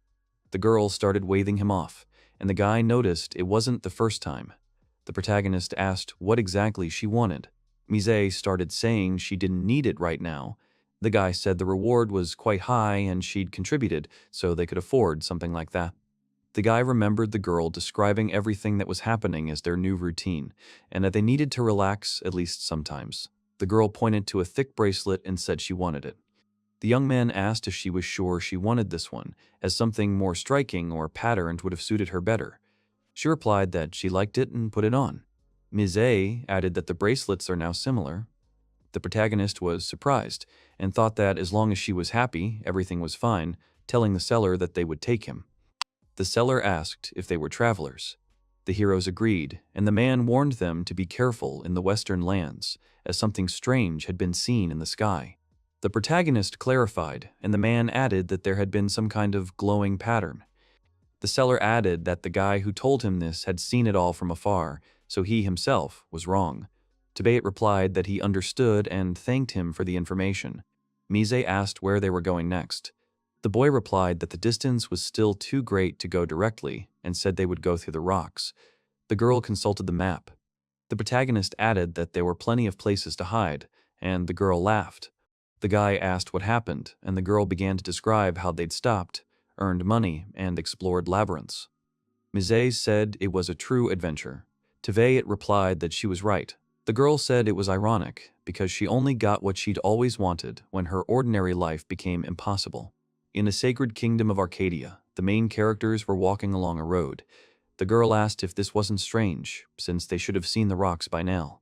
About 2 hours had passed since they left the village. The girl said she'd been thinking about how they could hide behind the rocks, but she wondered where the error might be. The boy replied that the map they'd received from the guild was the latest version and couldn't be wrong. The main characters saw a crater in the ground. Come out of the strip, the guys were surprised, and the guy said it felt like the hole had been dug overnight. The enemies had changed the terrain. The protagonist replied that this skill was called extremism. The guy remembered the seller's words and realized that even though Chris was fighting against 2 people, he was still using the weapons of their kingdom. The girl asked what this man had done, but the guy told her to calm down, because it was still done with magic.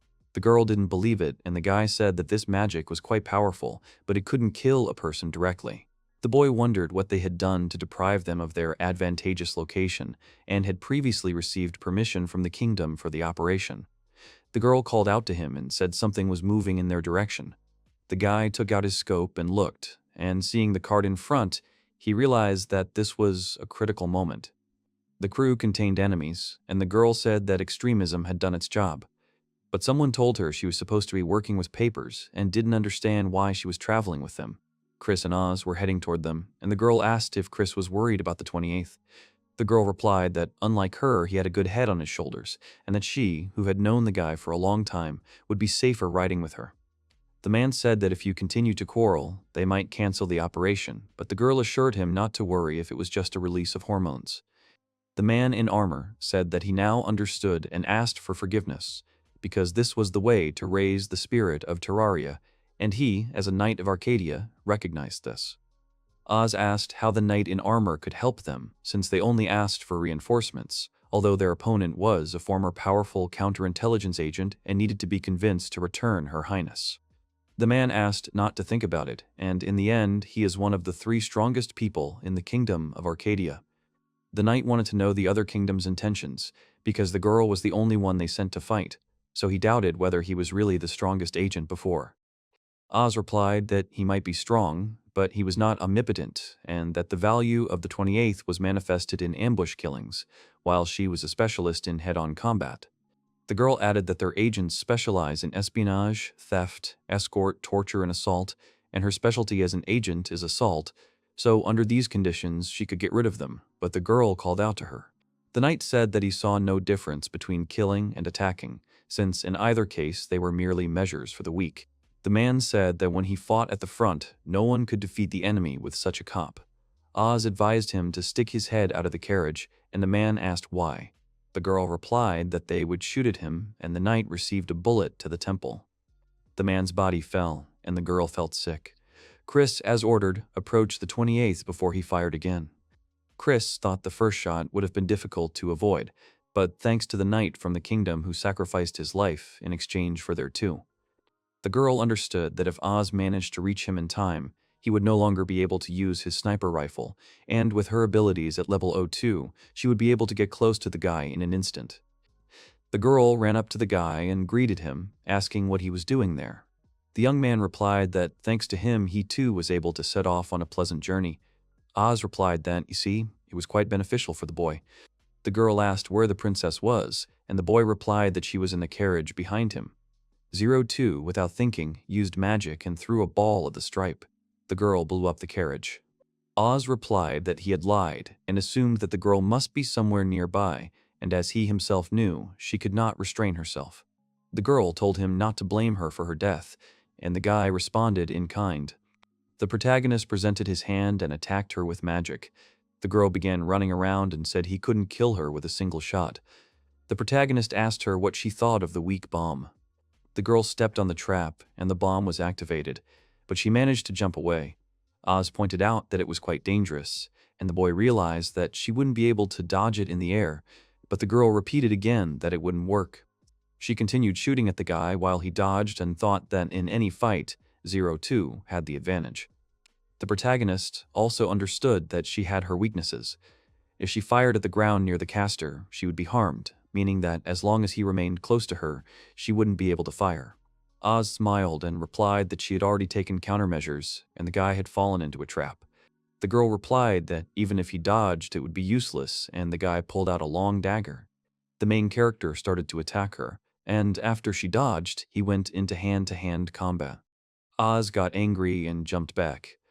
The girl said it was clever, and the guy pointed out that's exactly how he operates.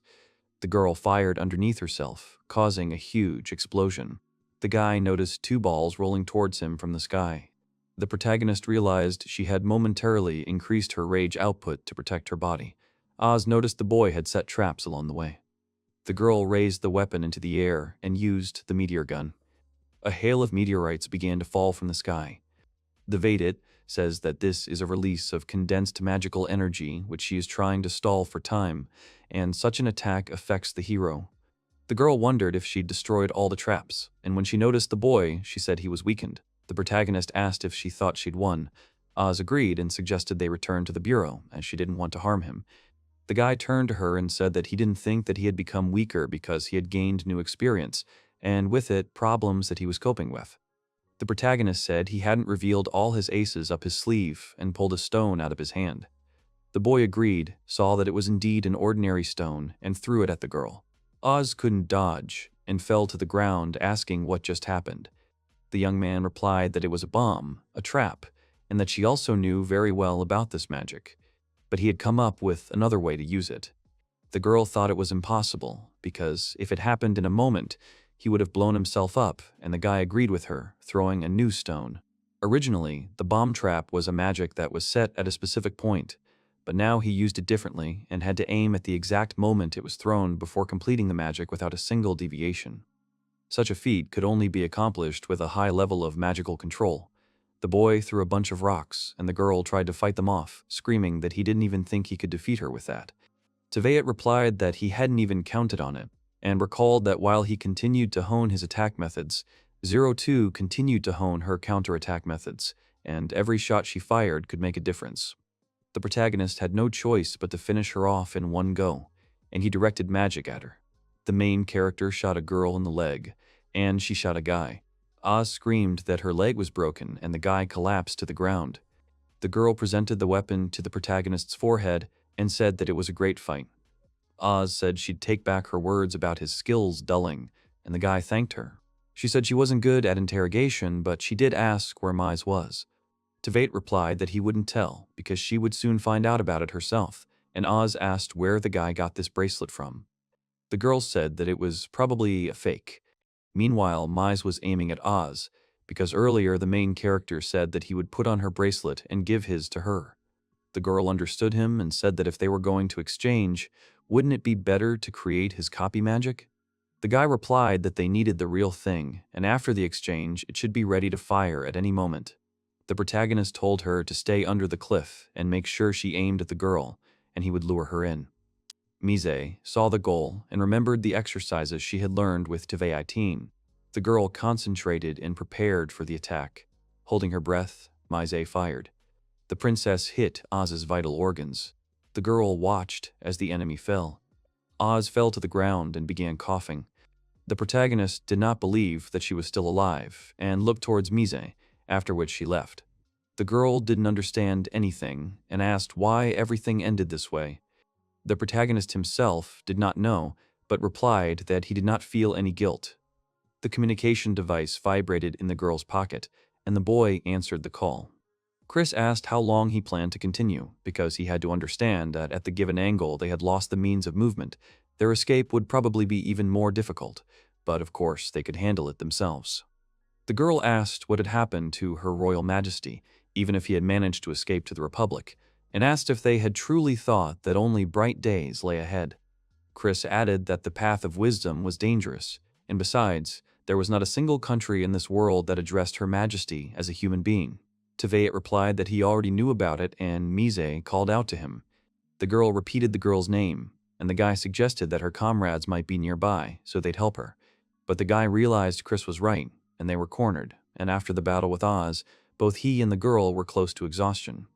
The main character suggested the girl to move on. I think that despite everything that happened, they cannot afford to stand still. The protagonist extended his hand and told the girl to eat the fried meat, and she thanked him for the food. Much time had passed since the battle with Oz, and they were moving through the wastelands, going far beyond the horizon. The guy noticed the skeleton of a living thing and realized that it had been lying there for a long time, but they had larvae and they still needed to be fried, although he still had strength, but he needed to feed Mise. The girl stood in front of the guy and ate a piece, handing the rest to the main character.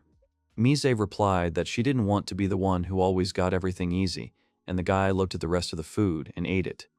The girl sat down, and the guy thought about how much longer they would live like this and where this escape was not wise, and from the very beginning he knew about this, but he did not regret anything. If he had not taken the risk then, the girl would have already died. They have no choice but to run further, and even though there is not a ray of light in the surroundings, the only way out does not stop. Mise fell, and the boy grabbed her. The girl asked them to run away somewhere far away where they would feel freedom and serenity. Mise said that it was just the two of them, and it didn't matter where, but she wanted to run away together. The girl fell on the guy's shoulder, and he realized that his strength was at its limit. The protagonist walked along and asked the soldiers if they were from the kingdom of Arcadia. The men asked what business it was of his, and suddenly realized that he was being rewarded for it. Tefeit replied that he surrendered and asked to be taken to their king. The main character was locked in a dungeon and began to be interrogated by torture as to where Her Majesty was. Tefeit asked to speak to their king. The knight said that for this he would remain there for the rest of his life, and the king asked what his plans were for him. The knights saw His Majesty and greeted him while the man and the boy exchanged glances.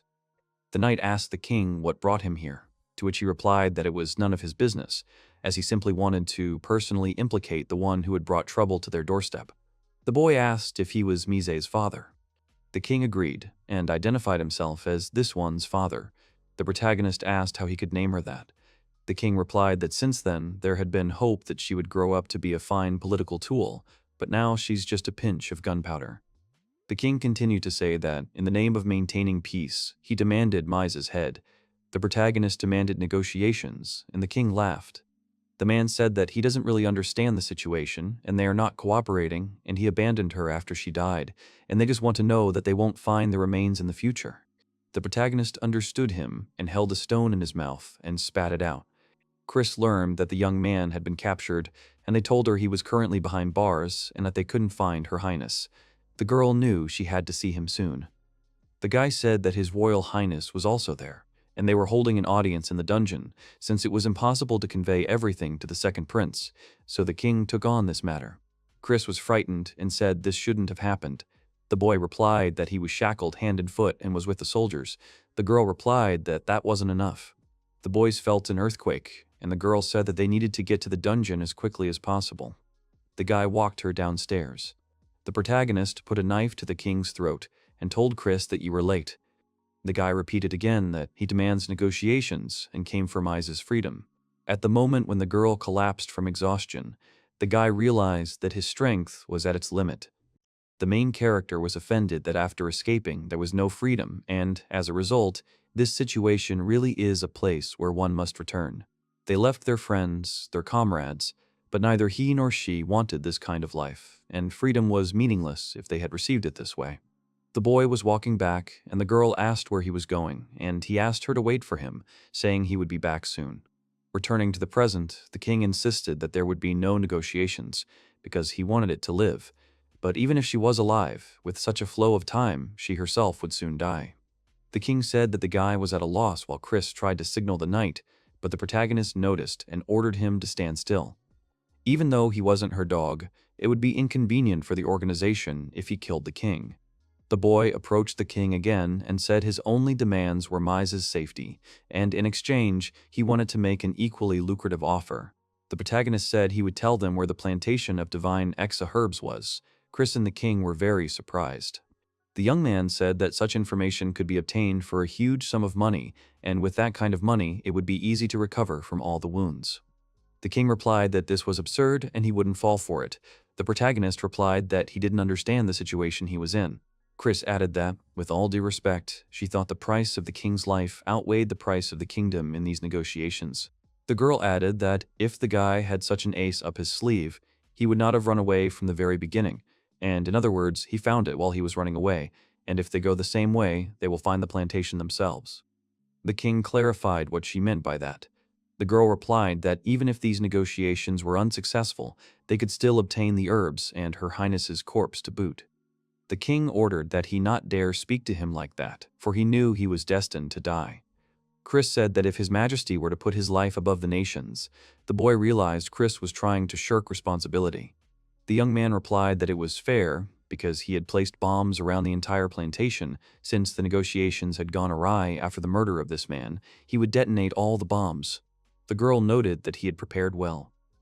The boy understood that now the king had his right to do business, and the plantation could be a huge plus for the suffering kingdom, and the king now had an excuse to choose his life.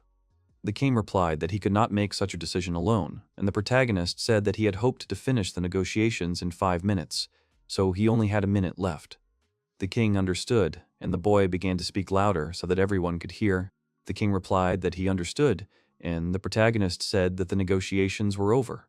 The young man, Chris said, draw up a contract for them as a witness and also escort him out of this building. The girl understood him, and the guy thanked him for his hospitality. Left alone, Chris responded with horror that he had indeed threatened the king. The young man called the girl. Chris asked what he wanted, and the guy asked to borrow a hanger for a minute because he was putting too much pressure on himself. The girl asked if she could get rid of him right there, to which he replied that she wouldn't do that. Tveit said that, ultimately, the negotiating conditions were ideal for the organization. Chris asked how he'd noticed this. He thought that thanks to these negotiations, Mize would continue to live peacefully in Terra, which had now acquired the Path of Wisdom. Chris asked him if he'd allow Mize to be used in a political game, and they could officially provide her with an escort. He refused, saying he was protecting Mize. Chris asked where he was going, and he replied that he needed to confirm something. The king was angry, and the advisor said that the divine herb plantation was simple, but the king could not believe it. The monarch understood that if they had discovered her with the help of the Path of Wisdom, then it was far from an accident, and they could not now allow her to leave, and the king ordered that after they defused the bombs, the 28th must be killed.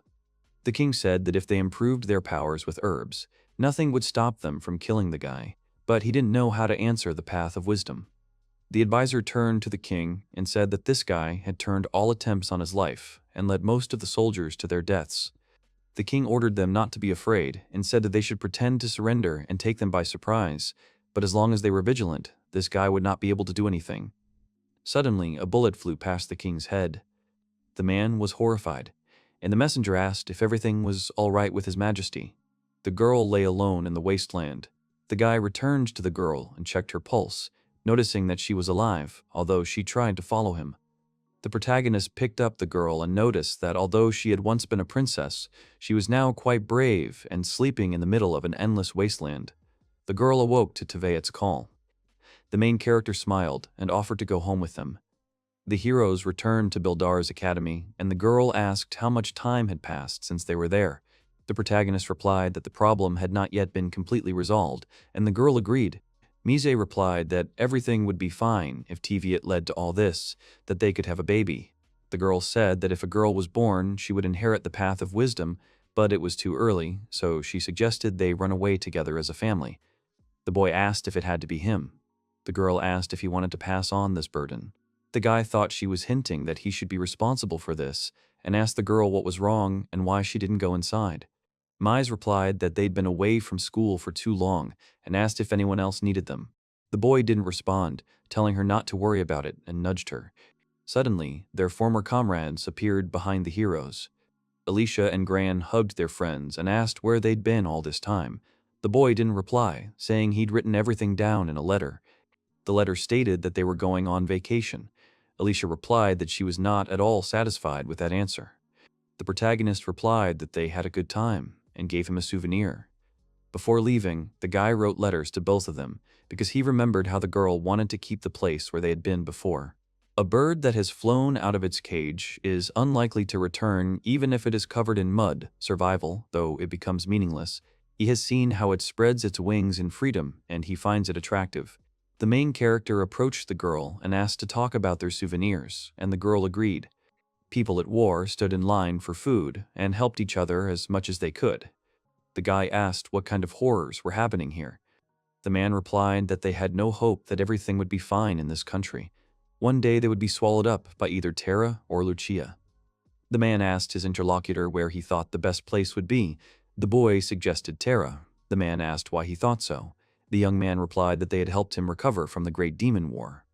The guy reasoned that maybe, like in the Empire, they have hidden motives, but Terra makes more efforts to hide these very motives. The man understood him and said that that is why he would go to the kingdom of Terra. The guy did not understand what he meant. The man said that in the near future, their country would disappear from the face of the earth due to the fault of two kingdoms, and therefore they must soberly assess the real state's affairs. The man asked the boy to take this burden upon himself. The boy knew he was foolish. The interlocutor replied that she was not asking him to do something he was incapable of, because if he lived happily the next time they met, he would stop believing in the future of their country and would go over to Terra's side. The man named the boy Glenn. The teacher told the kids that the Magic Games Festival was already in the works. Alicia asked Teviot if he'd heard of it. Alicia replied that the Magic Games Festival was their school event and that it took place twice a year. The girl added that the main goal of the festival was to give students the opportunity to compete in their mastery of magical techniques. The teacher added that nobles, knights, and adventurers would join them. The teacher said the festival would begin next month and would last 3 days. All academy students were invited to participate in 9 games, and classmates would be divided into 2 teams. The girl added that the winning team would receive a cash prize. The protagonist asked how much it was. Alicia replied that it was about 1,000 gold pieces, with all the proceeds usually donated to the school. The protagonist understood that this was Mise's first step toward achieving his goal as an adventurer. The teacher had said that last year's festival was cancelled because of the war, so this year he had to show people that the war was definitely over. The teacher warned that it would coincide with the start of the conference and the second day of the festival. The protagonist noticed Glenn's emotions. The teacher said the conference was being hosted by the kingdoms of Terra and Valbari, so the festival would attract a lot of public attention.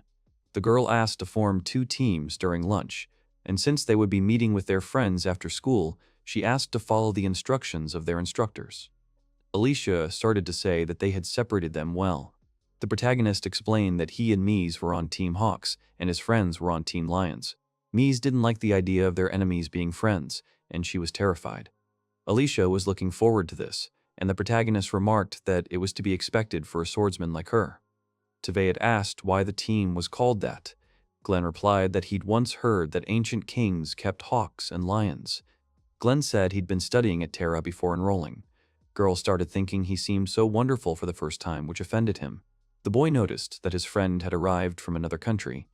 Glenn suggested that they get back to their studies as soon as possible.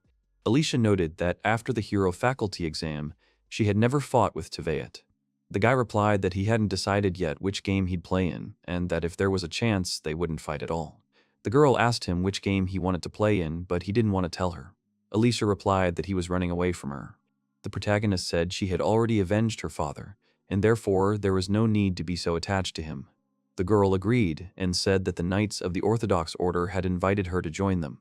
The girl said they wanted her to join them after graduation. It felt strange to be a student in such an order, and the guy asked if she was sure it was a good idea.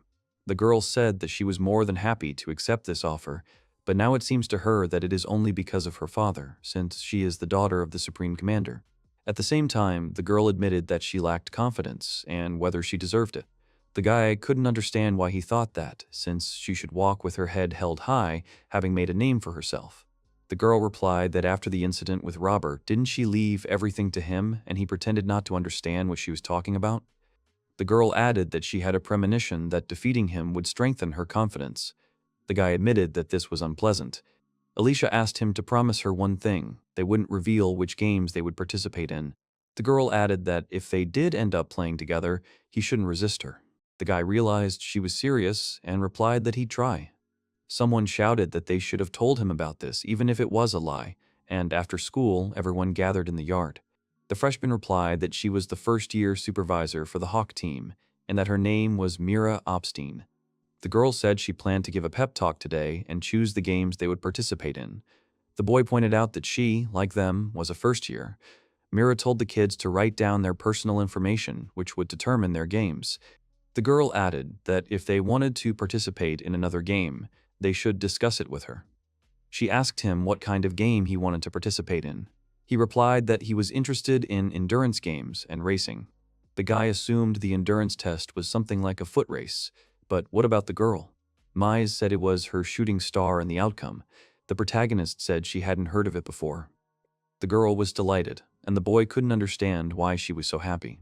The curator asked if they had any questions, and the boys raised their hands, asking where the other curator was. The girl replied that the second supervisor was currently absent, and the guy raised his hand again. They said that the hero faculty differed greatly from the faculty in terms of abilities, and they couldn't practice together. The protagonist understood the boys' discontent, but why were these games traditional, and therefore this year the preference would be for the heroes? Mira replied that that would be up to her to decide, since she didn't necessarily need to be capable to participate in the games at the festival. The boy asked what he should do if a general student slowed them down. The girl replied that in that case they could console with her, but she believed that teamwork was an important aspect for victory. Mira said that the comments could only break the morale of the team and asked to be careful so as not to become a burden to the others. The girl asked again if anyone had any questions, and if not, it was time for them to start training. The protagonist had assumed that endurance testing games, like a typical relay race, would be held on the first day of the festival. The second game was a sledgehammer, where the team had to use magic to hit the tool, but the guys had no idea what to do with the huge hammer. The protagonist decided that if the mod was usable, it could give them more damage.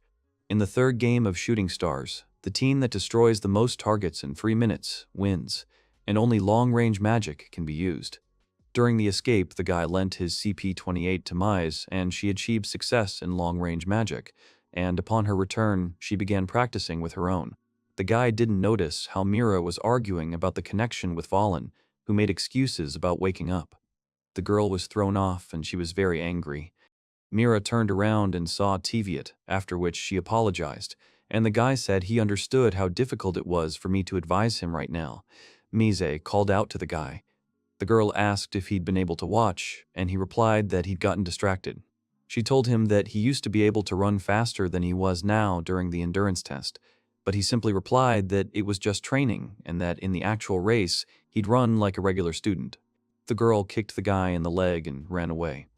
Alicia asked how things were going with the Hawk. The protagonist replied that their handler was very capable, and the girl added that everything was going smoothly. Devade asked about the Lions. Glenn replied that everything was unchanged and they were simply following instructions. Alicia said that she didn't know how long this would continue, since there were many children of nobility at the academy, and she hoped that there would be no outbreak of discontent. Mise said Mira warned the hero's faculty, which greatly boosted morale. Glenn replied that the Lions did the same. The protagonist replied that everything was going as it should, and Mise asked what he meant. The young man said that the squabbles with the faculty of heroes are returning, and that this is just part of the show, And as the girl said, no, she is trying to express dissatisfaction, otherwise the council will take responsibility for it. Alicia noted that the student council is very cunning. On the second day, games such as the race, the Exodus, and the Gladius began. The protagonist believes he had a chance to win. Mise asks him how he likes the hoverboard, and he replies that it was quite interesting. The girl noted that she wasn't yet well known to the general public, and the guy said it had been a valuable experience. Mise asked if he would participate in the race, to which he declined, preferring to participate in the endurance event. The guy said the hoverboard was interesting, but he was afraid he'd fall off it. The girl asked if any of the judges would notice his true identity, and the boy said someone definitely already knew him. The protagonist said that's why he doesn't particularly want to be seen at the festival. Mirai told the guys to try Exodus. The girl was surprised, and the curator said that several training grounds were connected to create the labyrinth. For this game, they'll be divided into two teams. One will set traps, and the other will try to get past them. The guy asked Mise what she wanted to be, to which she replied that she wanted to be an adventurer. The girl added that she didn't know how to disarm traps. The boy said they should be careful around turns and corners. Tveit noticed the girl was concentrating and asked if she would be involved in the outcome. Mise agreed, thinking that she was suited for this, as it would be good training since she wanted to become an adventurer. The guy understood and said, "Do everything in your power." The girl agreed and replied that she would try. The festival will attract a huge crowd, and Tveit has decided to keep a low profile, but time moves slowly, and as a student, he must live the life of a normal person. The protagonist wanted to try something new, and training ended on the second day. The girl suggested going home, and the guy briefly noticed someone was nearby. Tveit said he'd walk Mise to the dorm. The girl asked why he'd done this all of a sudden. The young man said he'd just wanted to and thought the figure was moving. It definitely wasn't a student. The princess's problems had only just ended. It was too early for them to flare up again, but he had a premonition that it was now connected with him. The Magic Games Festival continued, and the students divided into two teams to compete in 9 games, as distinguished guests were expected. The festival was intended to usher in a new era of peace. Everyone was expecting a grand and exciting event. The Hawks team finished selecting participants, and the day came to an end. The protagonist competed in endurance, and Mise participated in the outcome. Mira said that almost everyone competes in something they're good at, and asked if anyone would like to participate in another game. Zig raised his hand and said he'd like to participate. The protagonist recalled that he was one of the candidates for the Reign of Gunfire. Mise said her opinion of Zig had changed since he stopped harassing them. Tveit noticed he'd become more principled. Mira asked where he wanted to participate. Zig replied that he wanted to take part in the war games. Everyone was surprised, as the war games had no limit on magic use, and only natural-born participants participated. Mira said he was good at long-range destruction magic, but she wanted to know why he wanted to participate in the war games. He replied that, unlike those who were extremely talented, he wanted to be part of the team. The girl and the main character made such an answer, and Zig's comrades asked him if he thought he was overestimating himself. The boy agreed and replied that in that case they should have a friendly fight, and if he won, he would take part in the games. Mise asked if he could defeat his comrades. One of the comrades replied that he was indeed looking down on them, and therefore began an attack with a flame bullet. Zig dodged, and he reminded him that he was not alone here, and another comrade was using an earth spear. The boys replied that he wouldn't win with just dodging, and he already knew it. The protagonist realized the boy had something on his mind. The guy's friend used the flame bullet again, and he responded with a wind cannon and knocked him down. The comrades were surprised, and the boy used a lightning spear. The main characters were surprised, and TVA replied that it was C-rank magic, like the earth spear. But Zig's magic was much larger in size. The protagonist said he was using parallel activation. The young man recalled that earlier in their duel, the man had used military-grade weapons, but now he was doing it on his own. Zig continued to build up his magic, and Mira ordered him to stop. The fellow guys were horrified, and Mira turned to Zig. The girl said he was qualified for war games. The main characters were surprised, and TVA replied that it wasn't a skill that could be learned under duress. The protagonist realized the young man had grown stronger. Mira thanked the boys and said goodbye to them, wishing them luck at the festival. The girl approached Mira and asked about another member of the student council and where he would compete, since they had not seen him for 3 days. Mira apologized for him and said he would take part in the war games. People started talking about it. The protagonist asked Alicia if she knew Valen. The girl replied that he was famous back in middle school and was supposed to have participated in the Great War between the demon and the hero. Mise, well, more precisely, is it true that the girls said that they were studying at the Hero Academy, so they were sometimes relied on? The protagonist asked if he was capable, and Alicia said that he was strong here and that he had caused trouble even before the Great War. Glenn asked what she meant. She replied that he fought a lot, and if he got into a bad mood, he could beat someone half to death. The guy replied that it was scary. The girl replied that either he or the head of the student council are the strongest in the academy. Alicia approached the main character and said that the strongest student of the academy could be someone else. Mise responded in agreement, and Glenn realized that the atmosphere had changed dramatically. But I didn't notice that they were addressing him as an elder, and the girl said that he was left here for a second year because he beat up some noblemen. The girl added that he was forced to join the council so they could at least keep an eye on him. Afterward, the guys started asking each other if they had decided which games they would participate in. Mise said that she would do her best, and Alicia realized that the girl was participating in a game that required knowledge of magic. The girl immediately guessed that she would be involved in the outcome, but Mise tried to hide it. The protagonist thought she'd been discovered quite quickly. The guy felt that his desire to try something new had not gone away, and now he wanted to live like an ordinary student, even though it was inconvenient. The young man didn't want to stand out from the crowd, but he also wanted to give it his all. The main character decided that he needed to achieve true freedom and put all his efforts into it. Tveit contacted Chris and said he needed to discuss something with her. The girl asked, "What's wrong?" Because of him, 02 is constantly suffering. The guy asked if he's bad at magic. The girl asked why he thought so, and he replied that he was slower than the others. The protagonist replied that he had been training all the time up until this point, but even so, he couldn't use the fireball they had been trained to use. The girl said that from all the training, his body became eccentric, and he was a person who was born to one of the types of magic. The guy replied that he'd never heard of it before, and the girl said he'd acquired ecstatic powers. Chris said he could transform weak magic into deadly magic. The girl noted that 02 is eccentric to parallel activation, and added that everything has its drawbacks. Chris said he was now finding it more difficult to do his other forms of magic. The girl reminded him that his magic control had been rated AB upon registration, but for someone who couldn't use D-rank magic, that was impossible. The boy asked if he could cancel his eccentricity. The girl noted that this power comes at a price and has saved his life more than once. Chris added that many would like such power. The boy said that he would like to learn regular magic in order to participate in the festival. The girl understood him and said that she would bring a trusted person to him. Chris added that he was also a student at the academy. The boy headed for the door and apologized as he entered. Later, Glenn apologized and asked Tveit to come over for a minute to talk. The guys came out and the main character asked him what he wanted to talk about. Glenn asked Tveit to be his teacher and bowed, repeating the request. The chief questioner replied that he had heard him but didn't understand why. Glenn replied that he wanted to participate in the war games, but the Lion team was full, and he had to get stronger and take that spot. Glenn begged the boy to be his teacher, and he asked why him. The boy gave his reasons. The main character thought he was a good guy, even if he had problems with his students. The guy asked to hear the reason, and Glenn asked if he knew about the Lucectus conference. Tveit said she heard Valabar and Lucectus were holding a conference. Glenn asked where they would discuss annexing the kingdom of Valabar. The protagonist understood.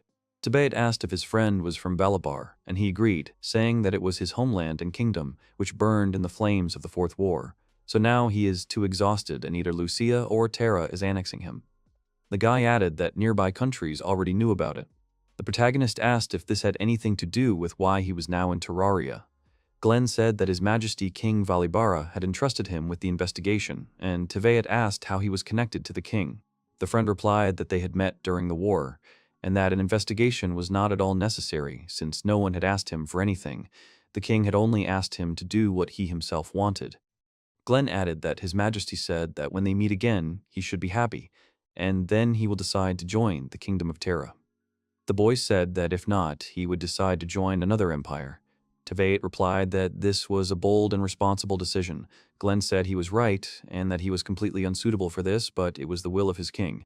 The protagonist asked him if he wanted to participate in the war games at the last non-festival when King Valabara came to the meeting, and he agreed. The boy said that the war games were an event attended only by special people, and that if they did, the king would understand that he could trust the kingdom of Terra. The protagonist asked if he wanted Valabara to join Terra. The boy agreed and said that he did not trust the kingdom of Lucia, although he mainly wanted to prove that His Majesty's decision to send him here was not in vain. The young man added that he was living well here, and there were plenty of good girls. He then suggested a rematch, but the protagonist declined. Tevet was happy for his friend. The protagonist realized this was what he was fighting for, and replied that his fighting style was unusual, and if that was okay, he'd teach him. Glenn was delighted. The guy pointed at his friend and said they needed to see what he could do first. Glenn asked what he meant. The guy replied that he needed to know what he was supposed to be working on. Glenn braced himself and asked not to be offended if he won, while Tevet replied that they would see about it. Glenn attacked the guy with fury, but he dodged. The guy quickly regrouped and tried to kick the main character, but he dodged again. Tevet tried to trip him, but the guy dodged. The protagonist replied that his strength and otherwise was excellent. The guy replied that he wasn't like him anyway. Glenn raised his hands and said that this is all he is good at. The guy started to hit the main character with intense blows, and the young man understood that at this rate he would break through his defense. Looking back, Glenn also lost his activity. Tevet replied that this was stupid, and punched the guy in the stomach. The protagonist replied that he was still bad at strategy, and the guy said that he knew he was stronger than him. Tevet replied that his priority in the battle was to win with one attack. I added that this attack was supposed to defeat the enemy. My comrade replied that this sounded easy, but what exactly did he need to do? Tevet suggested creating a personal winning template for the boy, exploring how he should always win. The boy understood.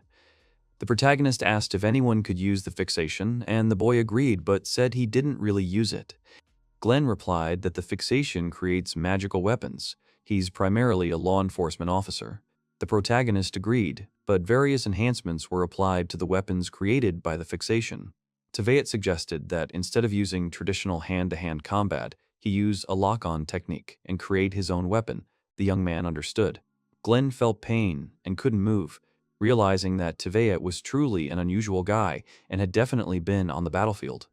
The guy thought about what would have happened if he hadn't run away and whether he could have been the same and began to remember. The boy introduced himself as Glenn. Iblis replied that he was ready to serve. The kingdom of Balabar was small, and after the war it was absorbed, and he, as a man of great strength, joined the army. The boy wasn't forced, but he volunteered to recruit soldiers and loved his country. The men told him he would be going to help on the northern front. The boy asked if that wasn't where the most danger lay now. The man agreed and told him to get ready. The boy knew how to use rage, but he had no experience, hoping he would be carrying supplies or assisting the medics. The boy was assigned to battle, and he fought monsters. The soldiers told him not to stand there and fight. The boy sometimes couldn't even tell who was friend and foe, so he mostly defended himself. The soldiers said that Lucia's men wanted all the glory for themselves, and so sent the demons after them. The soldier said he would kill every single one of the Lucius as soon as the war ended, but the monster killed him first. The boy didn't understand why they all died so quickly, and he wasn't prepared for it. No one can understand the horror of war until they experience it, and everyone thinks that the world around them was a living hell. Glenn was attacked by a monster, which severely injured his arm. The boy thought he would die and, coming to the peaceful zone, asked for a potion, but he was put back into battle. Glenn was willing to sacrifice his life for the country, but losing it to ghosts was too much. The boy wanted to vent all his anger, and so he went to fight. The soldier said that the demon orc had eaten too much on the border of the kingdom, and those higher in rank had died. The order of things, the ceiling the battlefield swallowed up, was inexplicable, and when he realized this, all anger disappeared, as did the remnants of determination. A boy sat on the border of the northern kingdom, and a soldier asked him if he was a newcomer. Glenn agreed, and the man said he felt sorry for him. The soldier said that no matter how many there were, they still wouldn't defeat them. It was all useless. The boy saw a demon. The soldier asked his name, and they introduced themselves. Eiyuu offered to let the boy die together. The soldiers moved towards the demon. With one blow, the enemy destroyed many lives. The boy woke up when Eiyuu called out to him. The man said that the demon was dead, or rather, subdued. The soldiers said that a hero from the kingdom of Terra had come and defeated him, but the hero should have had a sword, even though the demon simply had a hole in his forehead. Eiyuu was jealous that he was able to destroy the demon on his own, and the soldiers were shouting that whoever can walk should move on. Glenn told his friend to go, but he replied that it was impossible with his leg. The boy ran forward, thinking that victory was possible. The soldiers began to kill the demons, and the boy responded to the call for help. The demon begged not to kill him, and the boy realized that demons could talk too. Glenn realized that he couldn't continue like this and didn't want to fight. The soldier asked the boy where he was going, and the boy ran away thinking that he was just being selfish. He ran as far as he could, and a voice called out to the guy and asked if everything was okay. Glenn asked if he looked okay. The man apologized for the stupid question. The man said it was like hell on earth, and the boy added that it was even hotter inside. The interlocutor said he could rest, as their kingdom would eventually subside. The man said that both the Kingdom of Terra and the Empire of Lucia would provide them with every possible support. The boy realized who he was, and the man said he accepted their offer. The king handed over the potion and said that it was all his fault. If the boy could, then he asked him not to betray their country. From that day on, Glenn helped the king rebuild the kingdom. The boy fled the battlefield, and the guilt for it consumed him, and perhaps that is why the king ordered him to see the country of Terra. Glenn could no longer run away, and this time he decided that he would win the battle he had chosen. Tveit steps onto a small six-pointed platform, which immediately cracks under his foot. He looks at her in confusion. In the room where Tveit is searching for a new way to use his power, the academy's teacher, Sylvia, is present. Sylvia notes that when she stands on the platform with one foot, she can stand for 5 seconds. The teacher adds consolingly that before the spell would break after a second, so the durability has nevertheless increased. Sylvia smiles and tells Tveit that classes are over for the day. Tveit bows to the teacher and thanks her. A few days ago, Tveit learned that the reason he can't master the new type of magic is because of his past in a secret organization during the war. An image of Chris appears in Tveit's mind. During his training with the organization, he acquired a trait known as eccentricity. To gain this ability, one must focus on one technique, sacrificing mastery of others. This is not a path mages typically take. Now, however, Tveit has decided to master new magic so he can participate in the festival as a regular apprentice. Tveit asked teacher Sylvia for help, but she was full of doubts. Sylvia explains to the hero that in this case, even D-rank magic will be difficult for him to master. Sylvia closes her eyes and adds that eccentricity and limitations in learning other magic explain Tveit's poor academic performance. Tveit continues to listen to Sylvia without expressing any emotions. The woman asks if this is an innate ability for Tveit. The hero answers in the affirmative. Sylvia looks at him with pity, while Tveit thinks that at this moment it is better to lie than to reveal that he received this ability during his training in a secret organization, as Chris advised him. Sylvia turns away from Tveit and suggests returning to the problem. The teacher asks if Tveit has decided to master other magic, having accepted his eccentricity. Tveit agrees. Sylvia ponders the situation intensely. Tveit adds that his eccentricity is related to the compression technique. Sylvia recalls that this technique transforms magic into a deadly weapon. Thoughtfully, she calls the ability out loud, terrifying. Tveit hears this and asks Sylvia again. She realizes she said it out loud, becomes alarmed, and tries to twist the words. Sylvia panics, waves her arms, and haltingly tells Tveit that she didn't mean anything bad, but rather meant to call his ability terrifyingly cool. Tveit continues to stare at her calmly. Sylvia clears her throat and falls silent for a moment. Finally, she tells the hero that she can teach him 2 methods. Tveit is interested in the techniques. Sylvia demonstrates the first one to him. A magical sphere begins to grow from her hands. A moment later, a rectangular barrier appears around the teacher's figure. This is the name of the technique itself. Tveit's eyes widen in surprise. Sylvia explains that the barrier technique is a D-rank support magic. She dispels the spell and asks Tveit to try to replicate it, as the technique might suit his eccentricity. The hero thoughtfully raises his hand and tries to concentrate the magical power in his palm. It occurs to Tveit that he doesn't use support magic very often. The young man loudly shouts a barrier spell and extends his hand. The magical sphere expands. A barrier begins to form around Tveit's body. The hero succeeds in completing the technique. Sylvia claps her hands joyfully. The teacher explains that compression is a technique that alters the form of magic, so it won't work for unstable spells like Fireball. The woman looks at Teveet with a smile. She adds that the barrier is durable and ranks D, so she knew Teveet wouldn't have a problem with the spell. Teveet continues to hold the spell and says he understands everything. He asks if this means any elemental magic is unsuitable for him. Sylvia regretfully confirms his words. Magic is always unstable when it's assigned an element. Sylvia looks at Teveet's small barrier and asks if he does it consciously. Teveet doesn't understand what she means. Sylvia examines the barrier carefully. She then explains that the classic barrier covers the user's entire body, while Teveet has unconsciously compressed it to about half its size. Only then does Teveet notice that the barrier only covers him from head to waist. Sylvia asks if Teveet knows what the barrier is capable of. The hero replies that the spell protects against magical attacks, but is weak against physical ones. The teacher explains to the boy that, with his level of eccentricity, he can compress the barrier to such a degree that it will also protect against physical attacks. Teveet turns to Sylvia in surprise.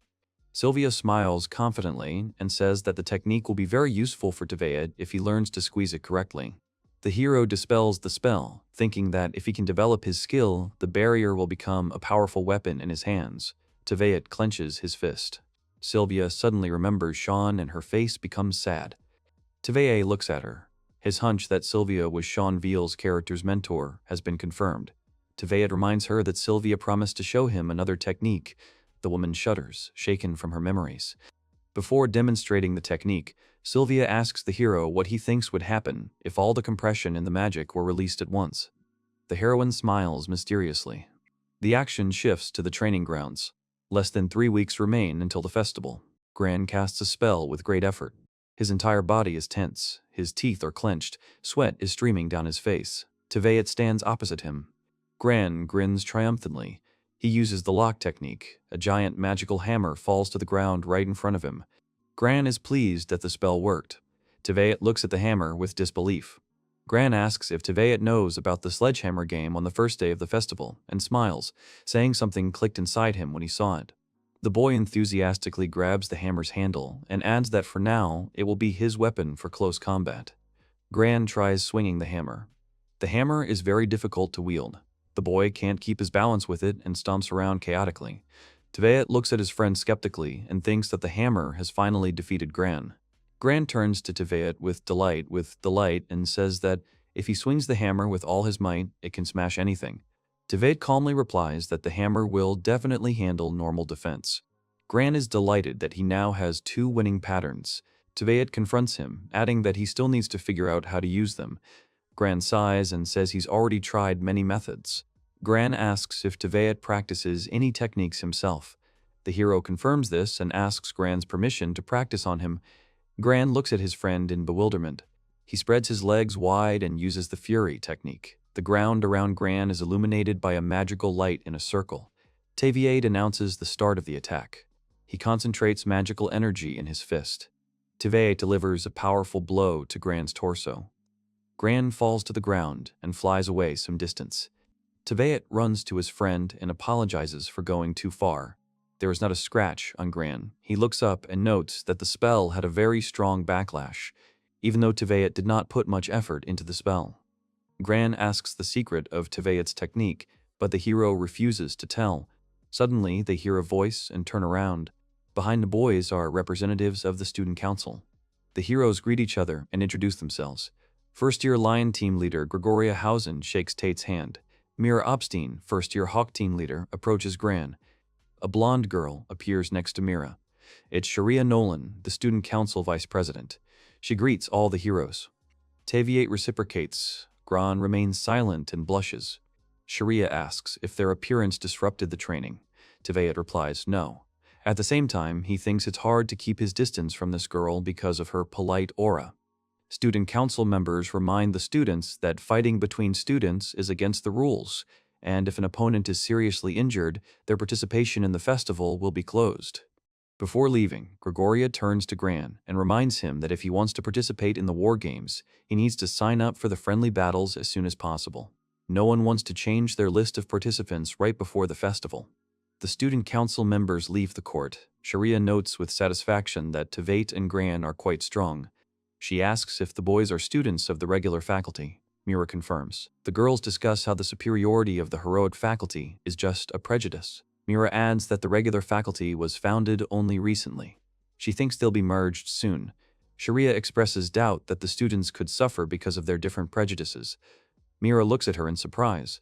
The student council members have finished their reminders. Sharia asks if there's anything else left to say. Hausen reminds them to check the security measures, as they've recently received complaints about strangers near the academy grounds. Sharia sighs and says regretfully that a big school has its own problems. The Veyat walks through the academy grounds, thinking that he has teacher Sylvia to thank, as he can now develop his compression technique and work with his eccentricities. Suddenly, he notices a dark shadow on the roof. He remembers seeing a suspicious figure earlier when he was leaving school. Tveit takes out a communication device and calls Chris. He informs the girl that someone has infiltrated the academy. Based on Chris's reaction, Tveit assumes they were prepared for this invasion. He asks her to explain the situation. Chris refuses the hero, but not because the information is classified. She doesn't want to worry him, as he's just a student now, not a member of the organization. Tveit tells Chris that he will do anything to keep his loved ones safe. He remembers the faces of his friends and thinks that when he defeated the Demon King, he felt nothing. But when he fought for the desires of Alicia and Mise, a spark ignited within him, and only for that spark is he ready to fight again. Chris agrees to explain to Tveit what's going on, since he has someone to protect. Tveit quickly moves on down the road. Chris explains that their current enemy is the Lucia Empire, whose goal is to stop the Lucectus Conference. Tveit approaches the carved railing and asks if this means Lucia wants to take over the kingdom of Valabar. Chris confirms his guess. She adds that, to further their goal, the Empire's mages will participate in the Bilderaz Magical Games Festival. Tveit leaps over the railing and lands on the ground. Chris continues to say that the conference will likely be cancelled if there's a security threat. That's an easier route than trying to cancel it outright. Tveit watches the dark figures from behind the wall. 3 men in black cloaks move around the academy courtyard. Tveit asks Chris what security measures will be in place for the conference. She replies, the royal army and a couple of knights from the order. Tveit jumps up and runs after the figures. Chris explains that the academy's student council is also involved in security. Tveit promises that in this situation, he will act like a normal student, because an academy student, if he notices an intruder, must deal with him. Chris wishes him luck. Tveit tries to figure out who the Shadow's leader is. The figures stop. One of them takes out a communication device, announcing that Team B will be arriving soon.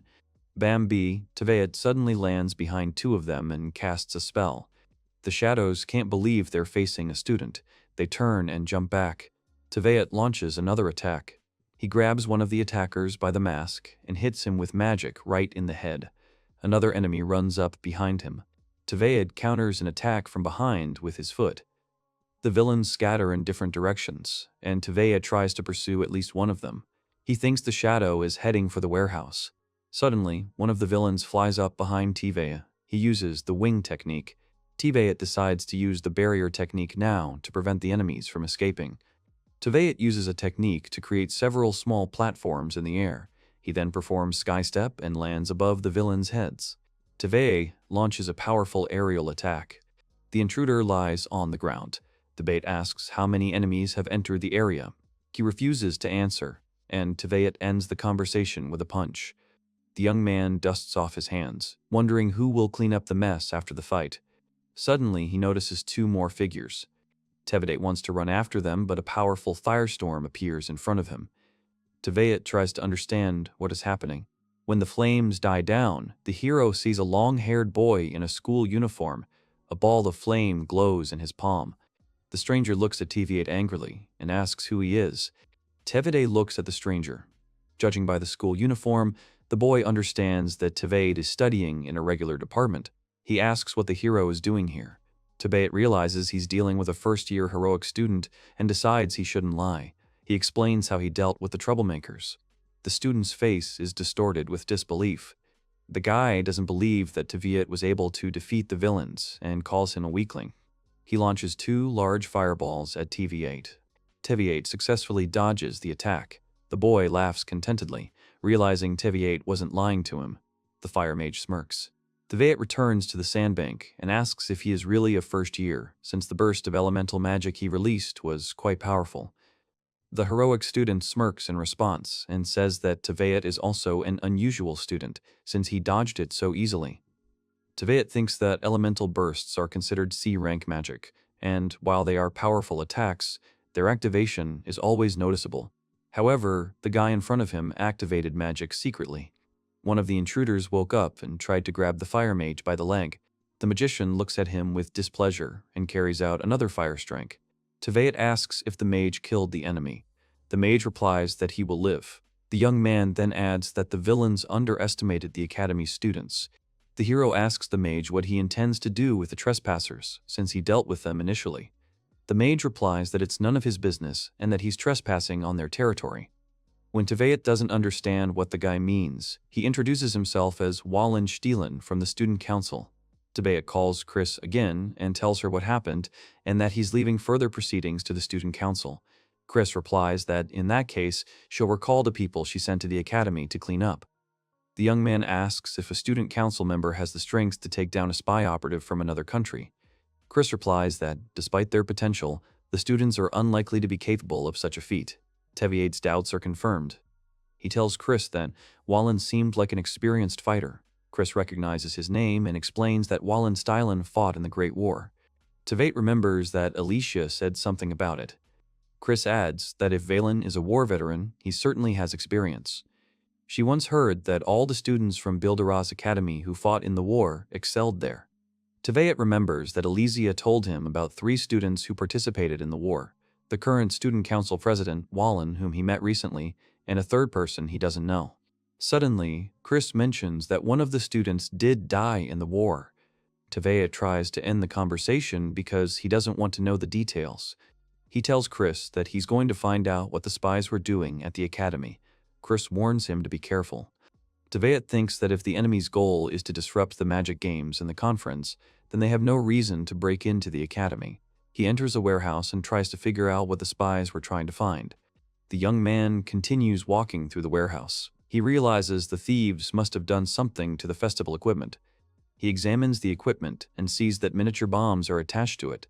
Teviate sighs, thinking that this will be more difficult than he thought. The hero reflects on the fact that the Academy's security measures are so strong that ordinary spies couldn't penetrate the premises. This means they must have been assisted by someone from within, from the Knight's Order, the Royal Army, or the Student Council. Student Council Office. One of the students asks Sharia if there have been any other complaints about suspicious people. Sharia answers in the affirmative. The young man asks where Balin is. Sharia sighs and says he's not answering his calls. The student council president sits at the table in front of her. He interlaces his fingers under his chin, smirks, and says that Wallen really is a difficult person. It's a school day at the academy. After class, Mise approaches Teviate and asks to talk. The heroes retreat to a secluded spot in the hallway.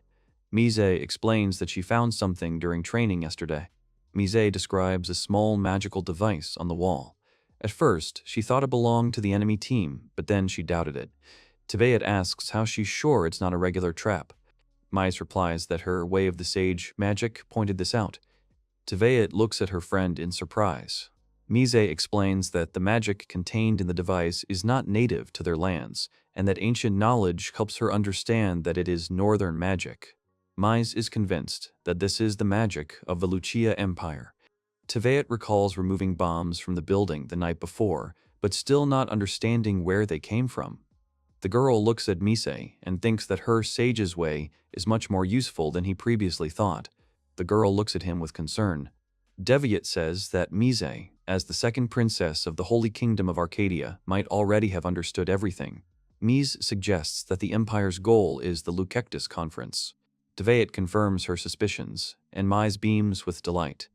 Teviate tells the girl that the device she found is a spy bomb. The Empire will use such bombs to disrupt the festival and influence the conference. The hero asks Mise to keep the information secret so as not to sow panic. The girl asks what they should do with the bombs. Teviate thinks for a moment and replies that they'll retrieve them if they find more. Suddenly, Elysia and Gran appear in front of them, declaring that they will help. Teviate asks what they managed to hear. Alicia replies that they heard half, as the rage magical technique can sharpen hearing. Tveit is amazed that channeling rage into a single emotion instead of enhancing physical performance must be difficult. He asks his friends if they're sure they want to help, even if it's dangerous. Alicia takes a decisive step forward and lightly hits Tveit on the chest, confirming that they are ready for danger. Alicia can't ignore the situation, because she is a knight guarding order, especially since her friends are involved. Gran also confirms his participation. Tveit approaches him, but Gran asks him to allow him to remain silent about his motives. Tveit agrees with everyone. He adds that he has no reason to refuse. All his friends are delighted. Tveit thanks everyone for their help, which he certainly could use. The heroes continue their discussion on a bench in the academy courtyard. Tveit explains that he's dismantled the bombs in the building, but there's still a lot of work left to do, and it will take longer than he previously thought. Gran asks if they should report the situation to the student council. Tveit replies no, which leaves the others perplexed. Tveit adds that he can't say for now, as he has no proof. He suggests that everyone split up and search for the bombs. He and Mize will inspect Team Hawk's gear, while Alicia and Gran will inspect Team Lion's gear. Everyone enthusiastically accepts the plan. Alicia happily says that they are finally fighting together. While Tveit's friends continue their heated discussion, he reflects on how he'd been careful not to involve them until now. After the war, Tveit severed all ties with the underground. He thinks he's become a completely different person than he was back then. Tveit tells his friends he's counting on them. The guys answer that they won't let us down. Some time passes. Mize runs up to Tveit. The girl tells the hero that she found a bomb on a sledgehammer. Tveit is once again convinced that the Empire wants to inflict maximum damage to disrupt the conference. Mize asks if they'll dismantle the bomb. Tveit suggests doing it at night, because if they make a mistake and the bomb explodes, the students could be harmed. Mize suggests using the Sage's path to quickly dismantle the bomb. The heroes go to the warehouse and approach the sledgehammer. Mize begins to work his magic on the bomb. She finishes in a few moments, but Tveit says it's amazing. Mize laughs contentedly and replies that since this will speed up the work so much, then everything she did wasn't in vain. Tveit notes that Mize has become much braver since she used force without hesitation. The girl replies that their journey was not in vain. Mize looks at her wrist and shows Tveit the bracelet, adding that she treasures it very much, just as she treasures the memories of their time traveling. The young man notes that Mize had to go through a lot of hardships, but Mize counters that even in this case, these are good memories, because they spent this time together. Mize smiles and says that he will not forget this time. Tveit remembers the past, and is glad that he bought the bracelet back then. The heroes return to the training grounds. A crowd of students stands before them. It's noisy. Standing in front of the regular students are the student council members Mira and Valen. Mira says she's glad Valen will be participating in the festival. She adds that with his abilities, Valen should sign up for the War Games or Gladius. Valen scratches his head, closes one eye, and replies that he came specifically to sort things out. He expresses a desire to participate in Sledgehammer. Mira is irritated because this is the shortest part of the festival. Valen and Mira begin to argue. Mize is worried about what's happening. Mira explains to Valen that the Magic Games Festival is a crucial event for the kingdom. It's not purely for entertainment. Mira adds that the vast number of students aren't simply testing their skills, but fighting to protect the future of the kingdom and the academy. Valen isn't moved by her words and asks her to finish quickly. Mira asks him to take this seriously. Valen looks at her in silence for a few moments, then clicks his tongue in displeasure. He agrees to sign up for the War Games, as he is always bored in Gladius due to constant victories. Valen asks if there are any seats left. Mira replies that she informed the War Games participants and Gladius that they could be replaced. Valen grins. He turns to the crowd of students and asks all the War Game participants to enter the arena. All the students are cautious and frightened. Valen calls on everyone to join the battle. They look at him with disapproval. The Fire Mage extends his hand to the crowd and promises that he will personally replace the weakest player. The students stare at Valen tensely. Mira reiterates that he must take the magic game seriously. Valen disapprovingly calls her a thorn. One of the academy students emerges from the crowd and asks if they can join forces. Valen replies that he doesn't care. A mad grin spreads across his face. The fire mage says that even if the idea of uniting was the student's first thought, he still has no chance. A powerful fireball flies straight at the student's body, engulfing him completely. The others watch in horror. Everyone is confused and doesn't understand how Valen managed to launch the attack so quickly. The fire in the mage's palm fades. Tveit watches the battle and confirms his suspicions that Valen is able to activate his magic without being noticed. Valen turns to the students again, shouting at them not to stand there like a statue. He demands they attack him. Several students nod to each other, preparing to attack. Mise and Tveit continue to watch Valen. The hero thinks that the students believe they had no chance, so they attacked together. The students launch a combined attack. Valen easily repels the attack. His gaze drifts into the distance, where the girl is preparing a long-range spell. The girl throws her palms out in front of her and casts the wind cannon spell. A giant whirlwind swirls right in front of her. Valen jumps up and dodges the attack again. A few moments later, he drops to the ground and asks if the attack was serious. A magic circle begins to form around his palm. Valen grins and promises to show everyone how to attack properly. The students realize Valen is gathering magic. The fire mage announces the attack. He uses the rage technique and takes off. The girls look at him in fear. Valen quickly approaches them. He lands the first punch to the body of one of his opponents. Then he attacks the second student with his foot. The girl tries to cover herself with her hands. Valen decides to attack the young man last. He also tries to use rage. However, the boy doesn't have time to cast the spell. In the blink of an eye, Valen appears right in front of him and says that they will see each other again. Giant whirlwinds of flame, released by Valen, rise up around the heroes. Mira looks at him in horror. The students assume the mage used the bullet of flame. Tveit continues to watch the fight. As the crowd of students stands in stunned silence, Valen's laughter echoes across the training field. He turns to the academy students and says that this is what a real fight looks like. Mise turns to Tveit. The hero continues to watch as Valen smiles triumphantly in front of everyone. Tveit recalls his training and realizes that the coding technique Valen uses is the same as his compression technique. It's a technique for enhancing magic. Tveit analyzes Valen's fighting style. After creating a magical concentrate, Valen doesn't release the magical clot, but continues to hold it in his hand. This is a complex technique beyond the capabilities of a normal student. The Versi sections in Detective is Verses is a tech hack. The Versi Subverses at Valen is an advanced fighter. Valen sees that none of the other students are ready to fight. He chuckles in displeasure. The defeated students sit on the ground on the training field. Suddenly, someone casts the spell, Lightning Spear. A sudden magical attack, a giant flaming arrow, hurtles straight toward Valen. Valen uses the Rage technique again. He instantly forms a magical clot in his hand and deflects the lightning spear. The guy who released the spear clicks his tongue in annoyance. Valen asks his name. The young man introduces himself as Sieg Falchion. Valen recalls that this guy is considered a capable student at the academy.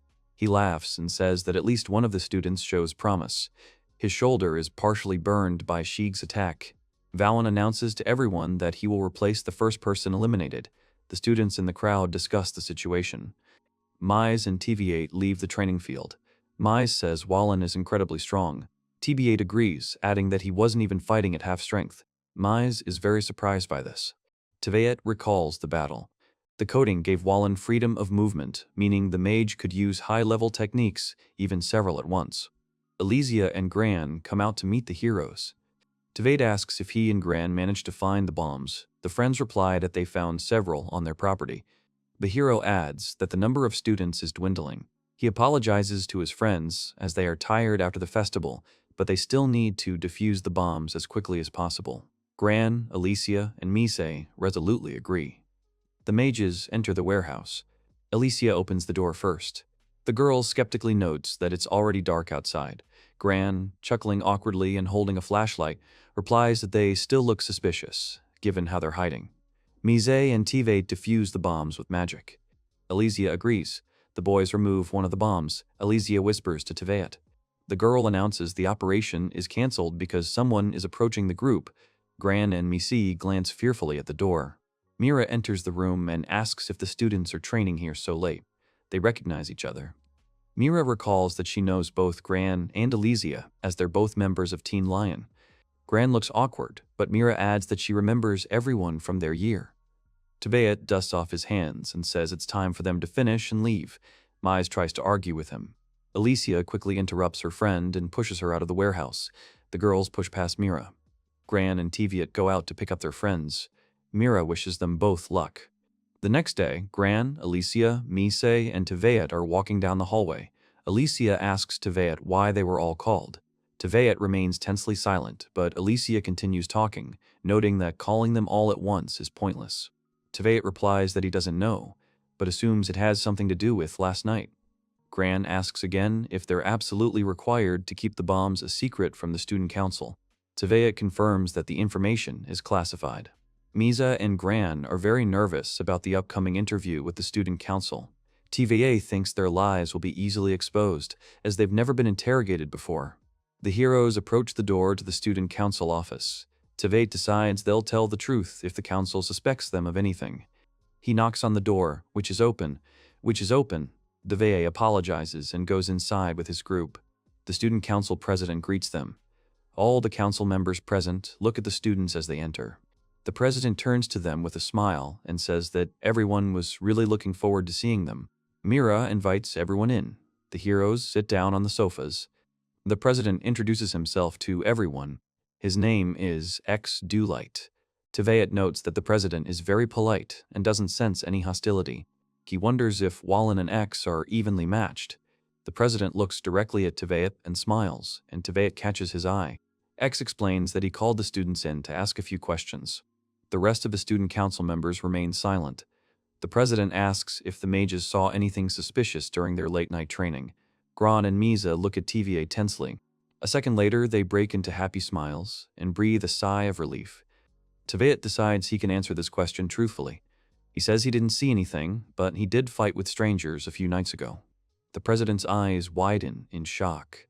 Teveet is surprised in his mind that this is the first time the president has heard about this, but out loud he says that Wallen should know the details. X sighs, covers his eyes with his hand, and asks the rest of the council if anyone has heard about the incident from Wallen. Nira shakes her head furiously. Hausen remains tensely silent, and Sharia sighs awkwardly. No one on the student council has heard about the attack. The president asks Hausen to call Wallen through the announcement. After a while, an irritated Wallen bursts into the student council office. He slams the door open and insists that the student council not call him out like that again, as it irritates him greatly. The president calmly replies that otherwise he wouldn't have come. Valen chuckles in displeasure. Wallen notices Teveet and greets him. X explains that they called Wallen in because of a complaint about an intrusion. The president asks if Wallen was fighting anyone. Wallen scratches his head indifferently and confirms that he fought. Teveet, Gran, Mise, and Alicia listen intently to the conversation. The president asks Wallen why he didn't say anything. Wallen counters that he was going to report it when he showed up at the student council. X asks what Wallen did with the trespassers. The fire mage looks at the president in surprise and replies that he threw them out. X takes a deep breath and rests his face in his hands. Mira turns to him excitedly.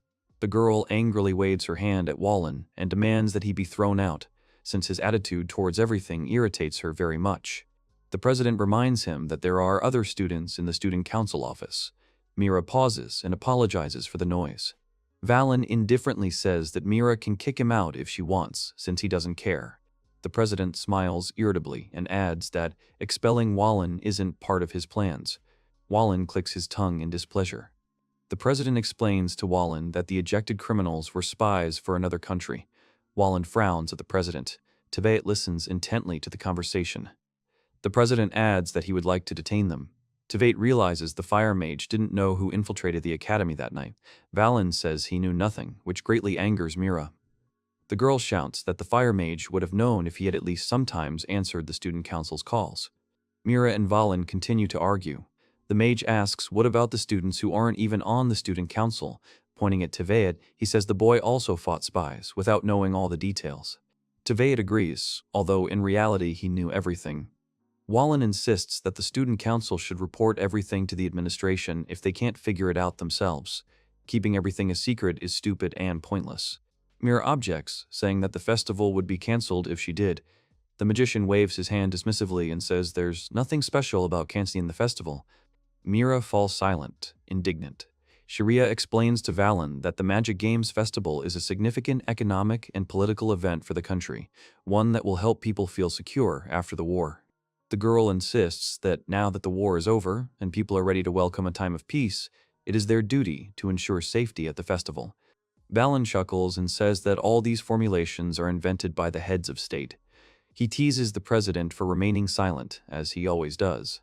Wallen approaches the president furiously. He asks X if he plans to keep everything a secret again and justify himself by saying that he is acting for the common good. Valen continues to curse the president, mentioning that he even kept his sister's death a secret. Sharia's sudden scream interrupts the fire mage. The girl is flushed and breathing heavily. The rest of the room is immersed in silence. Alicia breaks the silence and says that the student council members should act accordingly. The president apologizes to everyone and dismisses Taviate and his friends. The boys leave silently. As they close the door, they hear Valen continue his angry monologue. The mage says that holding the festival and creating a regular course at the academy is simply an imposed peace. The last words make Gran feel hostile. The heroes exit into the hallway.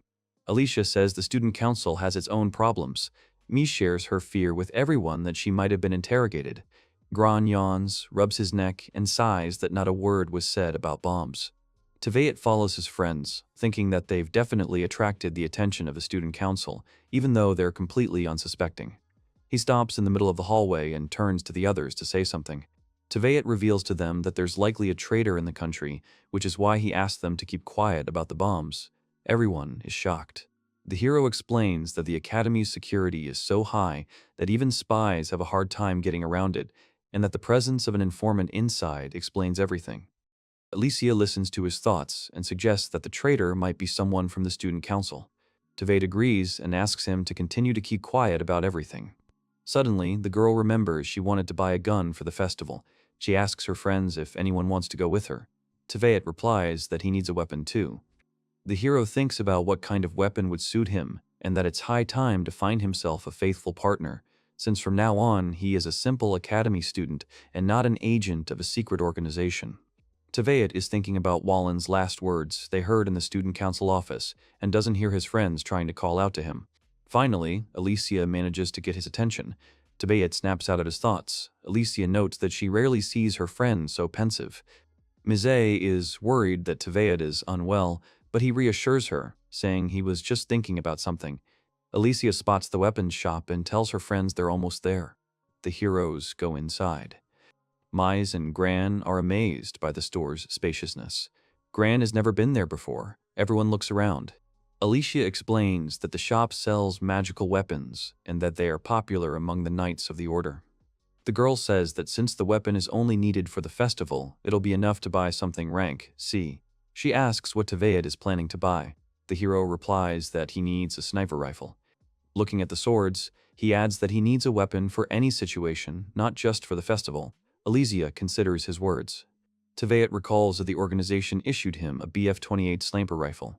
However, now he needs to find a new weapon for himself. Alicia shows Taveat where the guns are. He thanks her friend. She leads everyone to another room with magical weapons.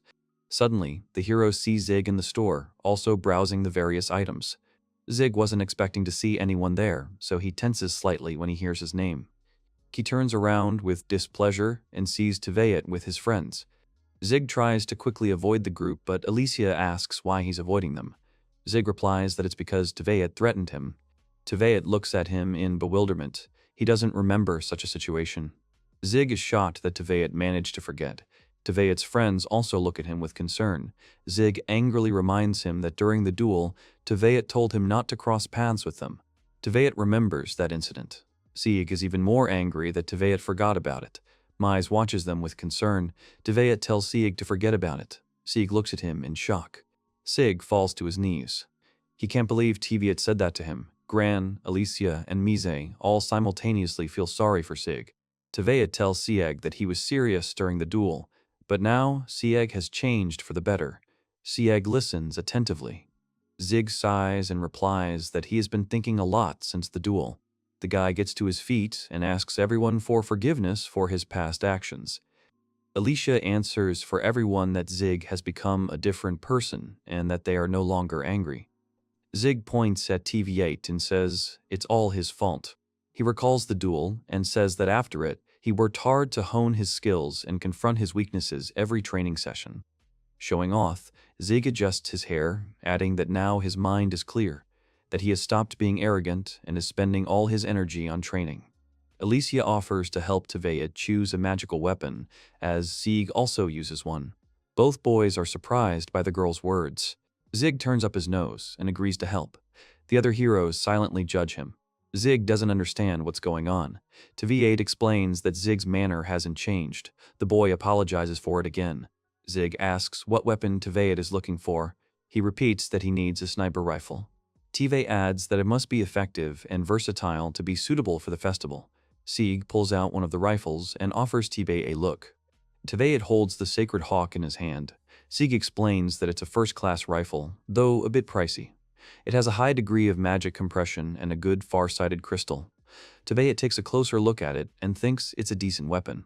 He raises the sight to his eye, thinking that the sacred hawk is expectedly worse than the BF-28, but is quite suitable for self-defense and participation in the festival. Zig asks if it's true that the hero only needs weapons for the festival. He adds that victory will be TV8's even without weapons. TV asks if Sayek has noticed anything strange in this kingdom. Zig pauses and confirms he's been smelling a strange odor lately, but it usually appears at this time of year. TV replies that it's a bad sign and it's best to have a weapon just in case. TV thinks Zig definitely knows something. Zig briefly agrees. TV thinks he deliberately didn't pursue the topic further. The young man suggests that TV test the hawk. TV is delighted with the idea. Zig smiles and invites him to the basement to a special place. The heroes descend the stairs. In a testing room, Alicia is already practicing with her sword. Mizé asks TV if he wants to test his weapon. Alicia is already checking her sword as it feels too light. The girl approaches TV and offers to test the weapon in combat. She draws her sword from its sheath. TV with a rifle and Alicia with a sword stand facing each other. The girl begins to explain the rules of combat. Each participant starts by standing against the wall. The first one to injure their opponent wins. Gran, Mize, and Zig watch the duel with interest. TV8 asks if Alicia is going to cut him.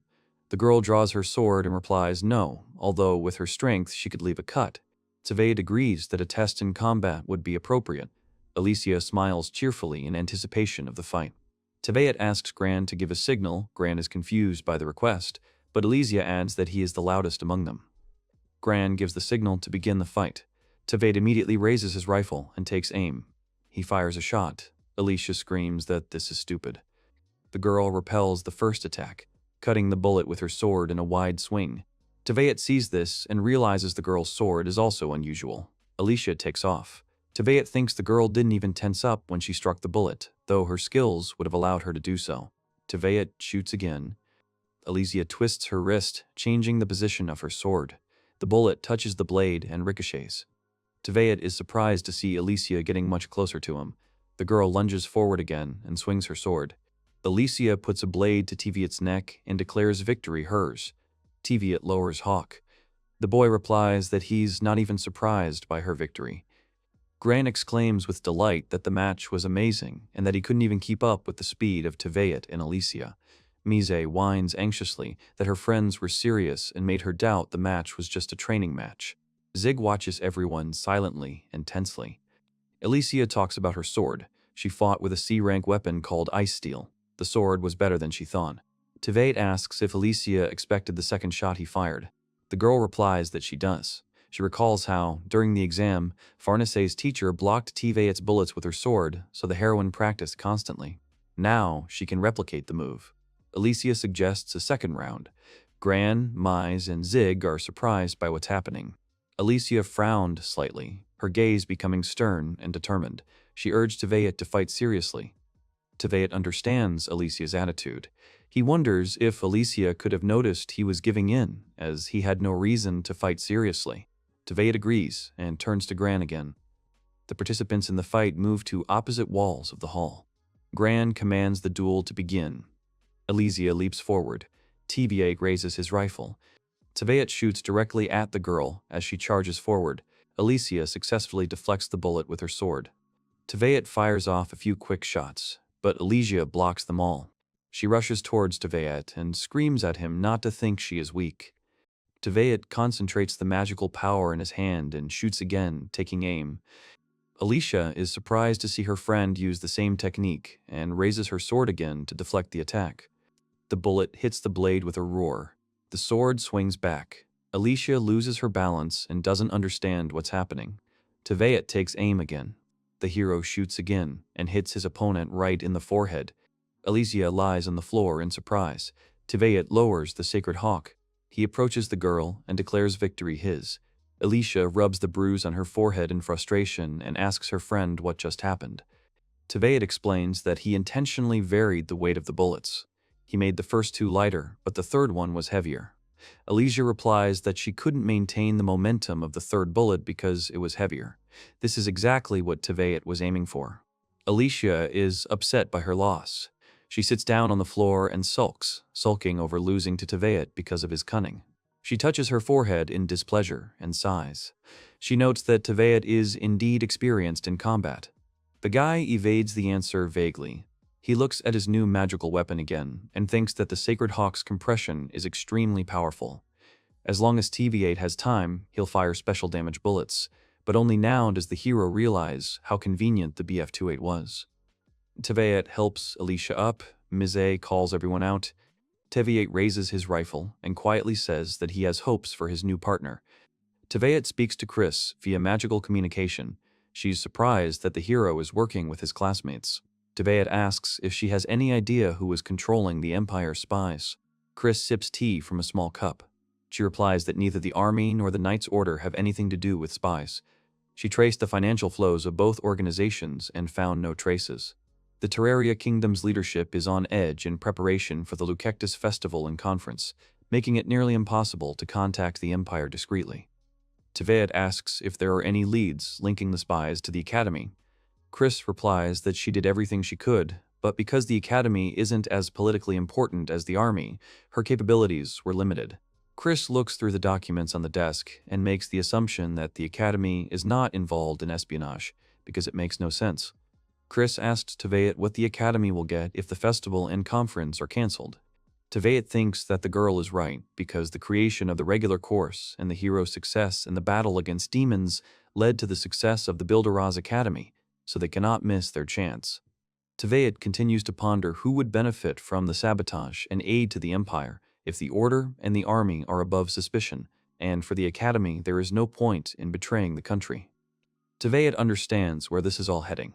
Chris agrees, noting that it was easy to arrive at the correct answer through process of elimination, and that the situation is quite ironic. Chris says with annoyance that the conflict seems large-scale, although it all started over a trifle. Gran calls Teveat. The hero promises Chris to contact her when they're finished.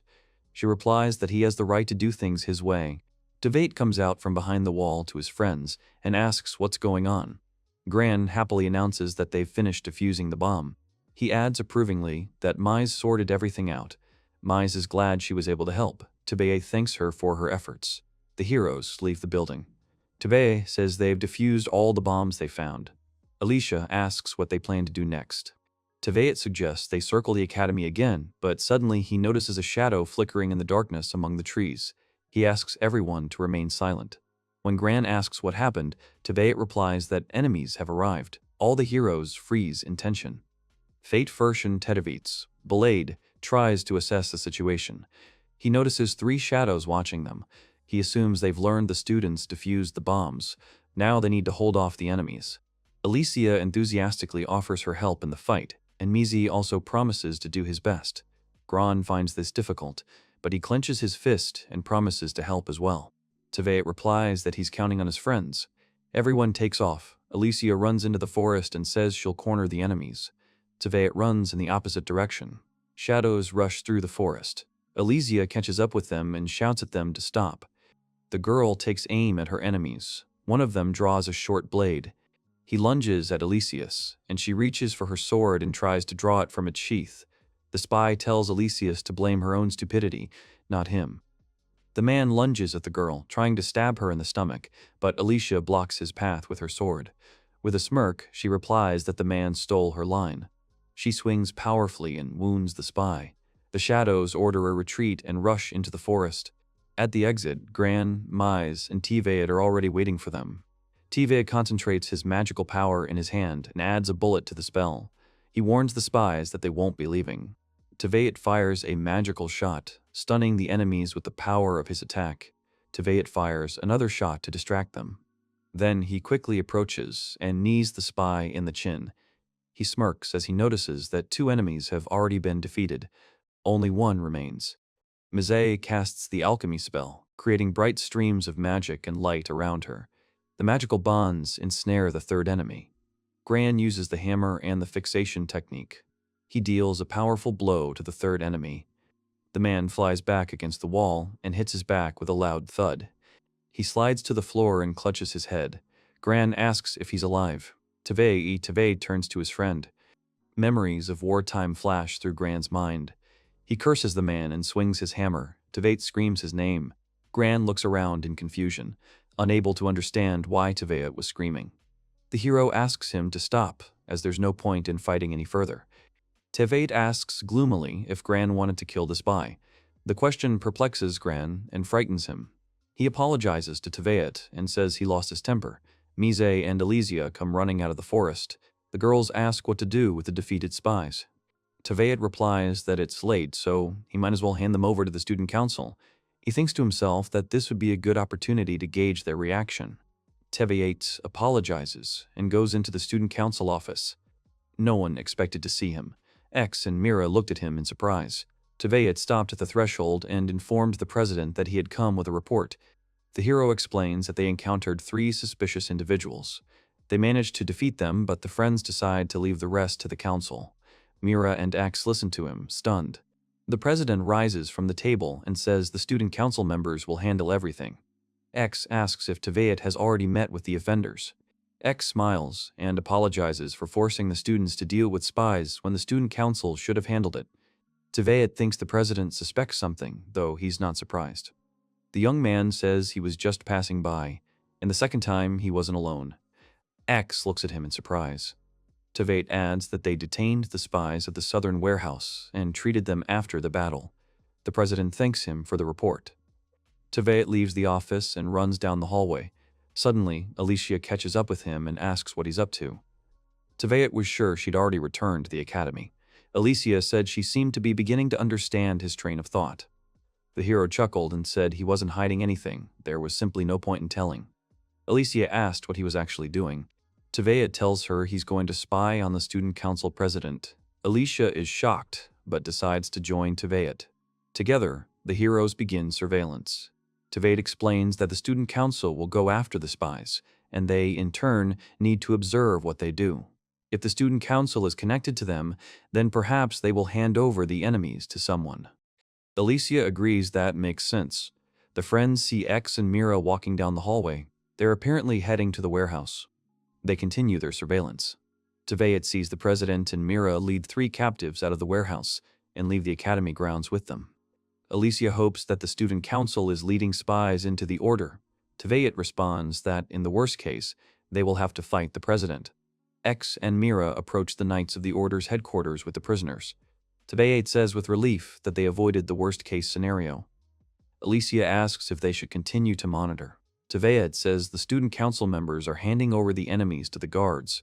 He asks his friend to use rage to hear what the president is saying to the guards. Alicia casts a spell. Tveit learns the president is discussing prisoner transfers and security, nothing suspicious. Suddenly, someone addresses Tveit and Alicia. A man and a woman in armor approach them. They are knights. They ask if Tveit and Alicia are students at Bilderaz's academy. Tveit can't tell if they're under suspicion. The man wants to ask them a question. Suddenly, he recognizes Alicia. His face changes from gloomy to joyful. Alicia is surprised. She looks at the knight and realizes it's Schlen, a familiar figure. Schlen laughs and says they haven't seen each other in a while. Tveit asks how they know each other. Alicia explains that Schlen knew her father. They met a couple of times when she was little. The knight introduces himself as Schlen Dant, senior commander of the Knights of the Order of True Light. He also asks his companion to introduce herself. The female knight identifies herself as Talia Pundiente, a junior knight of the Royal Guard, which surprises Taviate and Elysia. Elysia asks why the Knights of the Order and the Royal Guard work together. Schlen replies that they are monitoring security in the capital. Finally, Schlen asks the question he's been meaning to ask all along about the Academy's security. Elysia frowns.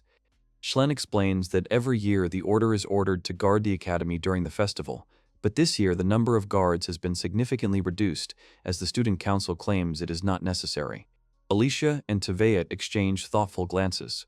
Schlen adds that he decided to ask the students because he's uneasy about the situation. Teveat sees the knight's genuine concern and decides to tell him the truth. Teveat says he's worried himself. He says there have been several instances of suspicious individuals appearing nearby at the academy. Schlen thanks the children for the information. Schlen concludes that he needs to propose increasing security within the order. Returning to his joking tone, he asks Teveat and Elysia what they're doing near the order. Versus Teveat, without batting an eye, lies that they're just taking a walk to relax after training. Schlen laughs. The knight promises to drop by the festival if he has time and cheer for Elysia. The girl shyly thanks him. Teveat asks if Schlen is interested in hearing about Elysia's progress. The girl blushes rapidly. Schlen, with a gentle expression, confirms that it's interesting since Elysia is the sole heir to the former commander of the sword, Gallius. He adds regretfully that, due to the Great War, the former commander was unable to train the next generation of knights, and none of them inherited his skill. However, hope is not yet lost. The knight sees this hope in Elysia, as she was the only one who witnessed the commander's techniques. Schlen hopes that with practice she will achieve mastery. Elysia's head snaps up in amazement. The man says they've all been eagerly awaiting this day. Elysia grips the hilt of her sword with a firm hand and promises she won't let him down. Schlen suggests that his man escort the academy students, as it's getting late. Elysia tries to refuse, but Schlen is distracted by a text message. Teveat stares at her friend, making her nervous. Teveat says he, too, is looking forward to the day when Elysia becomes a master. The girl blushes again. Suddenly, they hear the screams of knights. Teveat wants to find out what's going on. Schlen shouts that Elysia needs to leave with Teveat. When the heroine asks what happened, the knight replies that the capital is under attack. Schlen informs Teveat and Elysia about the attack. Elysia clarifies whether she understood correctly that the attack was carried out on the order of knights. Schlen's face instantly tightens. He confirms the information and adds that they're heading to the site of the attack. He tells Teveat and Elysia to run to the dorm. Talia looks sternly at the children. Elysia immediately expresses a desire to go with the knights. Schlen tries to object to her, but the girl immediately interrupts him, saying that she is confident in her abilities. Elysia looks directly and decisively at Schlen and asks if this is why he wanted to take her into the order. Schlen stops short and looks at the girl in surprise. Teveat also turns her gaze to her friend. The knight closes his eyes in resignation. Schlen commands the students to follow him. Talia nervously asks if he really means to do so. Schlen tells Talia that Elysia is the heir to the Order's commander's sword, and is also an experienced swordswoman, and Teveat doesn't seem weak to the knight. The man recalls that it was Teveat who defeated Commander Lauren during the training exercises. Schlen asks if he can rely on Teveat. Teveat readies his rifle, clutches his belt, and replies that he won't be a burden. The knight commands the departure. The heroes use the Fury technique. Schlen rushes in the vanguard, followed by Thalia and Elysia, with Teveat bringing up the rear of the small detachment. Ordinary townspeople rush towards them, shouting. Teveat realizes the battle is still ongoing.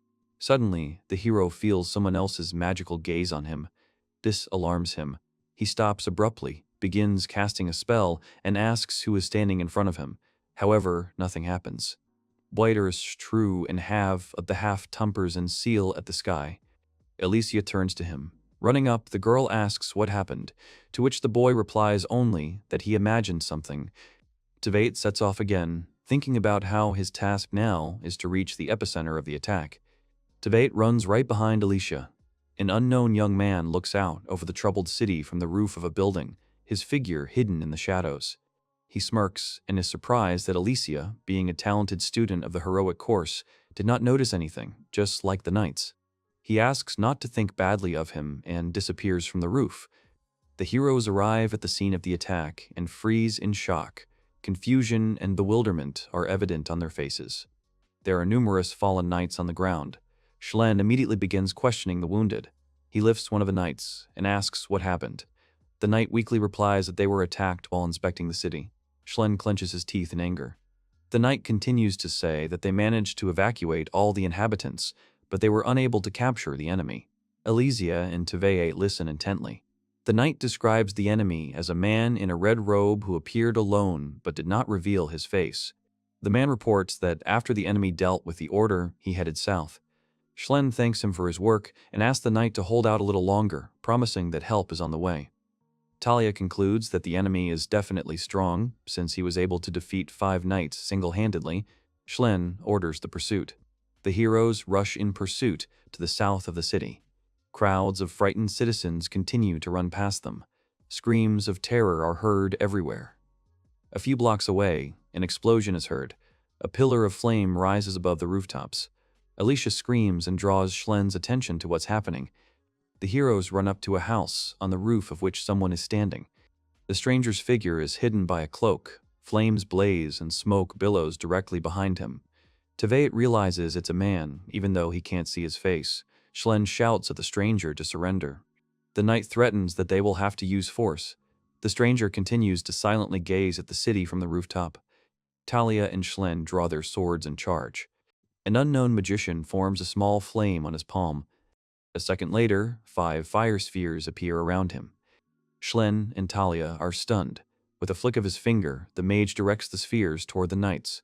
The fireballs explode. Spells are flying at the heroes. Talia can't believe a single mage is capable of such a powerful spell. One of the spheres wounds Talia, leaving her coughing in the smoke.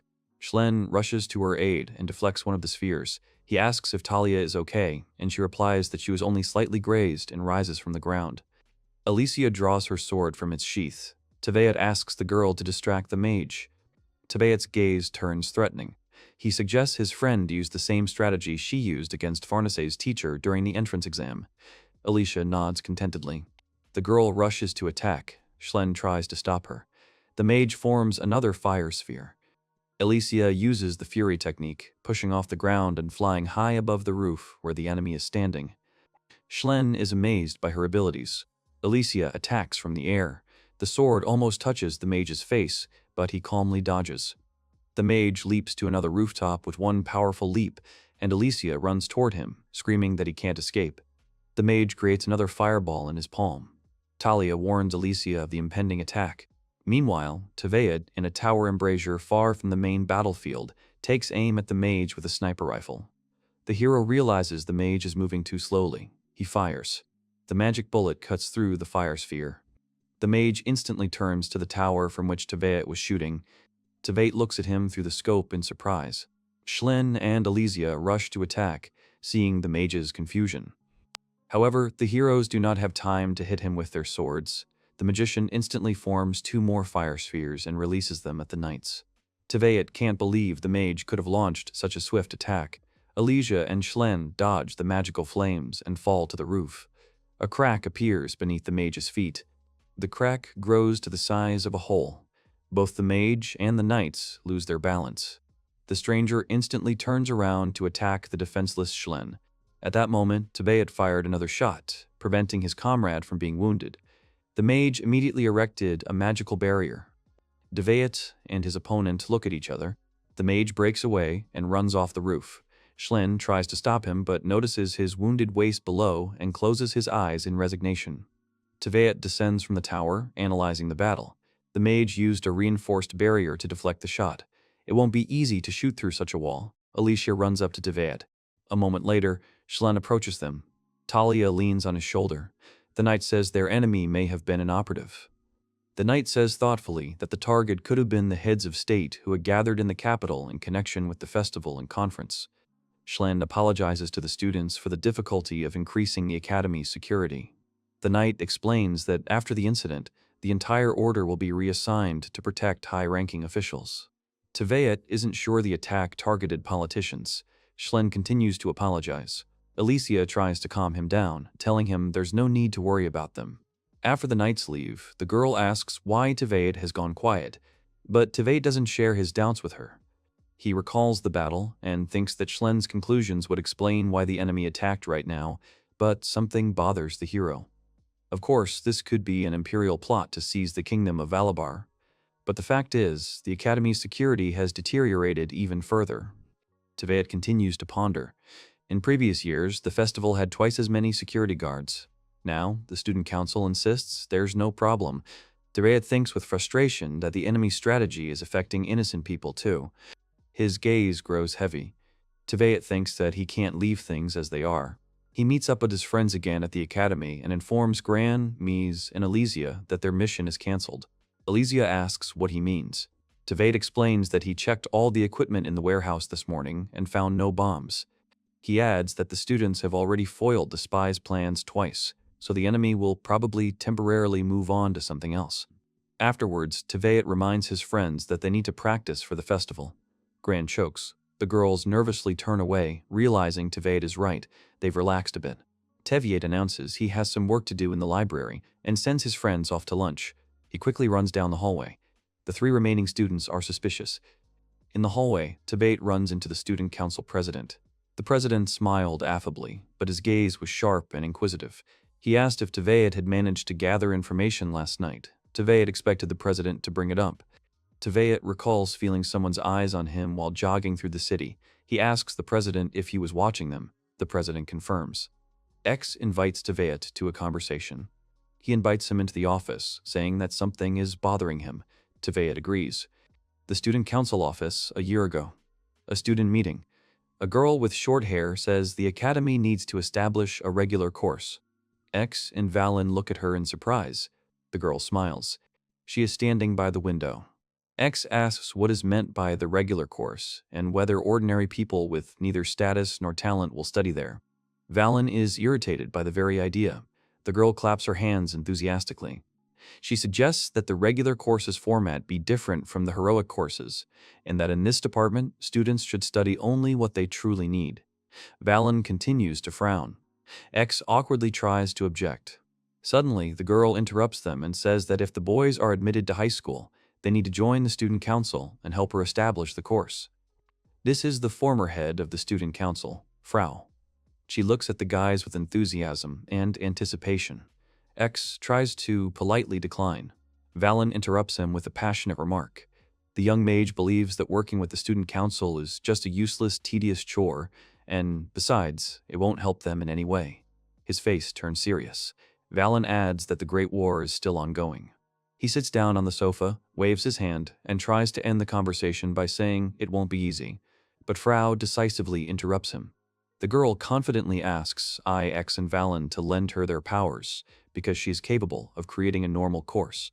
Its main goal is to ensure that people live peacefully after the war. Wallen is amazed by her words. X looks at his friend, but he remains silent. A smile appears on X's face. The flashback ends. Teveid and X enter the student council office.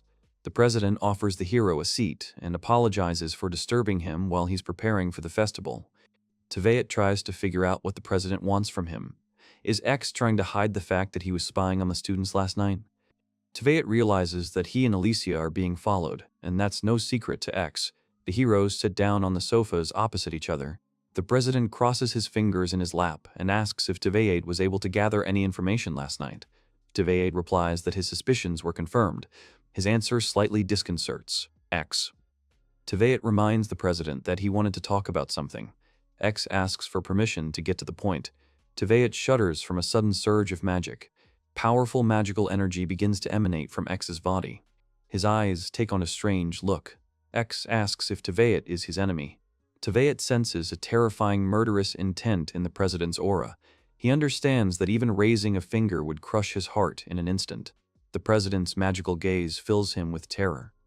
Teveid calmly thinks that he did not train to fall here and calmly raises his head to meet this gaze. The president looks stunned. Teveid answers the president's question. He explains that if X's actions go against his principles, they could become enemies. X calms the magical aura around himself and agrees with Teveid's arguments. The spell dissipates. The president apologizes for his threats, but is surprised that fear hasn't overtaken Teveat.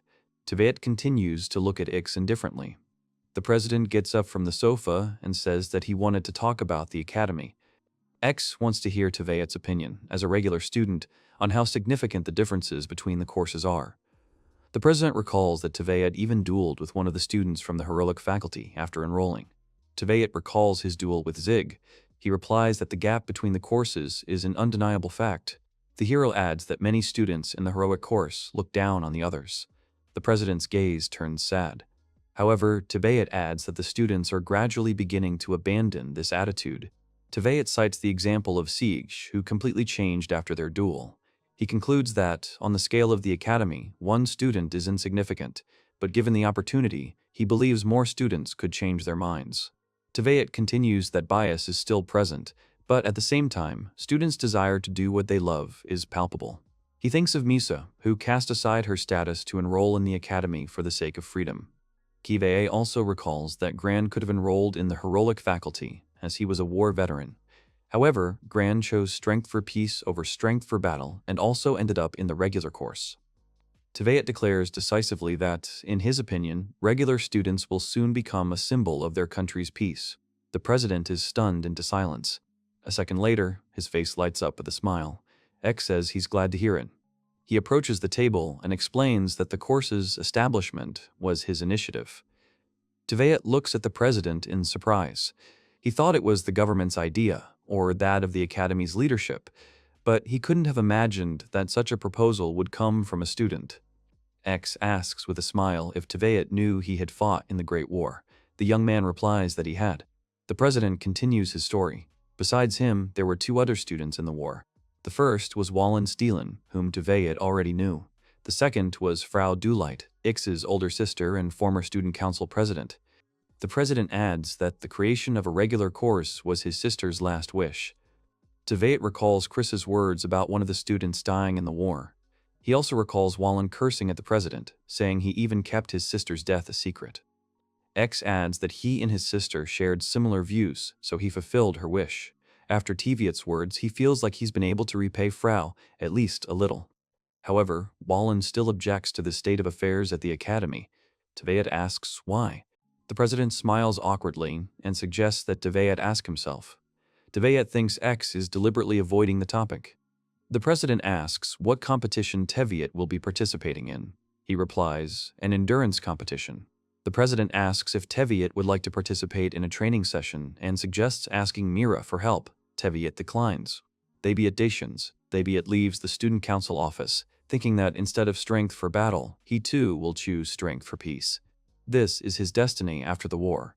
Chris is studying documents in his office. Teveat summons her through a magical bond. He says that this night he will put an end to everything.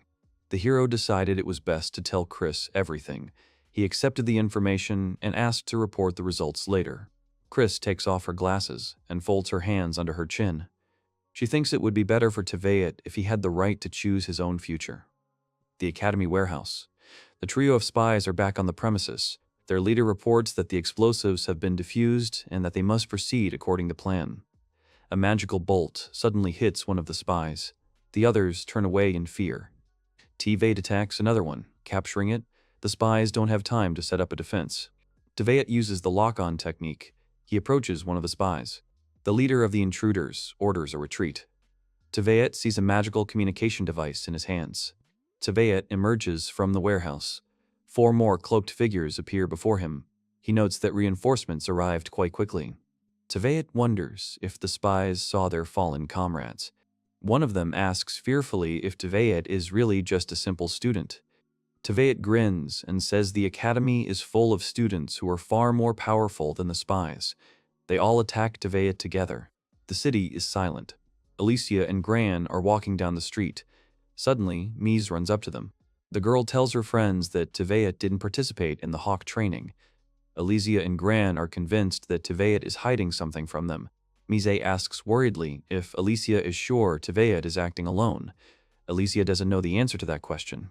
She asks her friends if they know about the attack on the knights last night. The girl admits that they were with Teveat and helped the knights.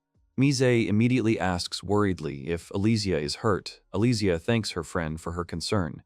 She recalls that Tveit noticed something about the attacker that night. Mise suggests that the spies who planted the bombs and the mage who attacked the knights are connected. All three of them consider this. Gran complains that Tveit is used to keeping things to himself. Elysia agrees, but this angers her greatly. She grabs Gran by the collar and starts shaking him, saying that even though they promised to help Tveit, he still remains silent. Mise tries to stop them. When Elysia suddenly turns to Misa and asks if Tveit could have done such a thing, the girl suddenly agrees. Mise's eyes also light up with displeasure. Gran tries to calm her friends.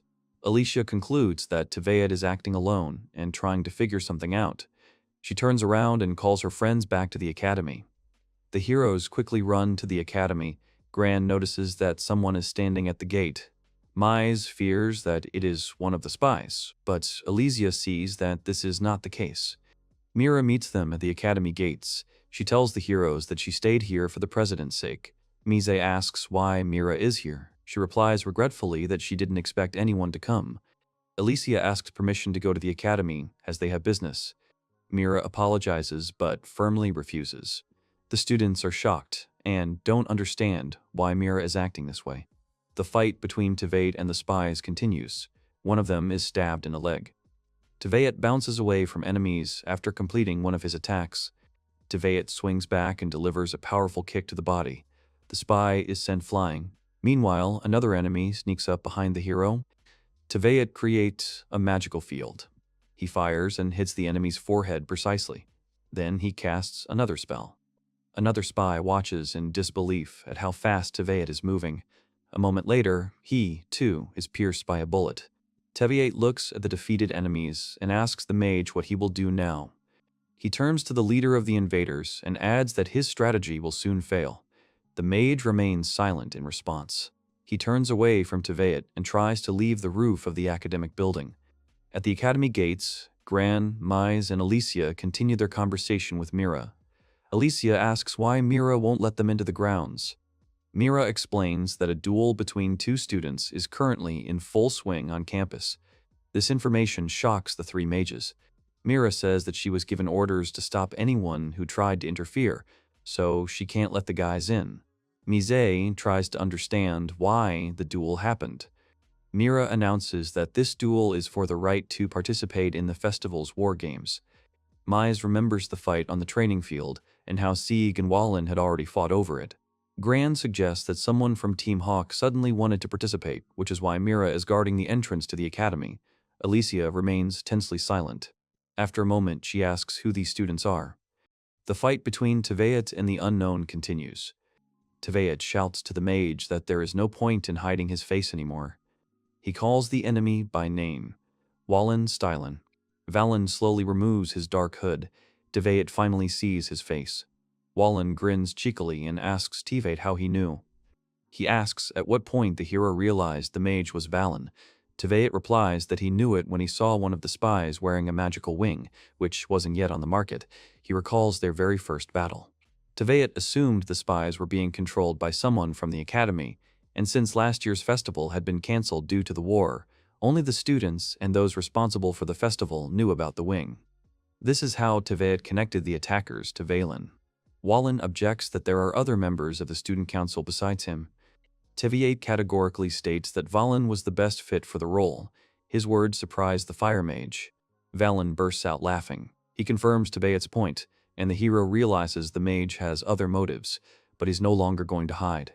When Tveit first met Valen, he killed the first met Valen. He killed the first spy himself, even though they were allies. Tveit asks if Valen ultimately allowed him to escape. Valen replies that he did. Tveit understands that, on that occasion, Wallen not only forgot to report the incident to the student council, but he deliberately kept silent about it. Tveit wonders if Valen was only feigning nonchalance, but in reality, he knew everything from the very beginning. The hero asks what the mage's goal is. Wallen indifferently refuses to tell. Tveit asks if this is related to the death of the previous student council president in the Great War. His words shock Valen. The mage angrily clicks his tongue and curses. His gesture attracts Tveit's attention. Valen says he's not in the mood for dialogue and extends his hand toward the hero. He adds that Teveet is annoying him and sticking his nose in where it doesn't belong. A magical flame ignites in Valen's palm. The flame grows into a giant magical fireball. Valen screams that he'll make it so Teveet won't even be able to walk again. A fiery sphere hurtles straight toward Teveet. He stares at it, his eyes wide. Mira and Teveet's friends continue their conversation at the gate. They discover that the duel is taking place between Teveet and Valen. Mi says she didn't think TV8 would want to participate in the war games. Gran agrees since TV8 never told him anything. Alicia asks Mira if it's really just a duel. Mira replies that it is. However, Valen's fighting style is very dangerous to those around him. That's why the president ordered her not to allow anyone onto the academy grounds. Alicia looks at her with distrust. Gran also doubts it, but is forced to admit that the girl is most likely not lying. Mize agrees with him. Alicia continues to ponder. She asks why the president decided to isolate Teveet and Wallen. Suddenly, she recalls her friend's words about someone from their country, including a student council member, possibly being behind the sabotage. Alicia turns to her friends and asks if she remembers Teveet's words correctly. If this is true, then everything fits together as the heroine thinks.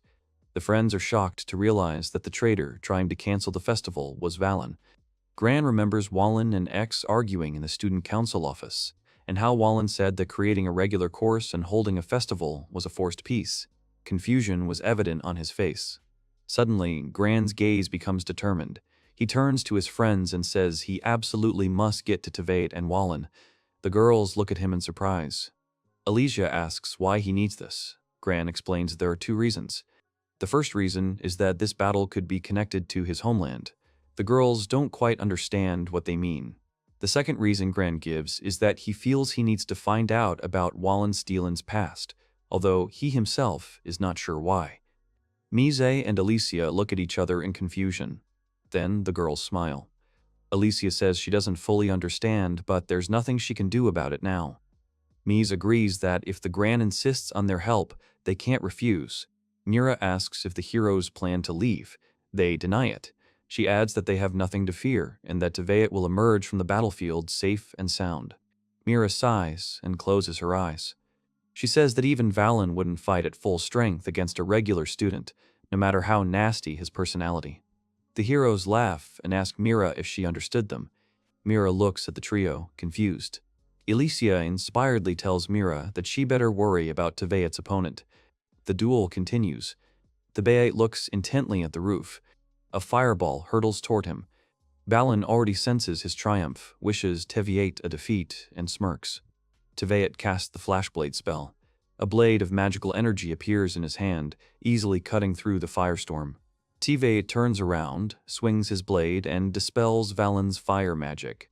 Flashes, remnants of flame, and tall columns of smoke surround the hero. Valen continues to watch him from the roof. He notes with surprise that Teveet has dispelled his flame. The flames gradually fade. Teveet asks Valen for forgiveness. Wallen looks at his opponent in shock. Teveet says that even though Wallen wanted to finish it quickly, he won't be able to. Teveet reforms the magical blade in his hand and declares himself stronger than Wallen.